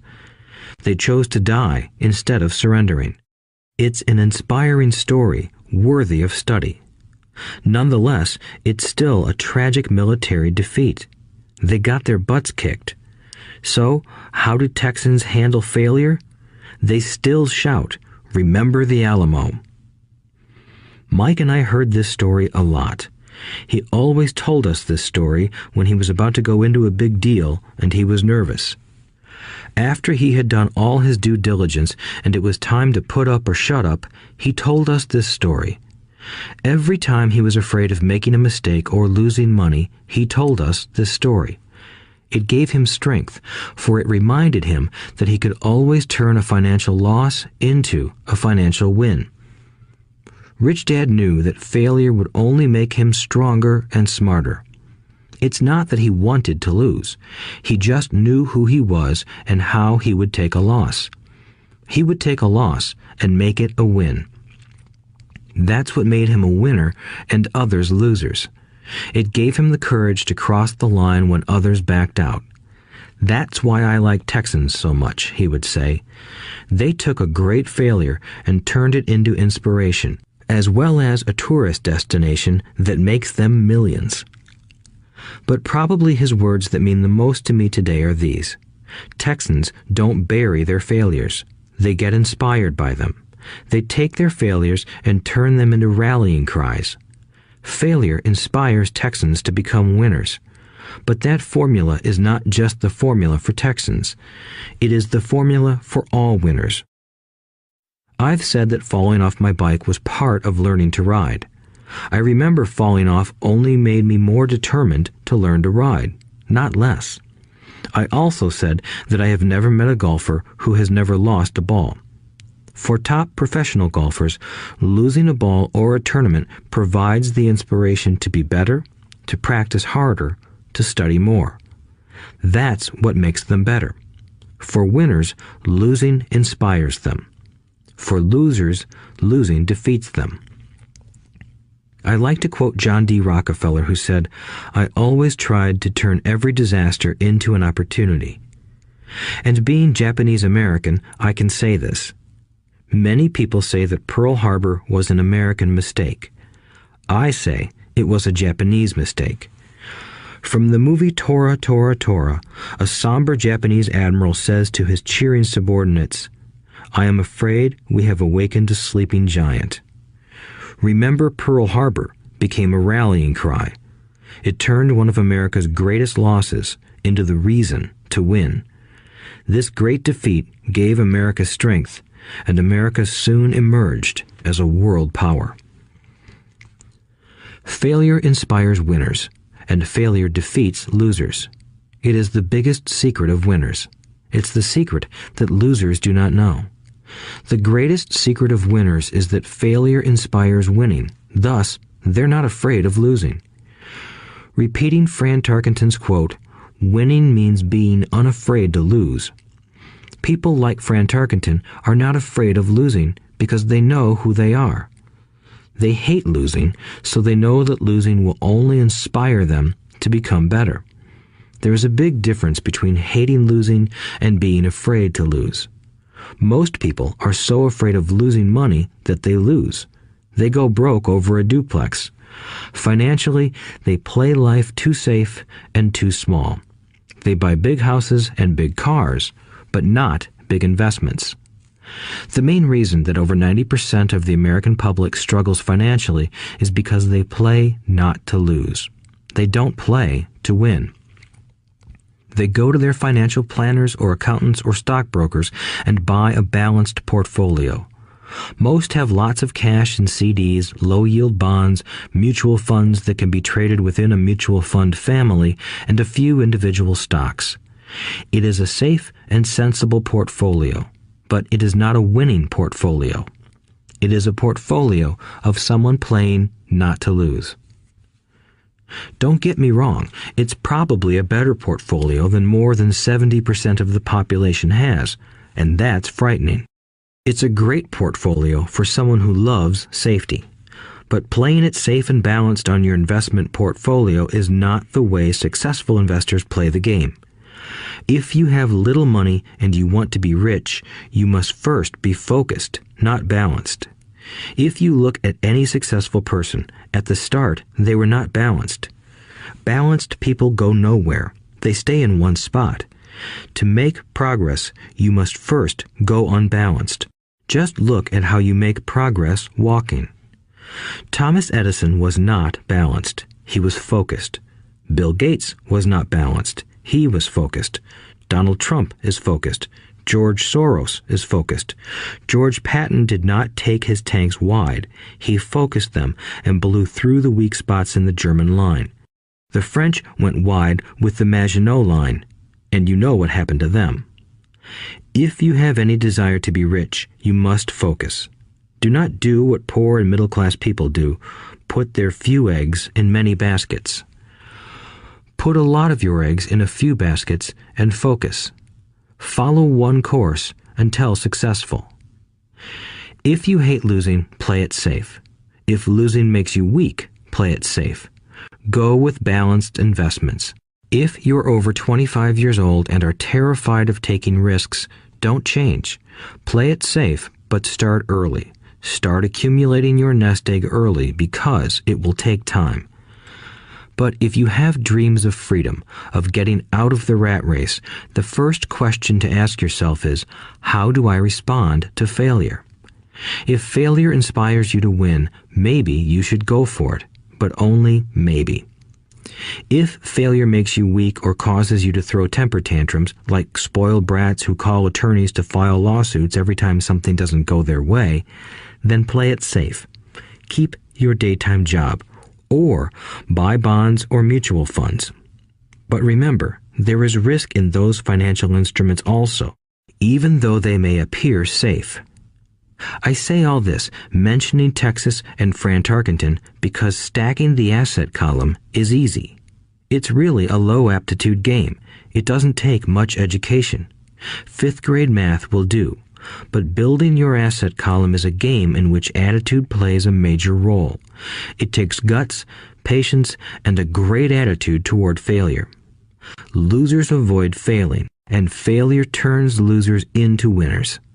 Just remember the Alamo. Overcoming cynicism.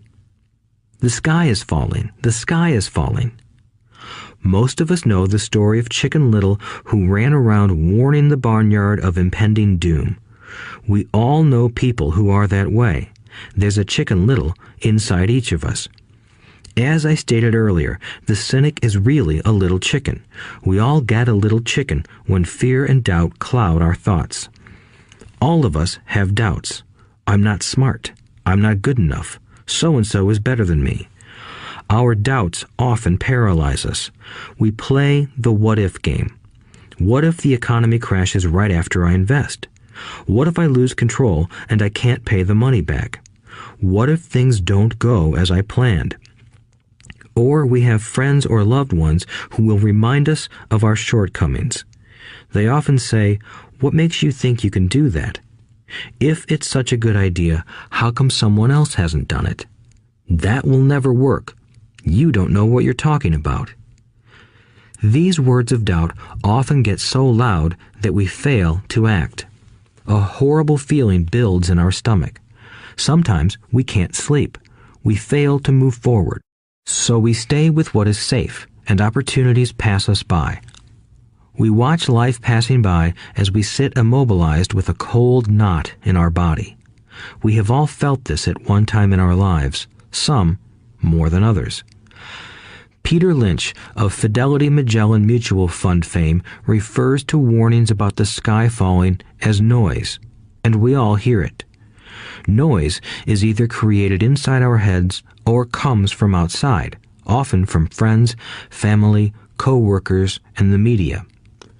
Lynch recalls the time during the 1950s when the threat of nuclear war was so prevalent in the news that people began building fallout shelters and storing food and water. If they had invested that money wisely in the market, instead of building a fallout shelter, they'd probably be financially independent today. When violence breaks out in a city, gun sales go up all over the country. A person dies from rare hamburger meat in the state of Washington, and the Arizona Health Department orders restaurants to have all beef cooked well done. A drug company runs a TV commercial in February showing people catching the flu. Colds go up as well as sales of cold medicine. Most people are poor because when it comes to investing, the world is filled with Chicken Littles running around yelling, "The sky is falling, the sky is falling." And Chicken Littles are effective because every one of us is a little chicken. It often takes great courage to not let rumors and talk of doom and gloom affect your doubts and fears. But a savvy investor knows that the seemingly worst of times is actually the best of times to make money. When everyone else is too afraid to act, they pull the trigger and are rewarded. Some time ago, a friend named Richard came from Boston to visit Kim and me in Phoenix. He was impressed with what we had done through stocks and real estate. The Phoenix real estate prices were depressed. We spent 2 days showing him what we thought were excellent opportunities for cash flow and capital appreciation. Kim and I are not real estate agents. We are strictly investors. After identifying a unit in a resort community, we called an agent who sold it to him that afternoon. The price was a mere $42,000 for a 2-bedroom townhome. Similar units were going for $65,000. He had found a bargain. Excited, he bought it and returned to Boston. 2 weeks later, the agent called to say that our friend had backed out. I called immediately to find out why. All he said was that he talked to his neighbor, and his neighbor told him it was a bad deal. He was paying too much. I asked Richard if his neighbor was an investor. Richard said he was not. When I asked why he listened to him, Richard got defensive and simply said he wanted to keep looking. The real estate market in Phoenix turned, and a few years later, that little unit was renting for $1,000 a month, $2,500 in the peak winter months. The unit was worth $95,000. All Richard had to put down was $5,000, and he would have had a start at getting out of the rat race. Today, he still has done nothing.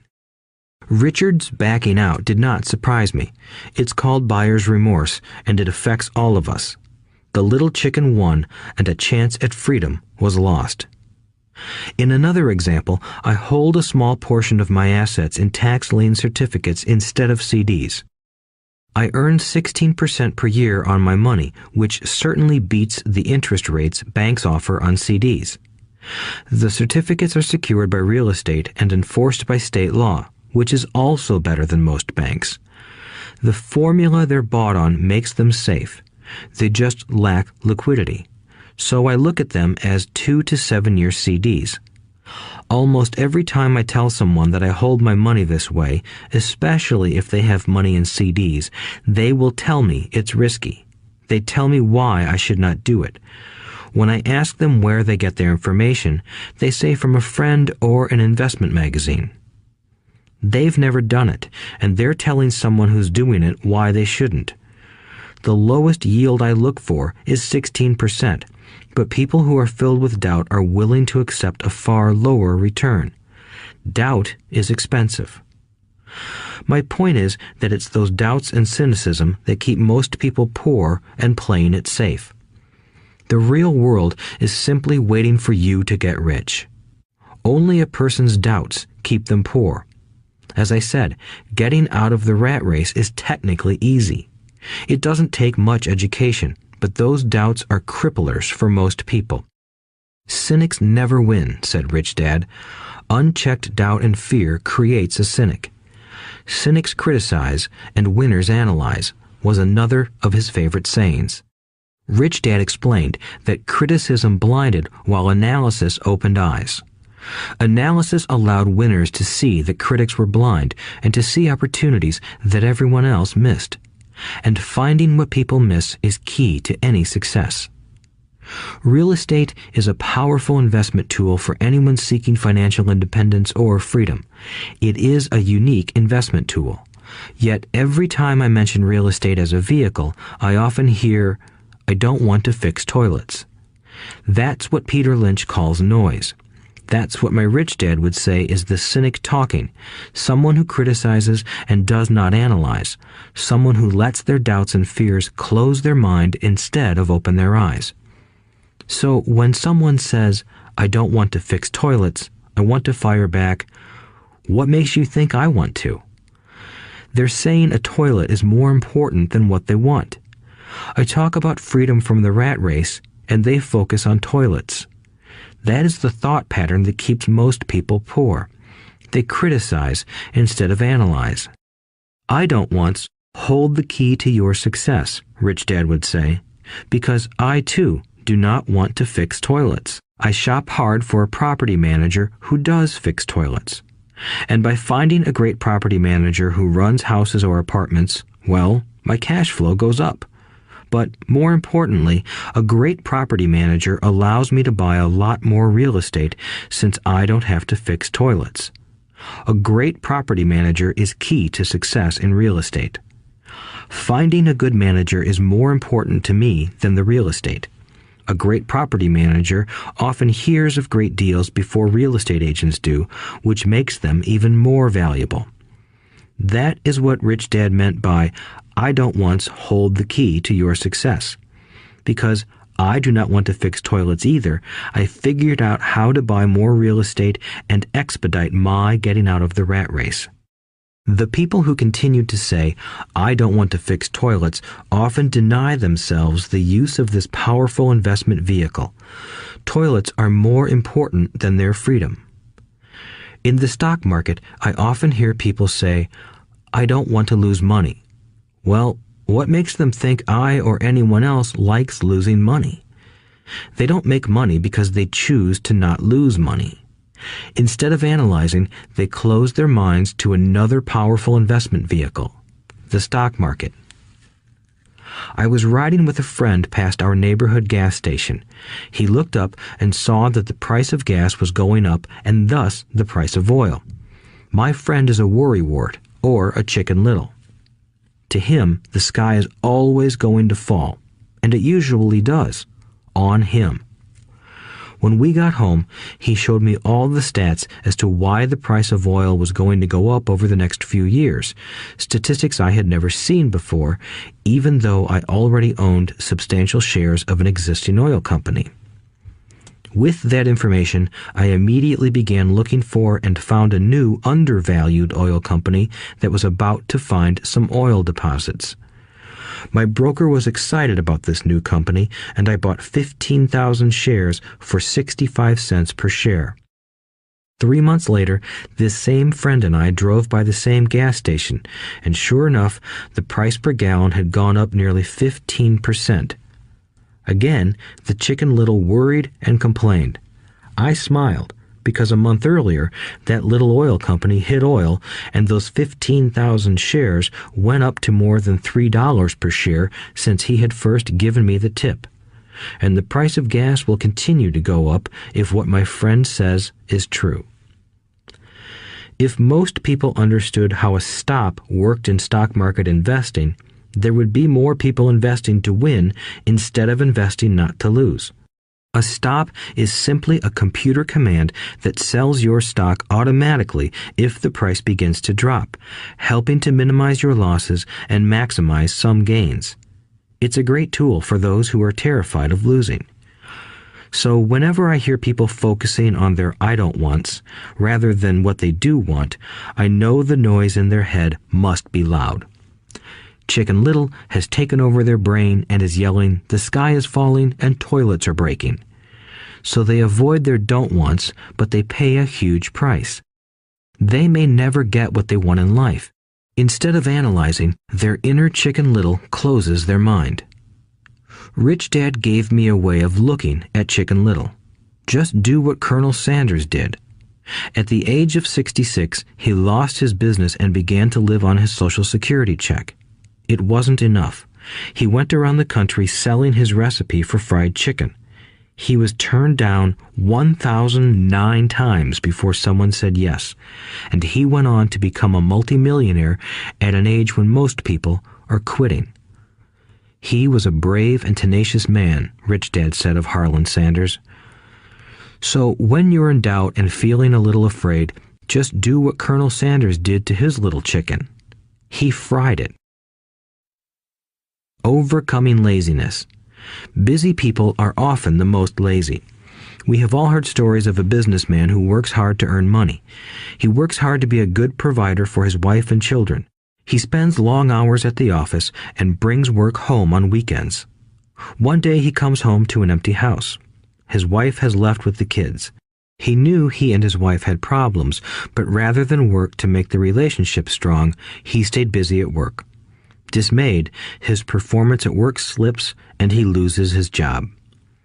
Today, I often meet people who are too busy to take care of their wealth, and there are people too busy to take care of their health. The cause is the same. They're busy, and they stay busy as a way of avoiding something they do not want to face. Nobody has to tell them. Deep down, they know. In fact, if you remind them, they often respond with anger or irritation. If they aren't busy at work or with the kids, they're often busy watching TV, fishing, playing golf, or shopping. Yet deep down, they know they are avoiding something important. That's the most common form of laziness. Laziness by staying busy. So, what is the cure for laziness? The answer is a little greed. For many of us, we were raised thinking of greed or desire as bad. Greedy people are bad people, my mom used to say, yet we all have inside of us this yearning to have nice, new, or exciting things. So, to keep that emotion of desire under control, often parents find ways of suppressing that desire with guilt. You only think about yourself. Don't you know you have brothers and sisters? Was one of my mom's favorites. You want me to buy you what? Was a favorite of my dad. Do you think we're made of money? Do you think money grows on trees? We're not rich people, you know. It wasn't so much the words, but the angry guilt trip that went with the words that got to me. Or the reverse guilt trip was the I'm sacrificing my life to buy this for you. I'm buying this for you because I never had this advantage when I was a kid. I have a neighbor who is stone broke but can't park his car in his garage. The garage is filled with toys for his kids. Those spoiled brats get everything they ask for. I don't want them to know the feeling of want are his everyday words. He has nothing set aside for their college or his retirement, but his kids have every toy ever made. He recently got a new credit card in the mail and took his kids to visit Las Vegas. I'm doing it for the kids, he said with great sacrifice. Rich Dad forbade the words, I can't afford it. In my real home, that's all I heard. Instead, Rich Dad required his children to say, how can I afford it? He believed that the words, I can't afford it, shut down your brain. It didn't have to think anymore. How can I afford it opened up the brain and forced it to think and search for answers. But most importantly, he felt the words, I can't afford it, were a lie, and the human spirit knows it. The human spirit is very, very powerful, he would say. It knows it can do anything. By having a lazy mind that says, I can't afford it, a war breaks out inside you. Your spirit is angry, and your lazy mind must defend its lie. The spirit is screaming, come on, let's go to the gym and work out. And the lazy mind says, but I'm tired. I worked really hard today. Or the human spirit says, I'm sick and tired of being poor. Let's get out there and get rich. To which the lazy mind says, rich people are greedy. Besides, it's too much bother. It's not safe. I might lose money. I'm working hard enough as it is. I've got too much to do at work anyway. Look at what I have to do tonight. My boss wants it finished by morning. I can't afford it also causes sadness, a helplessness that leads to despondency and often depression. How can I afford it opens up possibilities, excitement, and dreams. So Rich Dad was not so concerned about what we wanted to buy as long as we understood that how can I afford it creates a stronger mind and a dynamic spirit. Thus, he rarely gave Mike or me anything. He would instead ask, how can you afford it? And that included college, which we paid for ourselves. It was not the goal, but the process of attaining the goal that he wanted us to learn. The problem I see today is that there are millions of people who feel guilty about their desire or their greed. It's old conditioning from their childhood. While they desire to have the finer things that life offers, most have been conditioned subconsciously to say, I can't have that, or I'll never be able to afford that. When I decided to exit the rat race, it was simply a question of how can I afford to never work again? And my mind began to kick out answers and solutions. The hardest part was fighting my real parents' dogma. We can't afford that. Stop thinking only about yourself. Why don't you think about others? And other similar sentiments designed to instill guilt to suppress my greed. So, how do you beat laziness? Once again, the answer is a little greed. It's that radio station WIIFM, which stands for What's in it for me?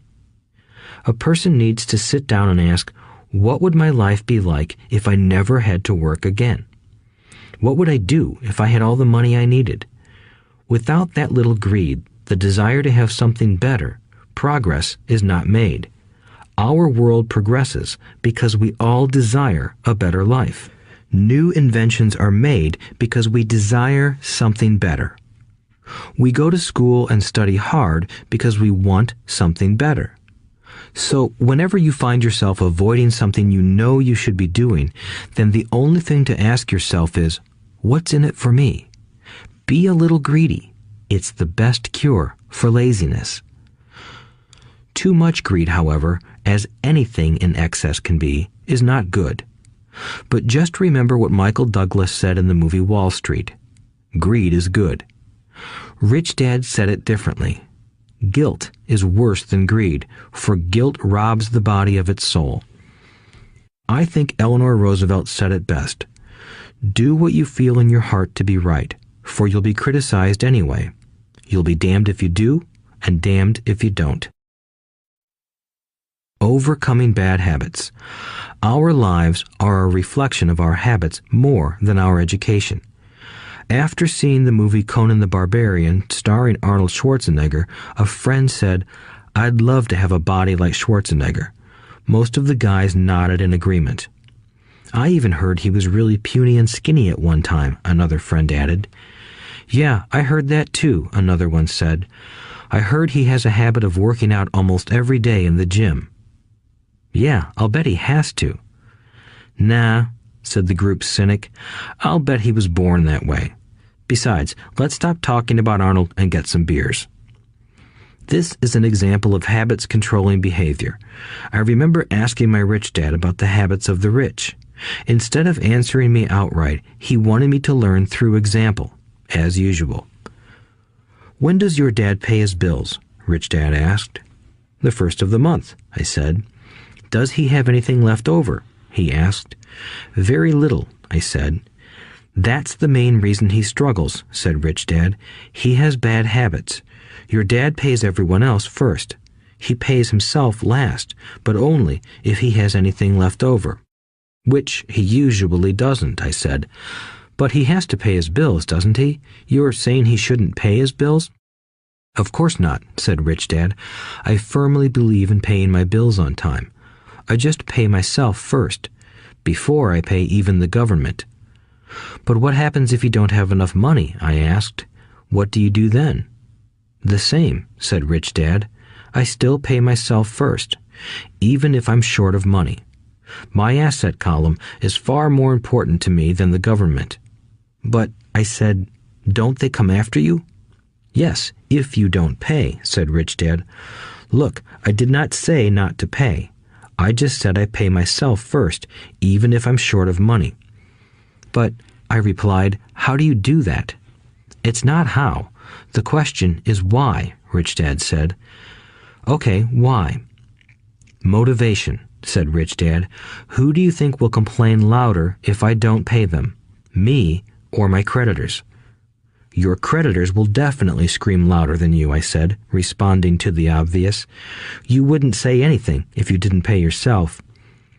So you see, after paying myself, the pressure to pay my taxes and the other creditors is so great that it forces me to seek other forms of income. The pressure to pay becomes my motivation. I've worked extra jobs, started other companies, traded in the stock market, anything, just to make sure those guys don't start yelling at me. That pressure made me work harder, forced me to think, and all in all, made me smarter and more active when it comes to money. If I had paid myself last, I would have felt no pressure, but I'd be broke. So it is the fear of the government or other people you owe money to that motivates you? That's right, said Rich Dad. You see, government bill collectors are big bullies. So are bill collectors in general. Most people give in to those bullies. They pay them and never pay themselves. You know the story of the 98-pound weakling who gets sand kicked in his face? I nodded. I see that ad for weightlifting and bodybuilding lessons in the comic books all the time. Well, most people let the bullies kick sand in their faces. I decided to use the fear of the bully to make me stronger. Others got weaker. Forcing myself to think about how to make extra money is like going to the gym and working out with weights. The more I work my mental money muscles out, the stronger I get. Now, I'm not afraid of those bullies. I liked what Rich Dad was saying, so if I pay myself first, I get financially stronger mentally and fiscally. Rich Dad nodded. And if I pay myself last, or not at all, I get weaker. So, people like bosses, managers, tax collectors, bill collectors, and landlords push me around all my life just because I don't have good money habits. Rich Dad nodded, just like the 98-pound weakling. Overcoming arrogance. What I know makes me money. What I don't know loses me money. Every time I have been arrogant, I have lost money.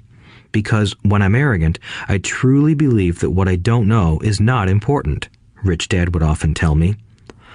I have found that many people use arrogance to try to hide their own ignorance.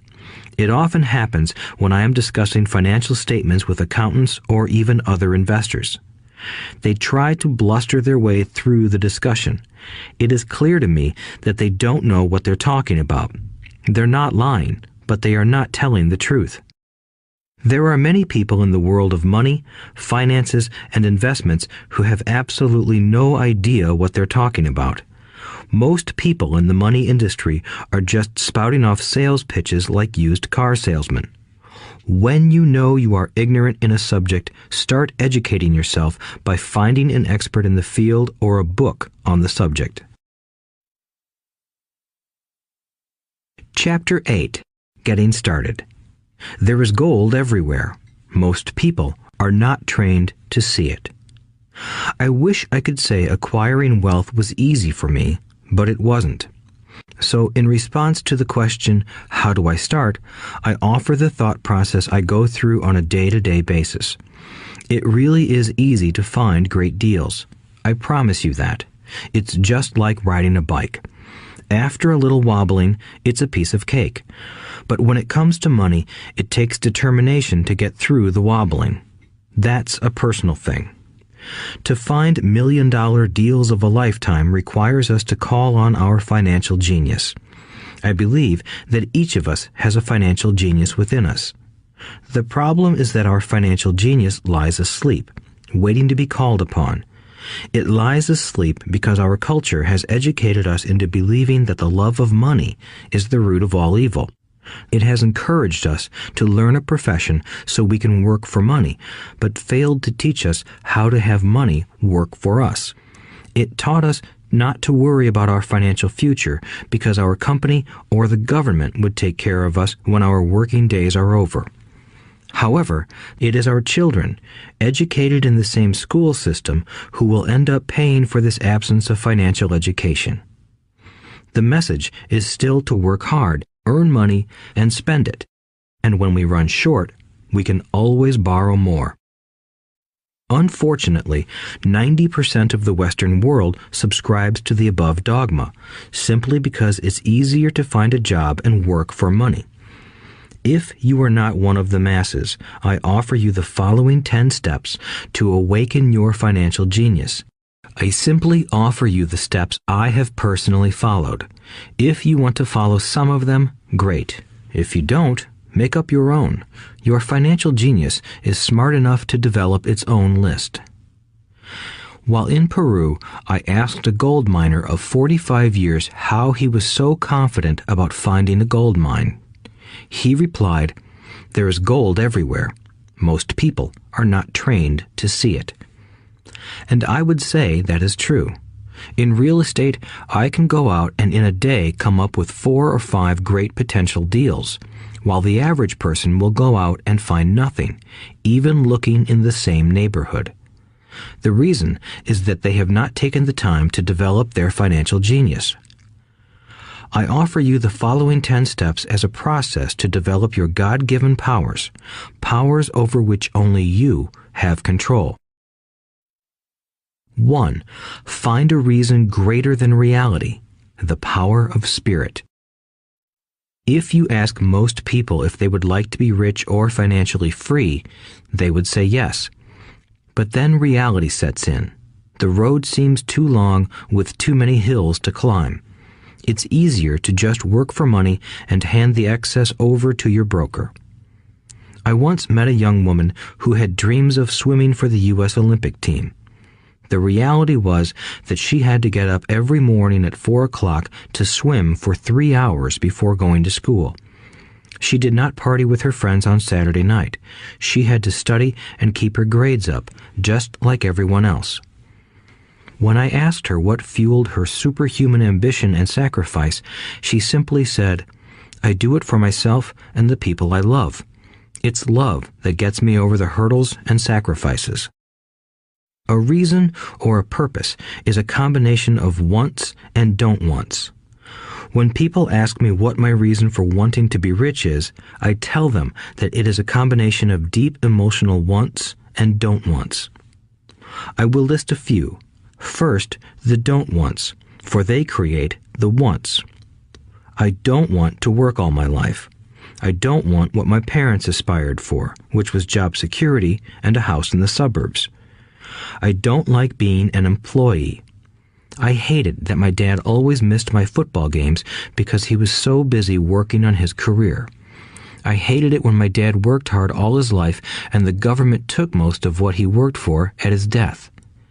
He could not even pass on what he worked so hard for when he died. The rich don't do that. They work hard and pass it on to their children. Now, the wants. I want to be free to travel the world and live in the lifestyle I love. I want to be young when I do this. I want to simply be free. I want control over my time and my life. I want money to work for me. Those are my deep-seated emotional reasons. What are yours? If they are not strong enough, then the reality of the road ahead may be greater than your reasons. I have lost money and been set back many times, but it was the deep emotional reasons that kept me standing up and going forward. I wanted to be free by age 40, but it took me until I was 47, with many learning experiences along the way. As I said, I wish I could say it was easy. It wasn't, but it wasn't that hard either. I've learned that without a strong reason or purpose, anything in life is hard. If you do not have a strong reason, there is no sense listening further. It will sound like too much work. 2. Make daily choices. The power of choice. Choice is the main reason people want to live in a free country. We want the power to choose. Financially, with every dollar we get in our hands, we hold the power to choose our future, to be rich, poor, or middle class. Our spending habits reflect who we are. Poor people simply have poor spending habits. The benefit I had as a boy was that I loved playing Monopoly constantly. Nobody told me Monopoly was only for kids, so I just kept playing the game as an adult. I also had a rich dad who pointed out to me the difference between an asset and a liability.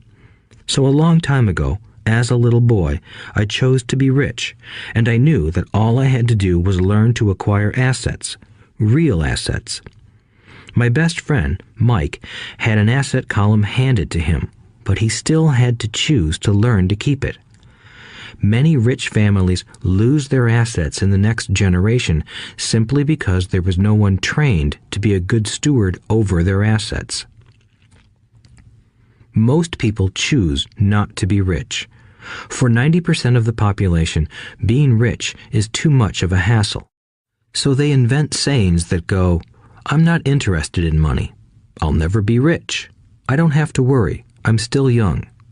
When I make some money, then I'll think about my future. My husband or wife handles the finances. The problem with those statements is that they rob the person who chooses to think such thoughts of two things. One is time, which is your most precious asset. The second is learning. Having no money should not be an excuse to not learn, but that is a choice we all make daily. The choice of what we do with our time, our money, and what we put in our heads. That is the power of choice. All of us have choice. I just choose to be rich, and I make that choice every day. Invest first in education. In reality, the only real asset you have is your mind, the most powerful tool we have dominion over. Each of us has the choice of what we put in our brain once we're old enough. You can watch TV, read golf magazines, or go to ceramics class or a class on financial planning. You choose. Most people simply buy investments rather than first investing in learning about investing. A friend of mine recently had her apartment burglarized. The thieves took her electronics and left all the books. And we all have that same choice. 90% of the population buys TV sets, and only about 10% buy business books. So what do? I go to seminars. I like it when they are at least 2 days long because I like to immerse myself in a subject. In 1973, I was watching this guy on TV who was advertising a 3-day seminar on how to buy real estate for nothing down. I spent $385, and that course has made me at least $2 million, if not more. But more importantly, it bought me life. I don't have to work for the rest of my life because of that one course. I go to at least 2 such courses every year. I love CDs and audiobooks. The reason? I can easily review what I just heard. I was listening to an investor say something I completely disagreed with. Instead of becoming arrogant and critical, I simply listened to that 5-minute stretch at least 20 times, maybe more. But suddenly, by keeping my mind open, I understood why he said what he said. It was like magic. I felt like I had a window into the mind of one of the greatest investors of our time. I gained tremendous insight into the vast resources of his education and experience. The net result? I still have the old way I used to think, and I now have a new way of looking at the same problem or situation. I have 2 ways to analyze a problem or trend, and that is priceless. Today, I often say, how would Donald Trump do this, or Warren Buffett, or George Soros? The only way I can access their vast mental power is to be humble enough to read or listen to what they have to say. Arrogant or critical people are often people with low self-esteem who are afraid of taking risks. That's because if you learn something new, you are then required to make mistakes in order to fully understand what you have learned. If you have listened this far, arrogance is not one of your problems. Arrogant people rarely read or listen to experts. Why should they? They are the center of the universe. There are so many intelligent people who argue or defend when a new idea clashes with the way they think. In this case, their so-called intelligence combined with arrogance equals ignorance. Each of us knows people who are highly educated or believe they are smart, but their balance sheet paints a different picture. A truly intelligent person welcomes new ideas, for new ideas can add to the synergy of other accumulated ideas. Listening is more important than talking. If that were not true, God would not have given us 2 ears and only 1 mouth. Too many people think with their mouth instead of listening in order to absorb new ideas and possibilities. They argue instead of asking questions. I take a long view on my wealth. I do not subscribe to the get-rich-quick mentality most lottery players or casino gamblers have. I may go in and out of stocks, but I am long on education. If you want to fly an airplane, I advise taking lessons first. I am always shocked at people who buy stocks or real estate but never invest in their greatest asset, their mind. Just because you bought a house or two does not make you an expert at real estate. 3. Choose friends carefully. The power of association. First of all, I do not choose my friends by their financial statements. I have friends who have actually taken a vow of poverty, as well as friends who earn millions every year. The point is that I learn from all of them. Now, I will admit that there are people I have actually sought out because they had money. But I was not after their money. I was seeking their knowledge. In some cases, these people who had money have become dear friends. I've noticed that my friends with money talk about money. They don't do it to brag. They're interested in the subject. So I learn from them, and they learn from me. My friends who are in dire financial straits do not like talking about money, business, or investing. They often think it rude or unintellectual. So I also learn from my friends who struggle financially. I find out what not to do. I have several friends who have generated over $1 billion in their short lifetimes. The 3 of them report the same phenomenon. Their friends who have no money have never come to them to ask them how they did it, but they do come asking for one of 2 things, or both, a loan or a job. Warning: don't listen to poor or frightened people. I have such friends, and while I love them dearly, they are the Chicken Littles of life. To them, when it comes to money, especially investments, it's always, the sky is falling, the sky is falling. They can always tell you why something won't work. The problem is that people listen to them.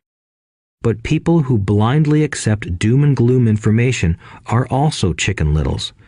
As that old saying goes, birds of a feather flock together. If you watch business channels on TV, they often have a panel of so-called experts. One expert will say the market is going to crash, and the other will say it's going to boom. If you're smart, you listen to both. Keep your mind open, because both have valid points. Unfortunately, most poor people listen to Chicken Little. I have had many close friends try to talk me out of a deal or an investment. Not long ago, a friend told me he was excited because he found a 6% certificate of deposit. I told him I earned 16% from the state government. The next day, he sent me an article about why my investment was dangerous. I have received 16% for years now, and he still receives 6%. I would say that one of the hardest things about wealth building is to be true to yourself and to be willing to not go along with the crowd. This is because, in the market, it is usually the crowd that shows up late that is slaughtered. If a great deal is on the front page, it's too late in most instances. Look for a new deal. As we used to say as surfers, there is always another wave. People who hurry and catch a wave late usually are the ones who wipe out. Smart investors don't time the markets. If they miss a wave, they search for the next one and get themselves in position. This is hard for most investors because buying what is not popular is frightening. Timid investors are like sheep going along with the crowd. Or their greed gets them in when wise investors have already taken their profits and moved on.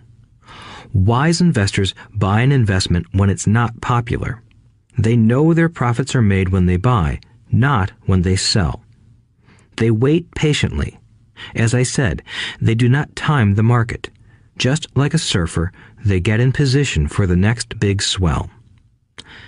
It's all insider trading. There are forms of insider trading that are illegal, and there are forms of insider trading that are legal. But either way, it's insider trading. The only distinction is, how far away from the inside are you? The reason you want to have rich friends is because that is where the money is made. It's made on information. You want to hear about the next boom, get in and get out before the next bust. I'm not saying do it illegally, but the sooner you know, the better your chances are for profits with minimal risk. That is what friends are for, and that is financial intelligence. 4. Master a formula and then learn a new one.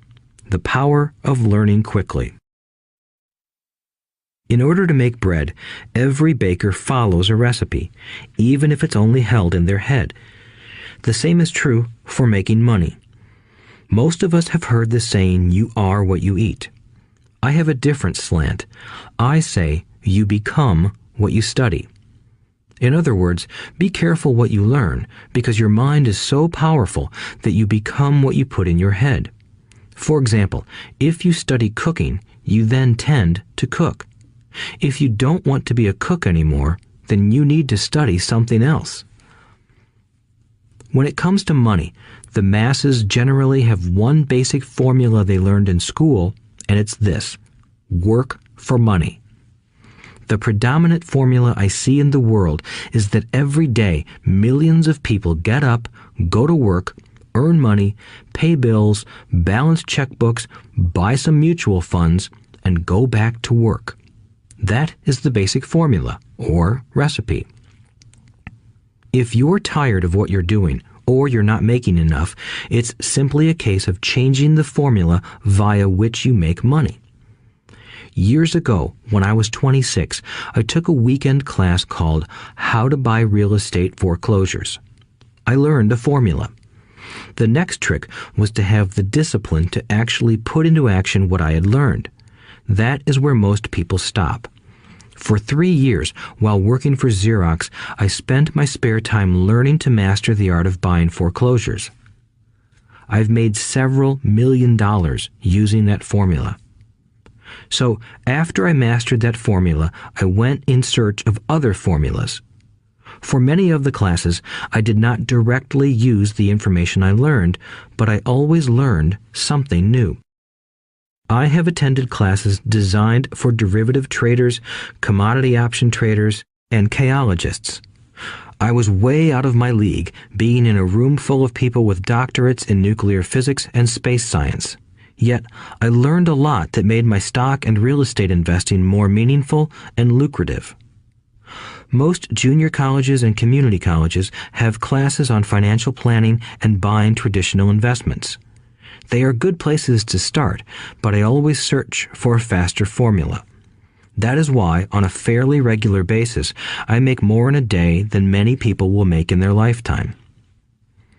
Another side note, in today's fast-changing world, it's not so much what you know anymore that counts, because often what you know is old.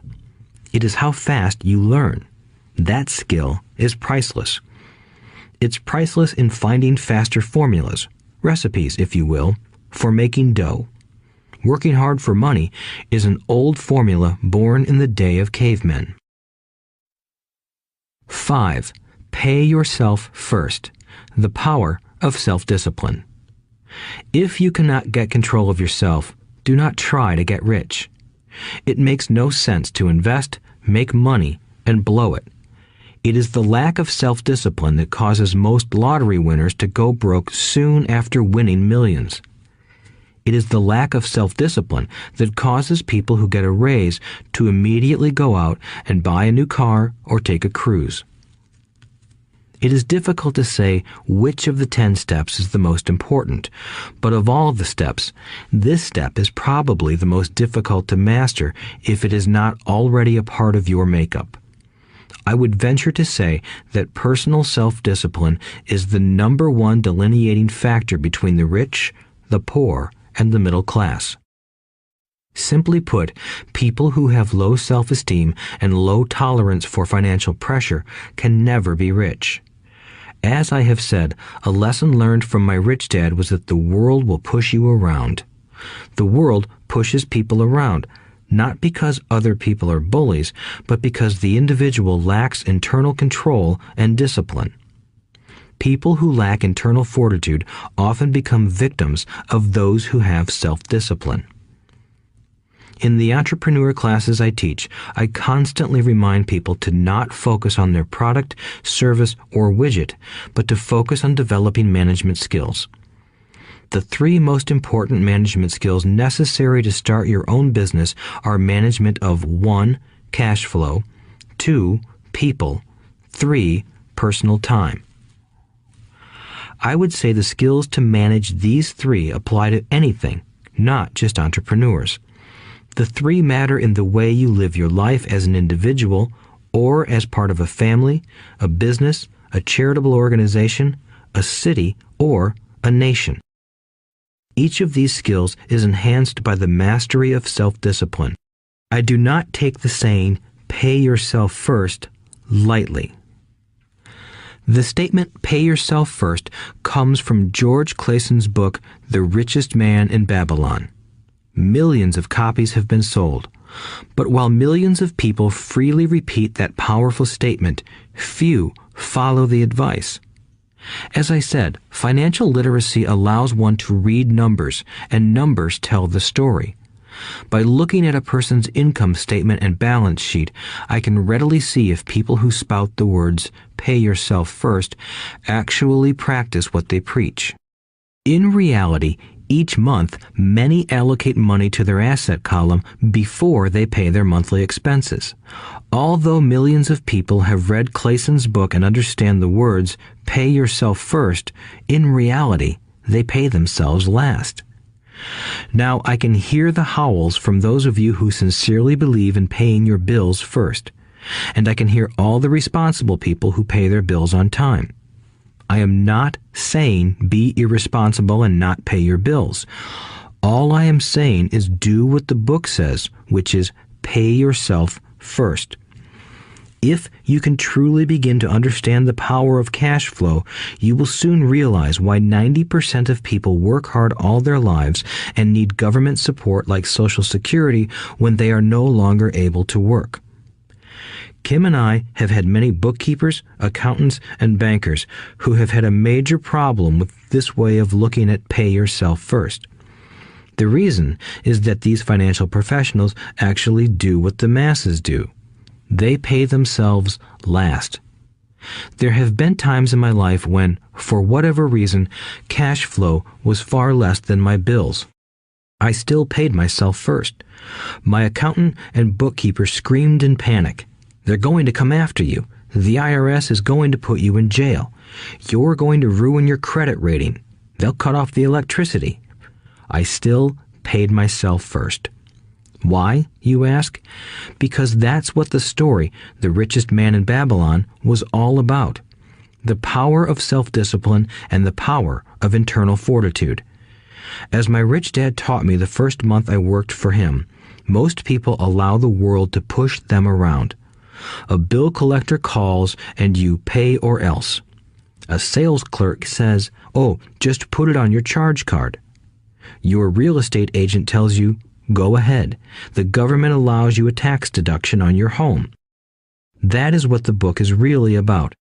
Having the guts to go against the tide and get rich. You may not be weak, but when it comes to money, many people get wimpy. I am not saying be irresponsible. The reason I don't have high credit card debt and doodad debt is because I pay myself first. The reason I minimize my income is because I don't want to pay it to the government. That is why my income comes from my asset column through a Nevada corporation. If I work for money, the government takes it. Although I pay my bills last, I am financially astute enough to not get into a tough financial situation.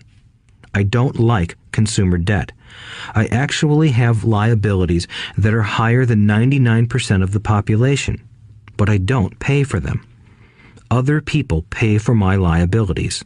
They're called tenants. So rule number 1 in paying yourself first is don't get into debt in the first place. Although I pay my bills last, I set it up to have only small, unimportant bills that are due. When I occasionally come up short, I still pay myself first. I let the creditors and even the government scream. I like it when they get tough. Why? Because those guys do me a favor. They inspire me to go out and create more money. So I pay myself first, invest the money, and let the creditors yell. I generally pay them right away anyway. Kim and I have excellent credit.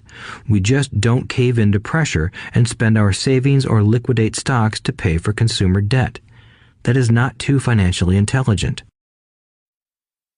To successfully pay yourself first, keep the following in mind.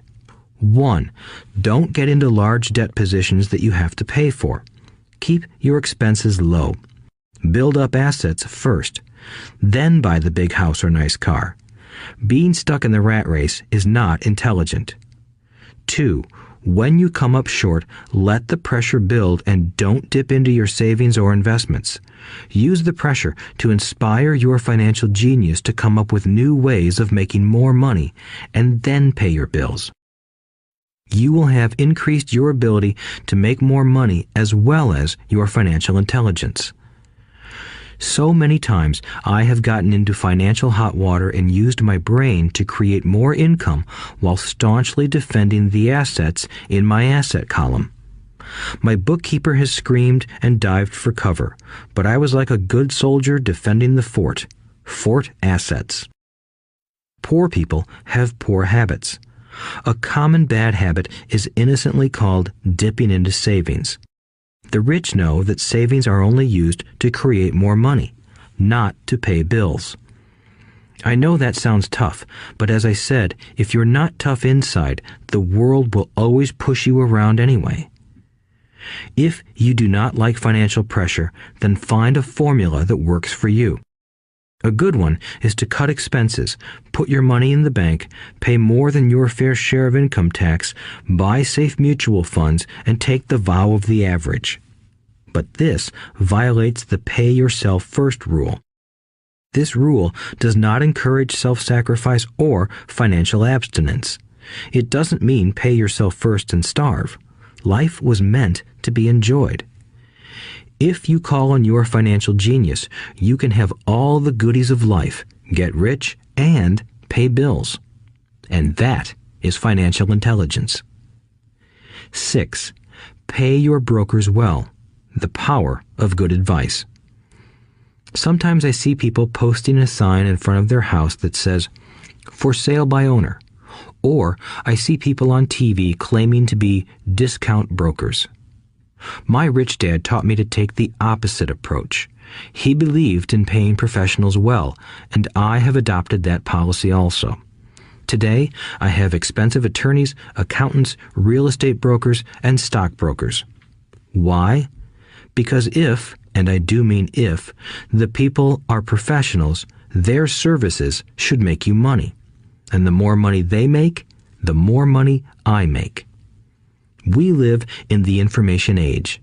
Information is priceless. A good broker should provide you with information as well as take the time to educate you. I have several brokers who do that for me.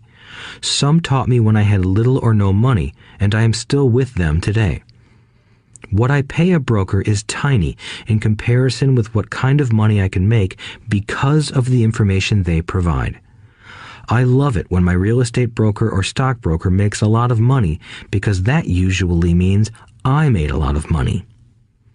A good broker saves me time in addition to making me money.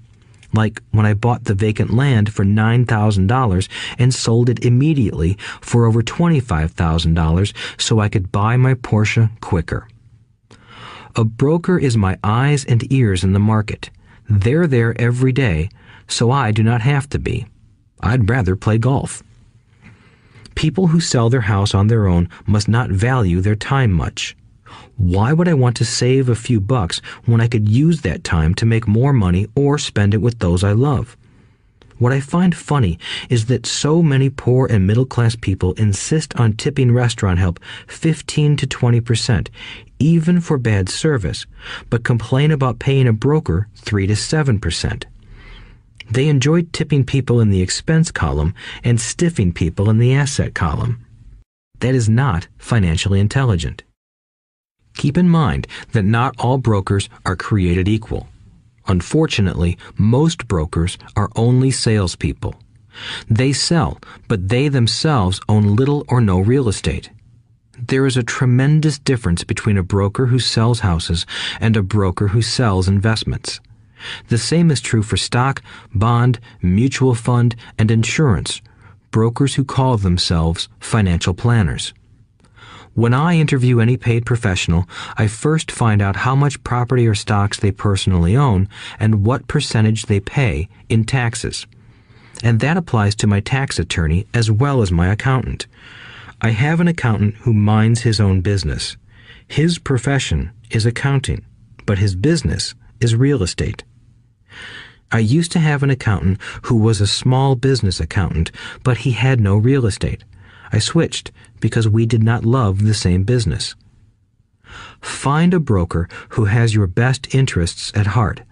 Many brokers will spend the time educating you, and they could be the best asset you find.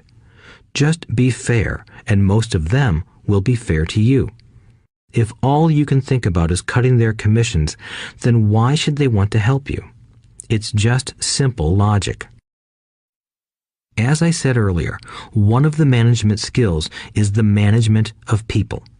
Many people only manage people they feel smarter than and they have power over. Many middle managers remain middle managers, failing to get promoted because they know how to work with people below them, but not with people above them. The real skill is to manage and reward the people who are smarter than you in some technical area. That is why companies have a board of directors. You should have one too. That is financial intelligence. 7. Be an Indian giver. The power of getting something for nothing.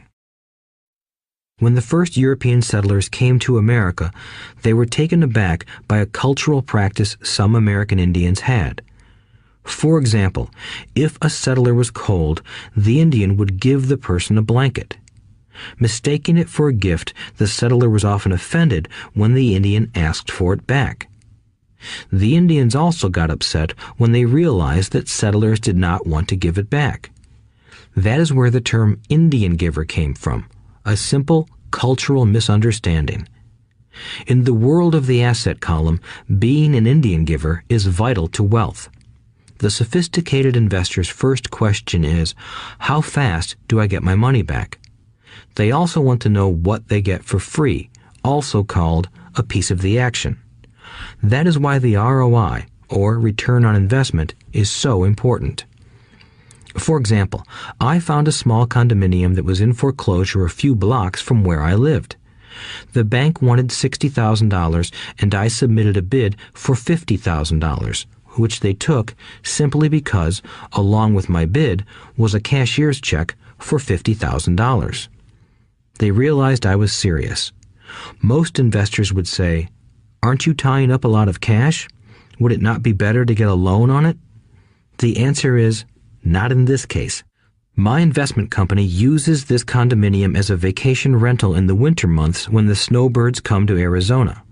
It rents for $2,500 a month for 4 months out of the year. For rental during the off-season, it rents for only $1,000 a month. I had my money back in about 3 years. Now I own this asset, which pumps money out for me, month in and month out. The same is done with stocks.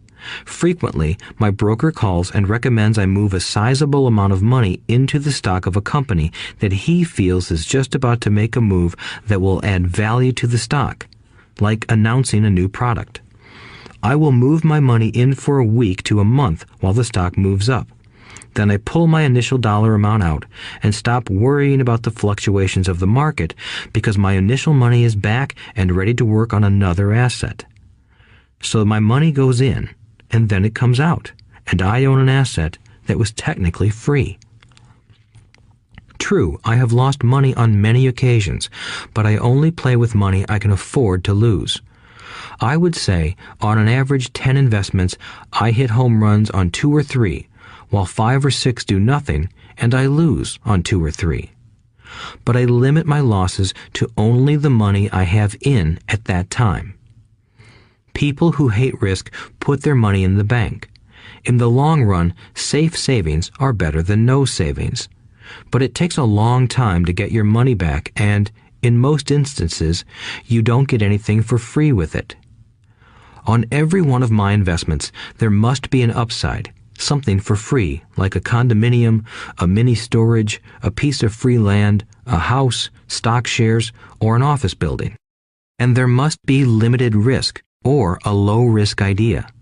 There are books devoted entirely to this subject, so I will not talk about it here.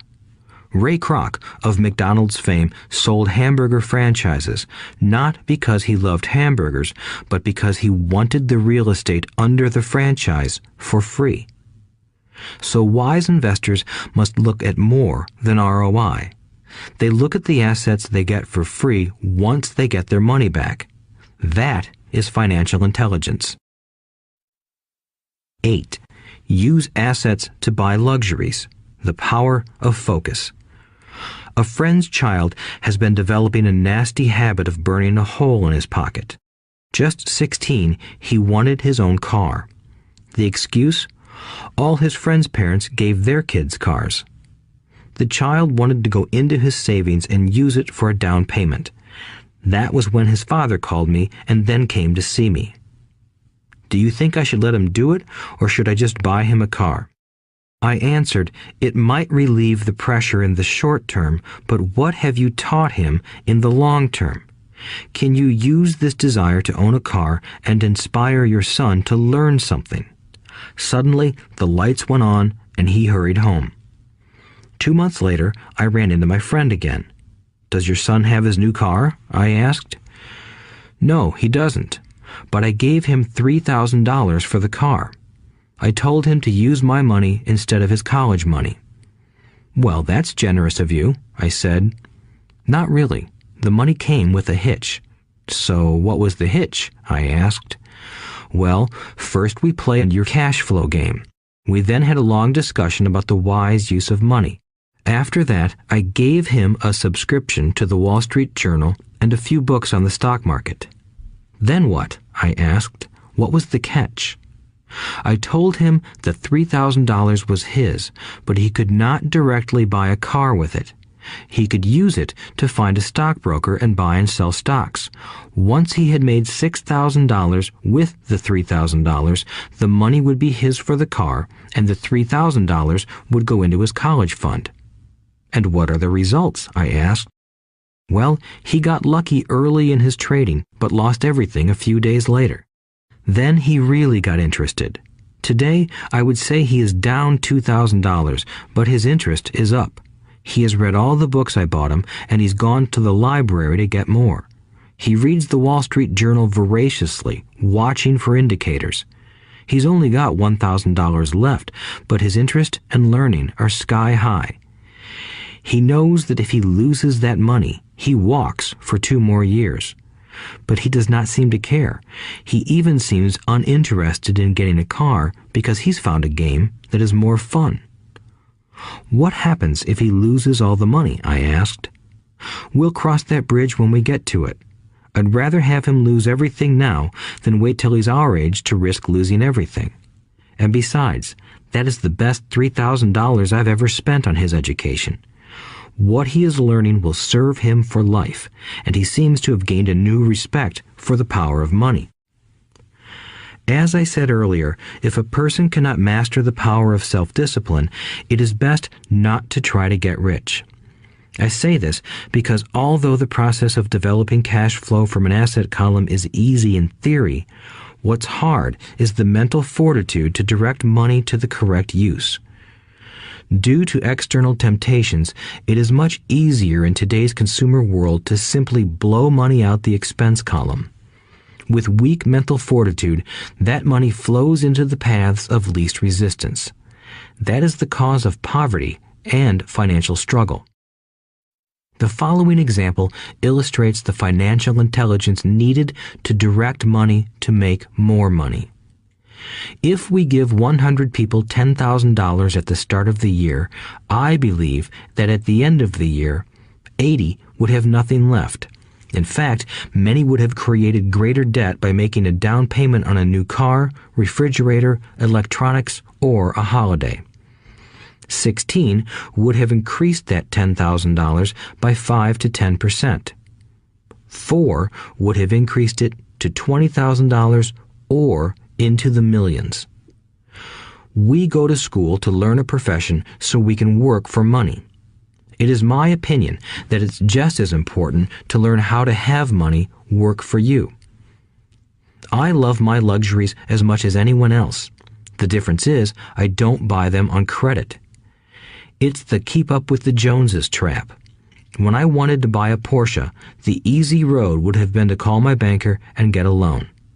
Instead of choosing to focus in the liability column, I chose to focus in the asset column. As a habit, I use my desire to consume to inspire and motivate my financial genius to invest. Too often today, we focus on borrowing money to get the things we want instead of focusing on creating money. One is easier in the short term, but harder in the long term. It's a bad habit that we as individuals and as a nation have gotten into. Remember, the easy road often becomes hard, and the hard road often becomes easy. The earlier you can train yourself and those you love to be masters of money, the better. Money is a powerful force. Unfortunately, people use the power of money against themselves. If your financial intelligence is low, money will run all over you. It will be smarter than you. If money is smarter than you, you will work for it all your life. To be the master of money, you need to be smarter than it. Then money will do as it is told. It will obey you. Instead of being a slave to it, you will be the master of it. That is financial intelligence. 9. Choose heroes. The power of myth. When I was a kid, I greatly admired Willie Mays, Hank Aaron, and Yogi Berra. They were my heroes, and I wanted to be just like them. I treasured their baseball cards. I knew their stats, the RBIs, the ERAs, their batting averages, how much they got paid, and how they came up from the minor leagues. As a 9-year-old kid, when I stepped up to bat or played first base or catcher, I wasn't me. I pretended I was a famous baseball player. It's one of the most powerful ways we learn, and we often lose that as adults. We lose our heroes. Today, I watch young kids playing basketball near my home. On the court, they're not little Johnny. They're pretending to be their favorite basketball hero. Copying or emulating heroes is true power learning. I have new heroes as I grow older. I have golf heroes, and I copy their swings and do my best to read everything I can about them. I also have heroes such as Donald Trump, Warren Buffett, Peter Lynch, George Soros, and Jim Rogers. I know their stats just like I knew the ERAs and RBIs of my childhood baseball heroes. I follow what Warren Buffett invests in, and I read anything I can about his point of view on the market and how he chooses stocks. And I read about Donald Trump, trying to find out how he negotiates and puts deals together. Just as I was not me when I was up to bat, when I'm in the market or I'm negotiating a deal, I am subconsciously acting with the bravado of Trump. Or, when analyzing a trend, I look at it as though Warren Buffett were doing it. By having heroes, we tap into a tremendous source of raw genius. But heroes do more than simply inspire us. Heroes make things look easy. Making it look easy convinces us to want to be just like them. If they can do it, so can I. When it comes to investing, too many people make it sound hard. Instead, find heroes who make it look easy. 10. Teach and you shall receive. The power of giving. Both of my dads were teachers. My rich dad taught me a lesson I have carried all my life, the necessity of being charitable or giving. My educated dad gave a lot of his time and knowledge, but almost never gave away money. He usually said that he would give when he had some extra money, but of course, there was rarely any extra. My rich dad gave money as well as education. He believed firmly in tithing. If you want something, you first need to give, he would always say. When he was short of money, he gave money to his church or to his favorite charity. If I could leave one single idea with you, it is that idea. Whenever you feel short or in need of something, give what you want first, and it will come back in buckets. That is true for money, a smile, love, or friendship. I know it is often the last thing a person may want to do, but it has always worked for me. I trust that the principle of reciprocity is true, and I give what I want. I want money, so I give money, and it comes back in multiples. I want sales, so I help someone else sell something, and sales come to me. I want contacts, and I help someone else get contacts. Like magic, contacts come to me. I heard a saying years ago that went, "God does not need to receive, but humans need to give." My rich dad would often say, poor people are more greedy than rich people.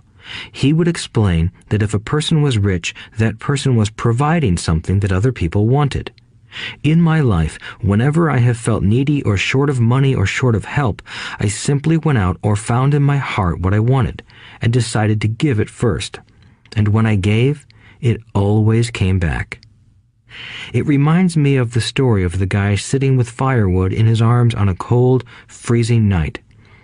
He is yelling at the pot-bellied stove, "When you give me some heat, then I'll put some wood in you." And when it comes to money, love, happiness, sales, and contacts, all one needs to remember is to give first.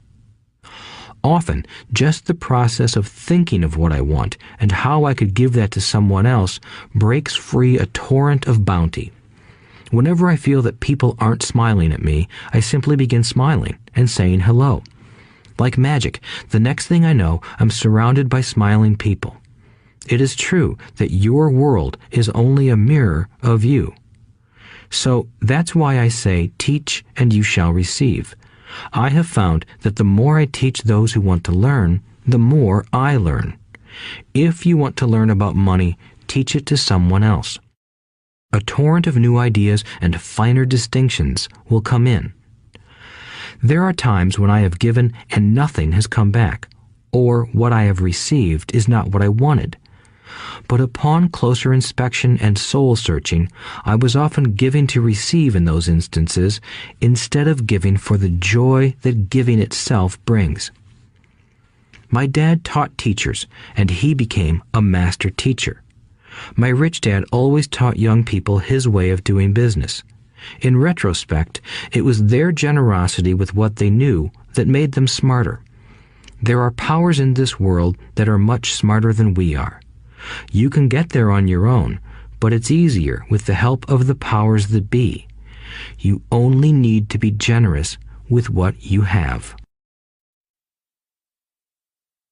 Chapter 9. Still want more?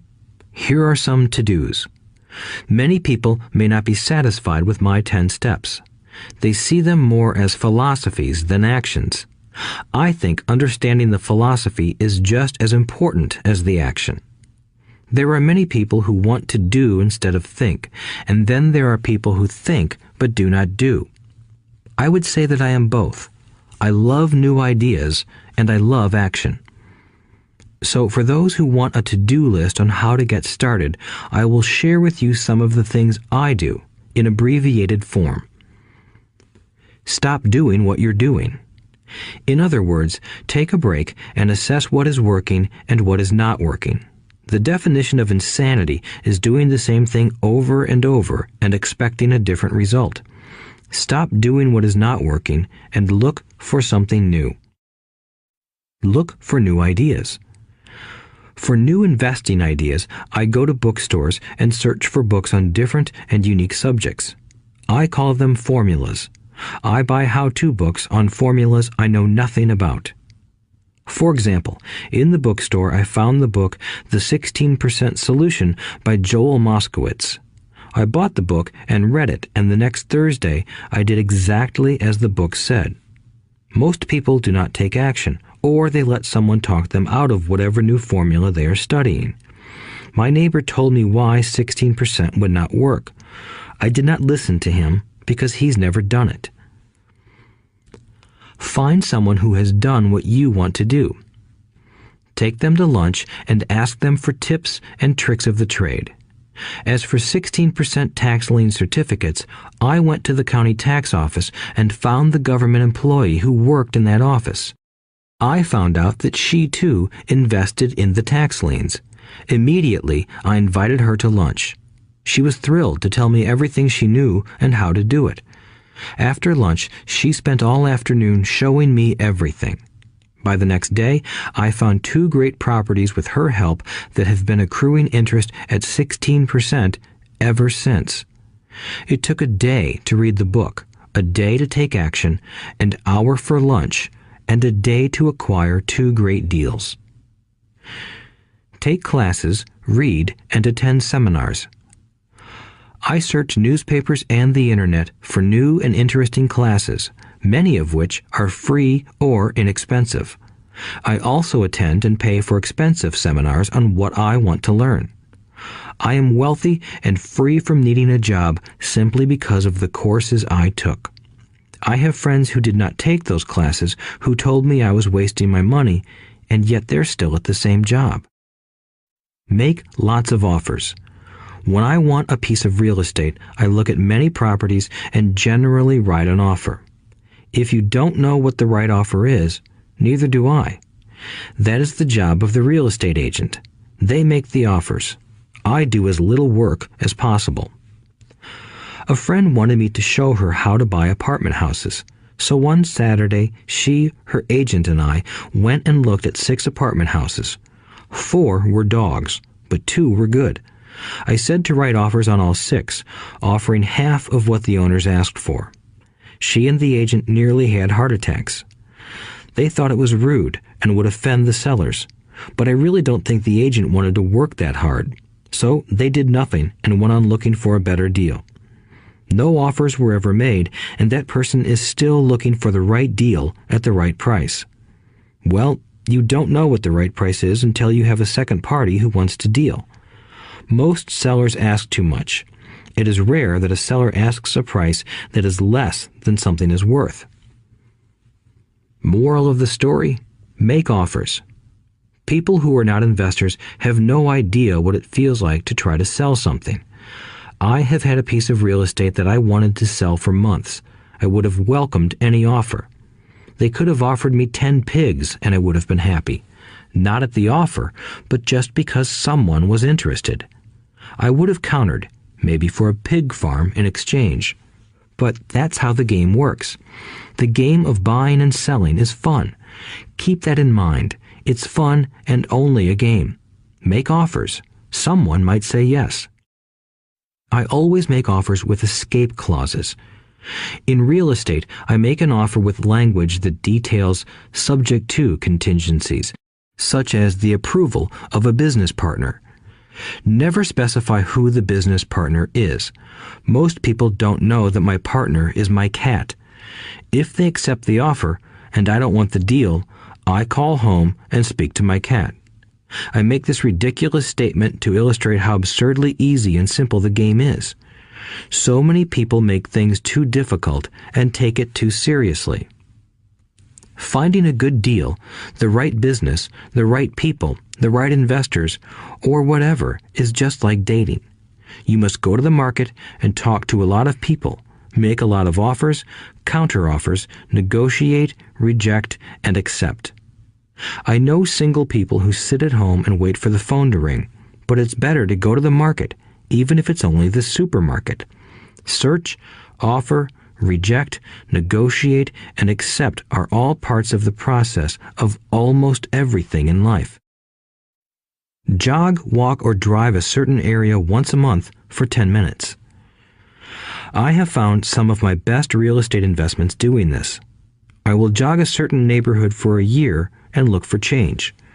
For there to be profit in a deal, there must be 2 elements: a bargain and change. There are lots of bargains, but it's change that turns a bargain into a profitable opportunity. So when I jog a neighborhood I might like to invest in. It is the repetition that causes me to notice slight differences. I notice real estate signs that are up for a long time. That means the seller might be more agreeable to deal. I watch for moving trucks going in or out. I stop and talk to the drivers. I talk to the postal carriers. It's amazing how much information they acquire about an area. I find a bad area, especially an area that the news has scared everyone away from. I drive it for sometimes a year, waiting for signs of something changing for the better. I talk to retailers, especially new ones, and find out why they're moving in. It takes only a few minutes a month, and I do it while doing something else, like exercising or going to and from the store. Shop for bargains in all markets. Consumers will always be poor. When the supermarket has a sale, say on toilet paper, the consumer runs in and stocks up. But when the housing or stock market has a sale, most often called a crash or correction, the same consumer often runs away from it. When the supermarket raises its prices, the consumer shops somewhere else. But when housing or the stock market raises their prices, the same consumer often rushes in and starts buying. Always remember, profits are made in the buying, not in the selling. Look in the right places. A neighbor bought a condominium for $100,000. I bought the identical condo next door for $50,000. He told me he's waiting for the price to go up. I told him that profit is made when you buy, not when you sell. He shopped with a real estate broker who owns no property of her own.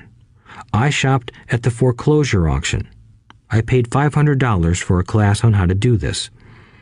My neighbor thought that the $500 for a real estate investment class was too expensive. He said he could not afford the money or the time. So he waits for the prices to go up. Look for people who want to buy first, then look for someone who wants to sell. A friend was looking for a certain piece of land. He had the money, but did not have the time. I found a large piece of land, larger than what my friend wanted to buy, tied it up with an option, called my friend, and he said he wanted a piece of it. So I sold the piece to him and then bought the land. I kept the remaining land as mine for free. Moral of the story: buy the pie and cut it in pieces. Most people look for what they can afford, so they look too small. They buy only a piece of the pie, so they end up paying more for less. Small thinkers don't get the big breaks. If you want to get richer, think big. Think big. Retailers love giving volume discounts simply because most business people love big spenders. So even if you're small, you can always think big. When my company was in the market for computers, I called several friends and asked them if they were ready to buy also. We then went to different dealers and negotiated a great deal because we wanted to buy so many. I have done the same with stocks. Small people remain small because they think small, act alone, or don't act at all. Learn from history. All the big companies on the stock exchange started out as small companies. Colonel Sanders did not get rich until after he lost everything in his 60s. Bill Gates was one of the richest men in the world before he was 30. Action always beats inaction. These are just a few of the things I have done and continue to do to recognize opportunities. The important words are have done and do. As repeated many times throughout this audiobook, you must take action before you can receive the financial rewards. Act now. Final thoughts. I would like to share some final thoughts with you. The main reason I wrote this book, and the reason it has remained a bestseller since 2000, was to share insights into how increased financial intelligence can be used to solve many of life's common problems. Without financial training, we all too often use the standard formulas to get through life. Work hard, save, borrow, and pay excessive taxes. Today, more than ever, we need better information. I use the following story as an example of a financial problem that confronts many young families today. How do you afford a good education for your children and provide for your own retirement? It requires using financial intelligence instead of hard work. A friend of mine was griping one day about how hard it was to save money for his 4 children's college educations. He was putting $300 away in a college fund each month and had so far accumulated only about $12,000. He had about 12 more years to save for college since his oldest child was then 6 years old. At the time, the real estate market in Phoenix was terrible. People were giving houses away. I suggested to my friend that he buy a house with some of the money in his college fund. The idea intrigued him, and we began to discuss the possibility. His primary concern was that he did not have credit with the bank to buy another house since he was so overextended. I assured him that there were other ways to finance a property rather than through the bank. We looked for a house for 2 weeks, a house that would fit all our criteria. There were plenty to choose from, so shopping was fun. Finally, we found a 3-bedroom, 2-bath home in a prime neighborhood. The owner had been downsized and needed to sell that day because he and his family were moving to California where another job waited. The owner wanted $102,000, but we offered only $79,000. He took it immediately and agreed to carry back the loan with a 10% down payment. All my friend had to come up with was $7,900. As soon as the owner moved, my friend put the house up for rent. After all expenses were paid, including the mortgage, he put $125 in his pocket each month.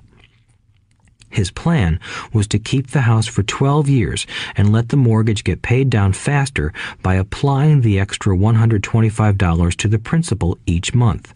We figured that in 12 years, a large portion of the mortgage would be paid off and he could possibly be clearing $800 a month by the time his first child went to college. He could also sell the house if it had appreciated in value. 3 years later, the real estate market greatly improved in Phoenix, and he was offered $156,000 for the same house by the tenant who lived in it. Again, he asked me what I thought. I advised that he sell it, using a 1031 tax-deferred exchange. Suddenly, he had nearly $80,000 to operate with. I called another friend in Austin, Texas, who then moved this tax-deferred capital gain into a mini storage facility. Within 3 months, he began receiving checks for a little less than $1,000 a month, which he then poured back into the college fund. A couple of years later, the mini warehouse sold, and he received a check for nearly $330,000 as proceeds from the sale. He rolled those funds into a new project that would now generate over $3,000 a month in income, again going into the college fund. He is now very confident that his goal will be met easily. It only took $7,900 to start and a little financial intelligence. His children will be able to afford the education they want, and he will then use the underlying asset, wrapped in his legal entity, to pay for his retirement. As a result of this successful investment strategy, he will be able to retire early. Thank you for listening to this audiobook. I hope it has provided some insights into utilizing the power of money to work for you. Today, we need greater financial intelligence to simply survive. The idea that it takes money to make money is the thinking of financially unsophisticated people. It does not mean that they're not intelligent. They have simply not learned the science of money making money. Money is only an idea. If you want more money, simply change your thinking. Every self-made person started small with an idea and then turned it into something big. The same applies to investing. It takes only a few dollars to start and grow it into something big. I meet so many people who spend their lives chasing the big deal or trying to amass a lot of money to get into a big deal. But to me, that is foolish. Too often, I have seen unsophisticated investors put their large nest egg into one deal and lose most of it rapidly. They may have been good workers, but they were not good investors. Education and wisdom about money are important. Start early. Buy a book. Go to a seminar. Practice. Start small. I turned $5,000 cash into a $1 million asset, producing $5,000 a month cash flow in less than 6 years. But I started learning as a kid. I encourage you to learn because it's not that hard. In fact, it's pretty easy once you get the hang of it. I think I have made my message clear. It's what is in your head that determines what is in your hands. Money is only an idea. There is a great book called Think and Grow Rich. The title is not Work Hard and Grow Rich. Learn to have money work hard for you, and your life will be easier and happier. Today, don't play it safe. Play it smart. The 3 incomes. In the world of accounting, there are 3 different types of income. 1. Ordinary earned. 2. Portfolio. 3. Passive. When my poor dad said to me, "Go to school, get good grades, and find a safe, secure job," he was recommending I work for earned income.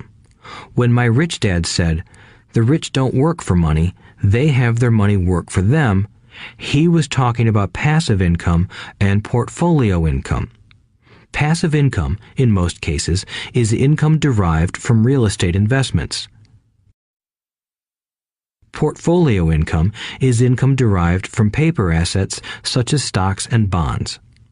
Portfolio income is the income that makes Bill Gates the richest man in the world, not earned income. Rich Dad used to say, the key to becoming wealthy is the ability to convert earned income into passive income or portfolio income as quickly as possible.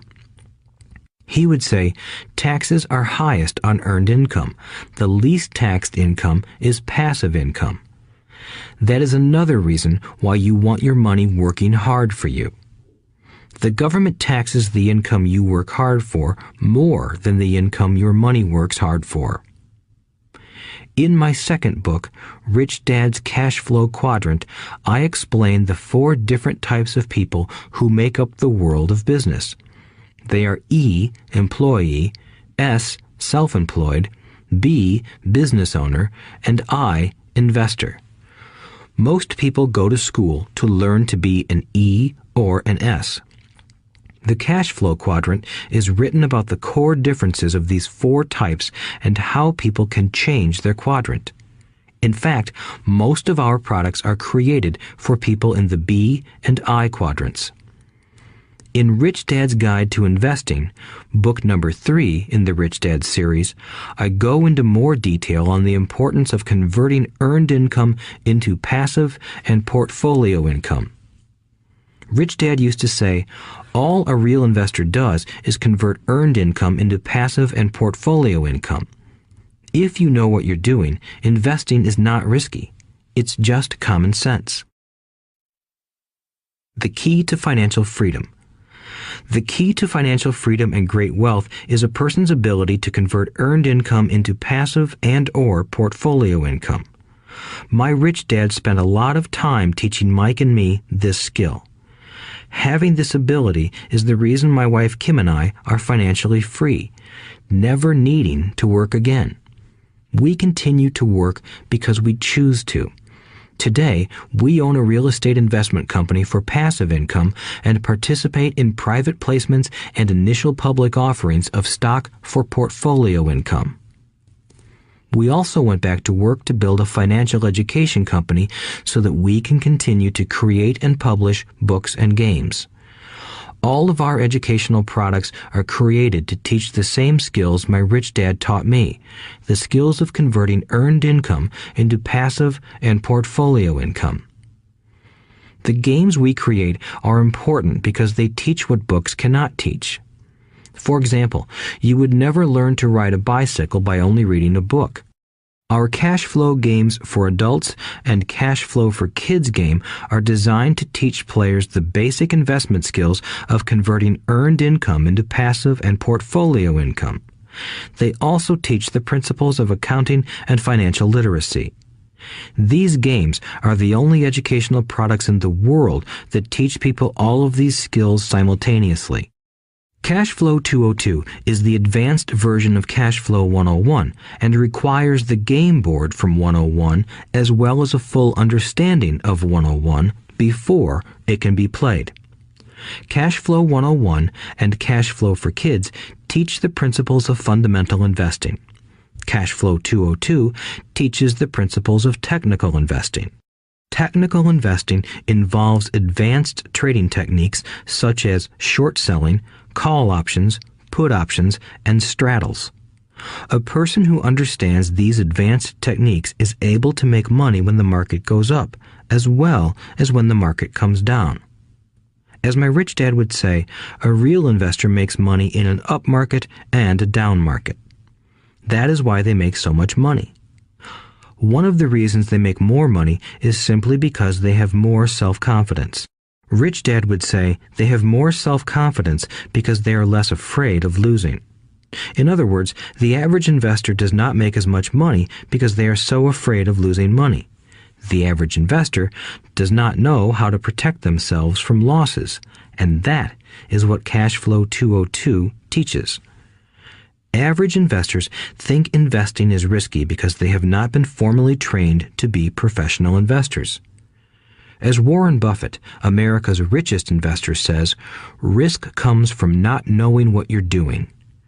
My board games teach the simple basics of fundamental investing and technical investing while people are having fun.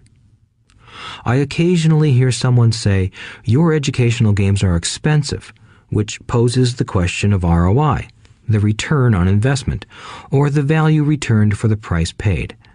I nod my head and reply, yes, they may be expensive, especially when compared to entertainment board games. But my games are not as expensive as a college education, working hard all your life for earned income, paying excessive taxes, and then living in terror of losing all of your money in the investment markets. When someone walks away mumbling about the price, I can hear my rich dad saying, if you want to be rich, you must know what kind of income to work hard for, how to keep it, and how to protect it from loss. That is the key to great wealth. Rich Dad would also say, if you do not understand the differences in those three incomes and do not learn the skills on how to acquire and protect those incomes, you will probably spend your life earning less than you could and working harder than you should. My poor dad thought a good education, a good job, and years of hard work were all you needed to be successful. My rich dad also thought a good education was important. But to him, it was also important that Mike and I know the differences in the three incomes and what kind of income to work hard for. To him, that was basic financial education. Knowing the differences in the three incomes and learning the investment skills of how to acquire the different incomes is basic education for anyone who strives to acquire great wealth and achieve financial freedom, a special kind of freedom that only a few will ever know. As Rich Dad states in lesson number 1, the rich do not work for money. They know how to have money work hard for them. Rich Dad said, earned income is money you work for, and passive and portfolio income is money working for you. Knowing that little difference has been significant in my life. Or, as Robert Frost ends his poem, and that has made all the difference. Take action. All of you were given two great gifts, your mind and your time. It is up to you to do what you please with both. With each dollar bill that enters your hand, you and only you have the power to determine your destiny. Spend it foolishly, and you choose to be poor. Spend it on liabilities, and you join the middle class. Invest it in your mind and learn how to acquire assets, and you will be choosing wealth as your goal and your future. The choice is yours and only yours. Every day, with every dollar, you decide to be rich, poor, or middle class. Choose to share this knowledge with your children, and you choose to prepare them for the world that awaits. No one else will.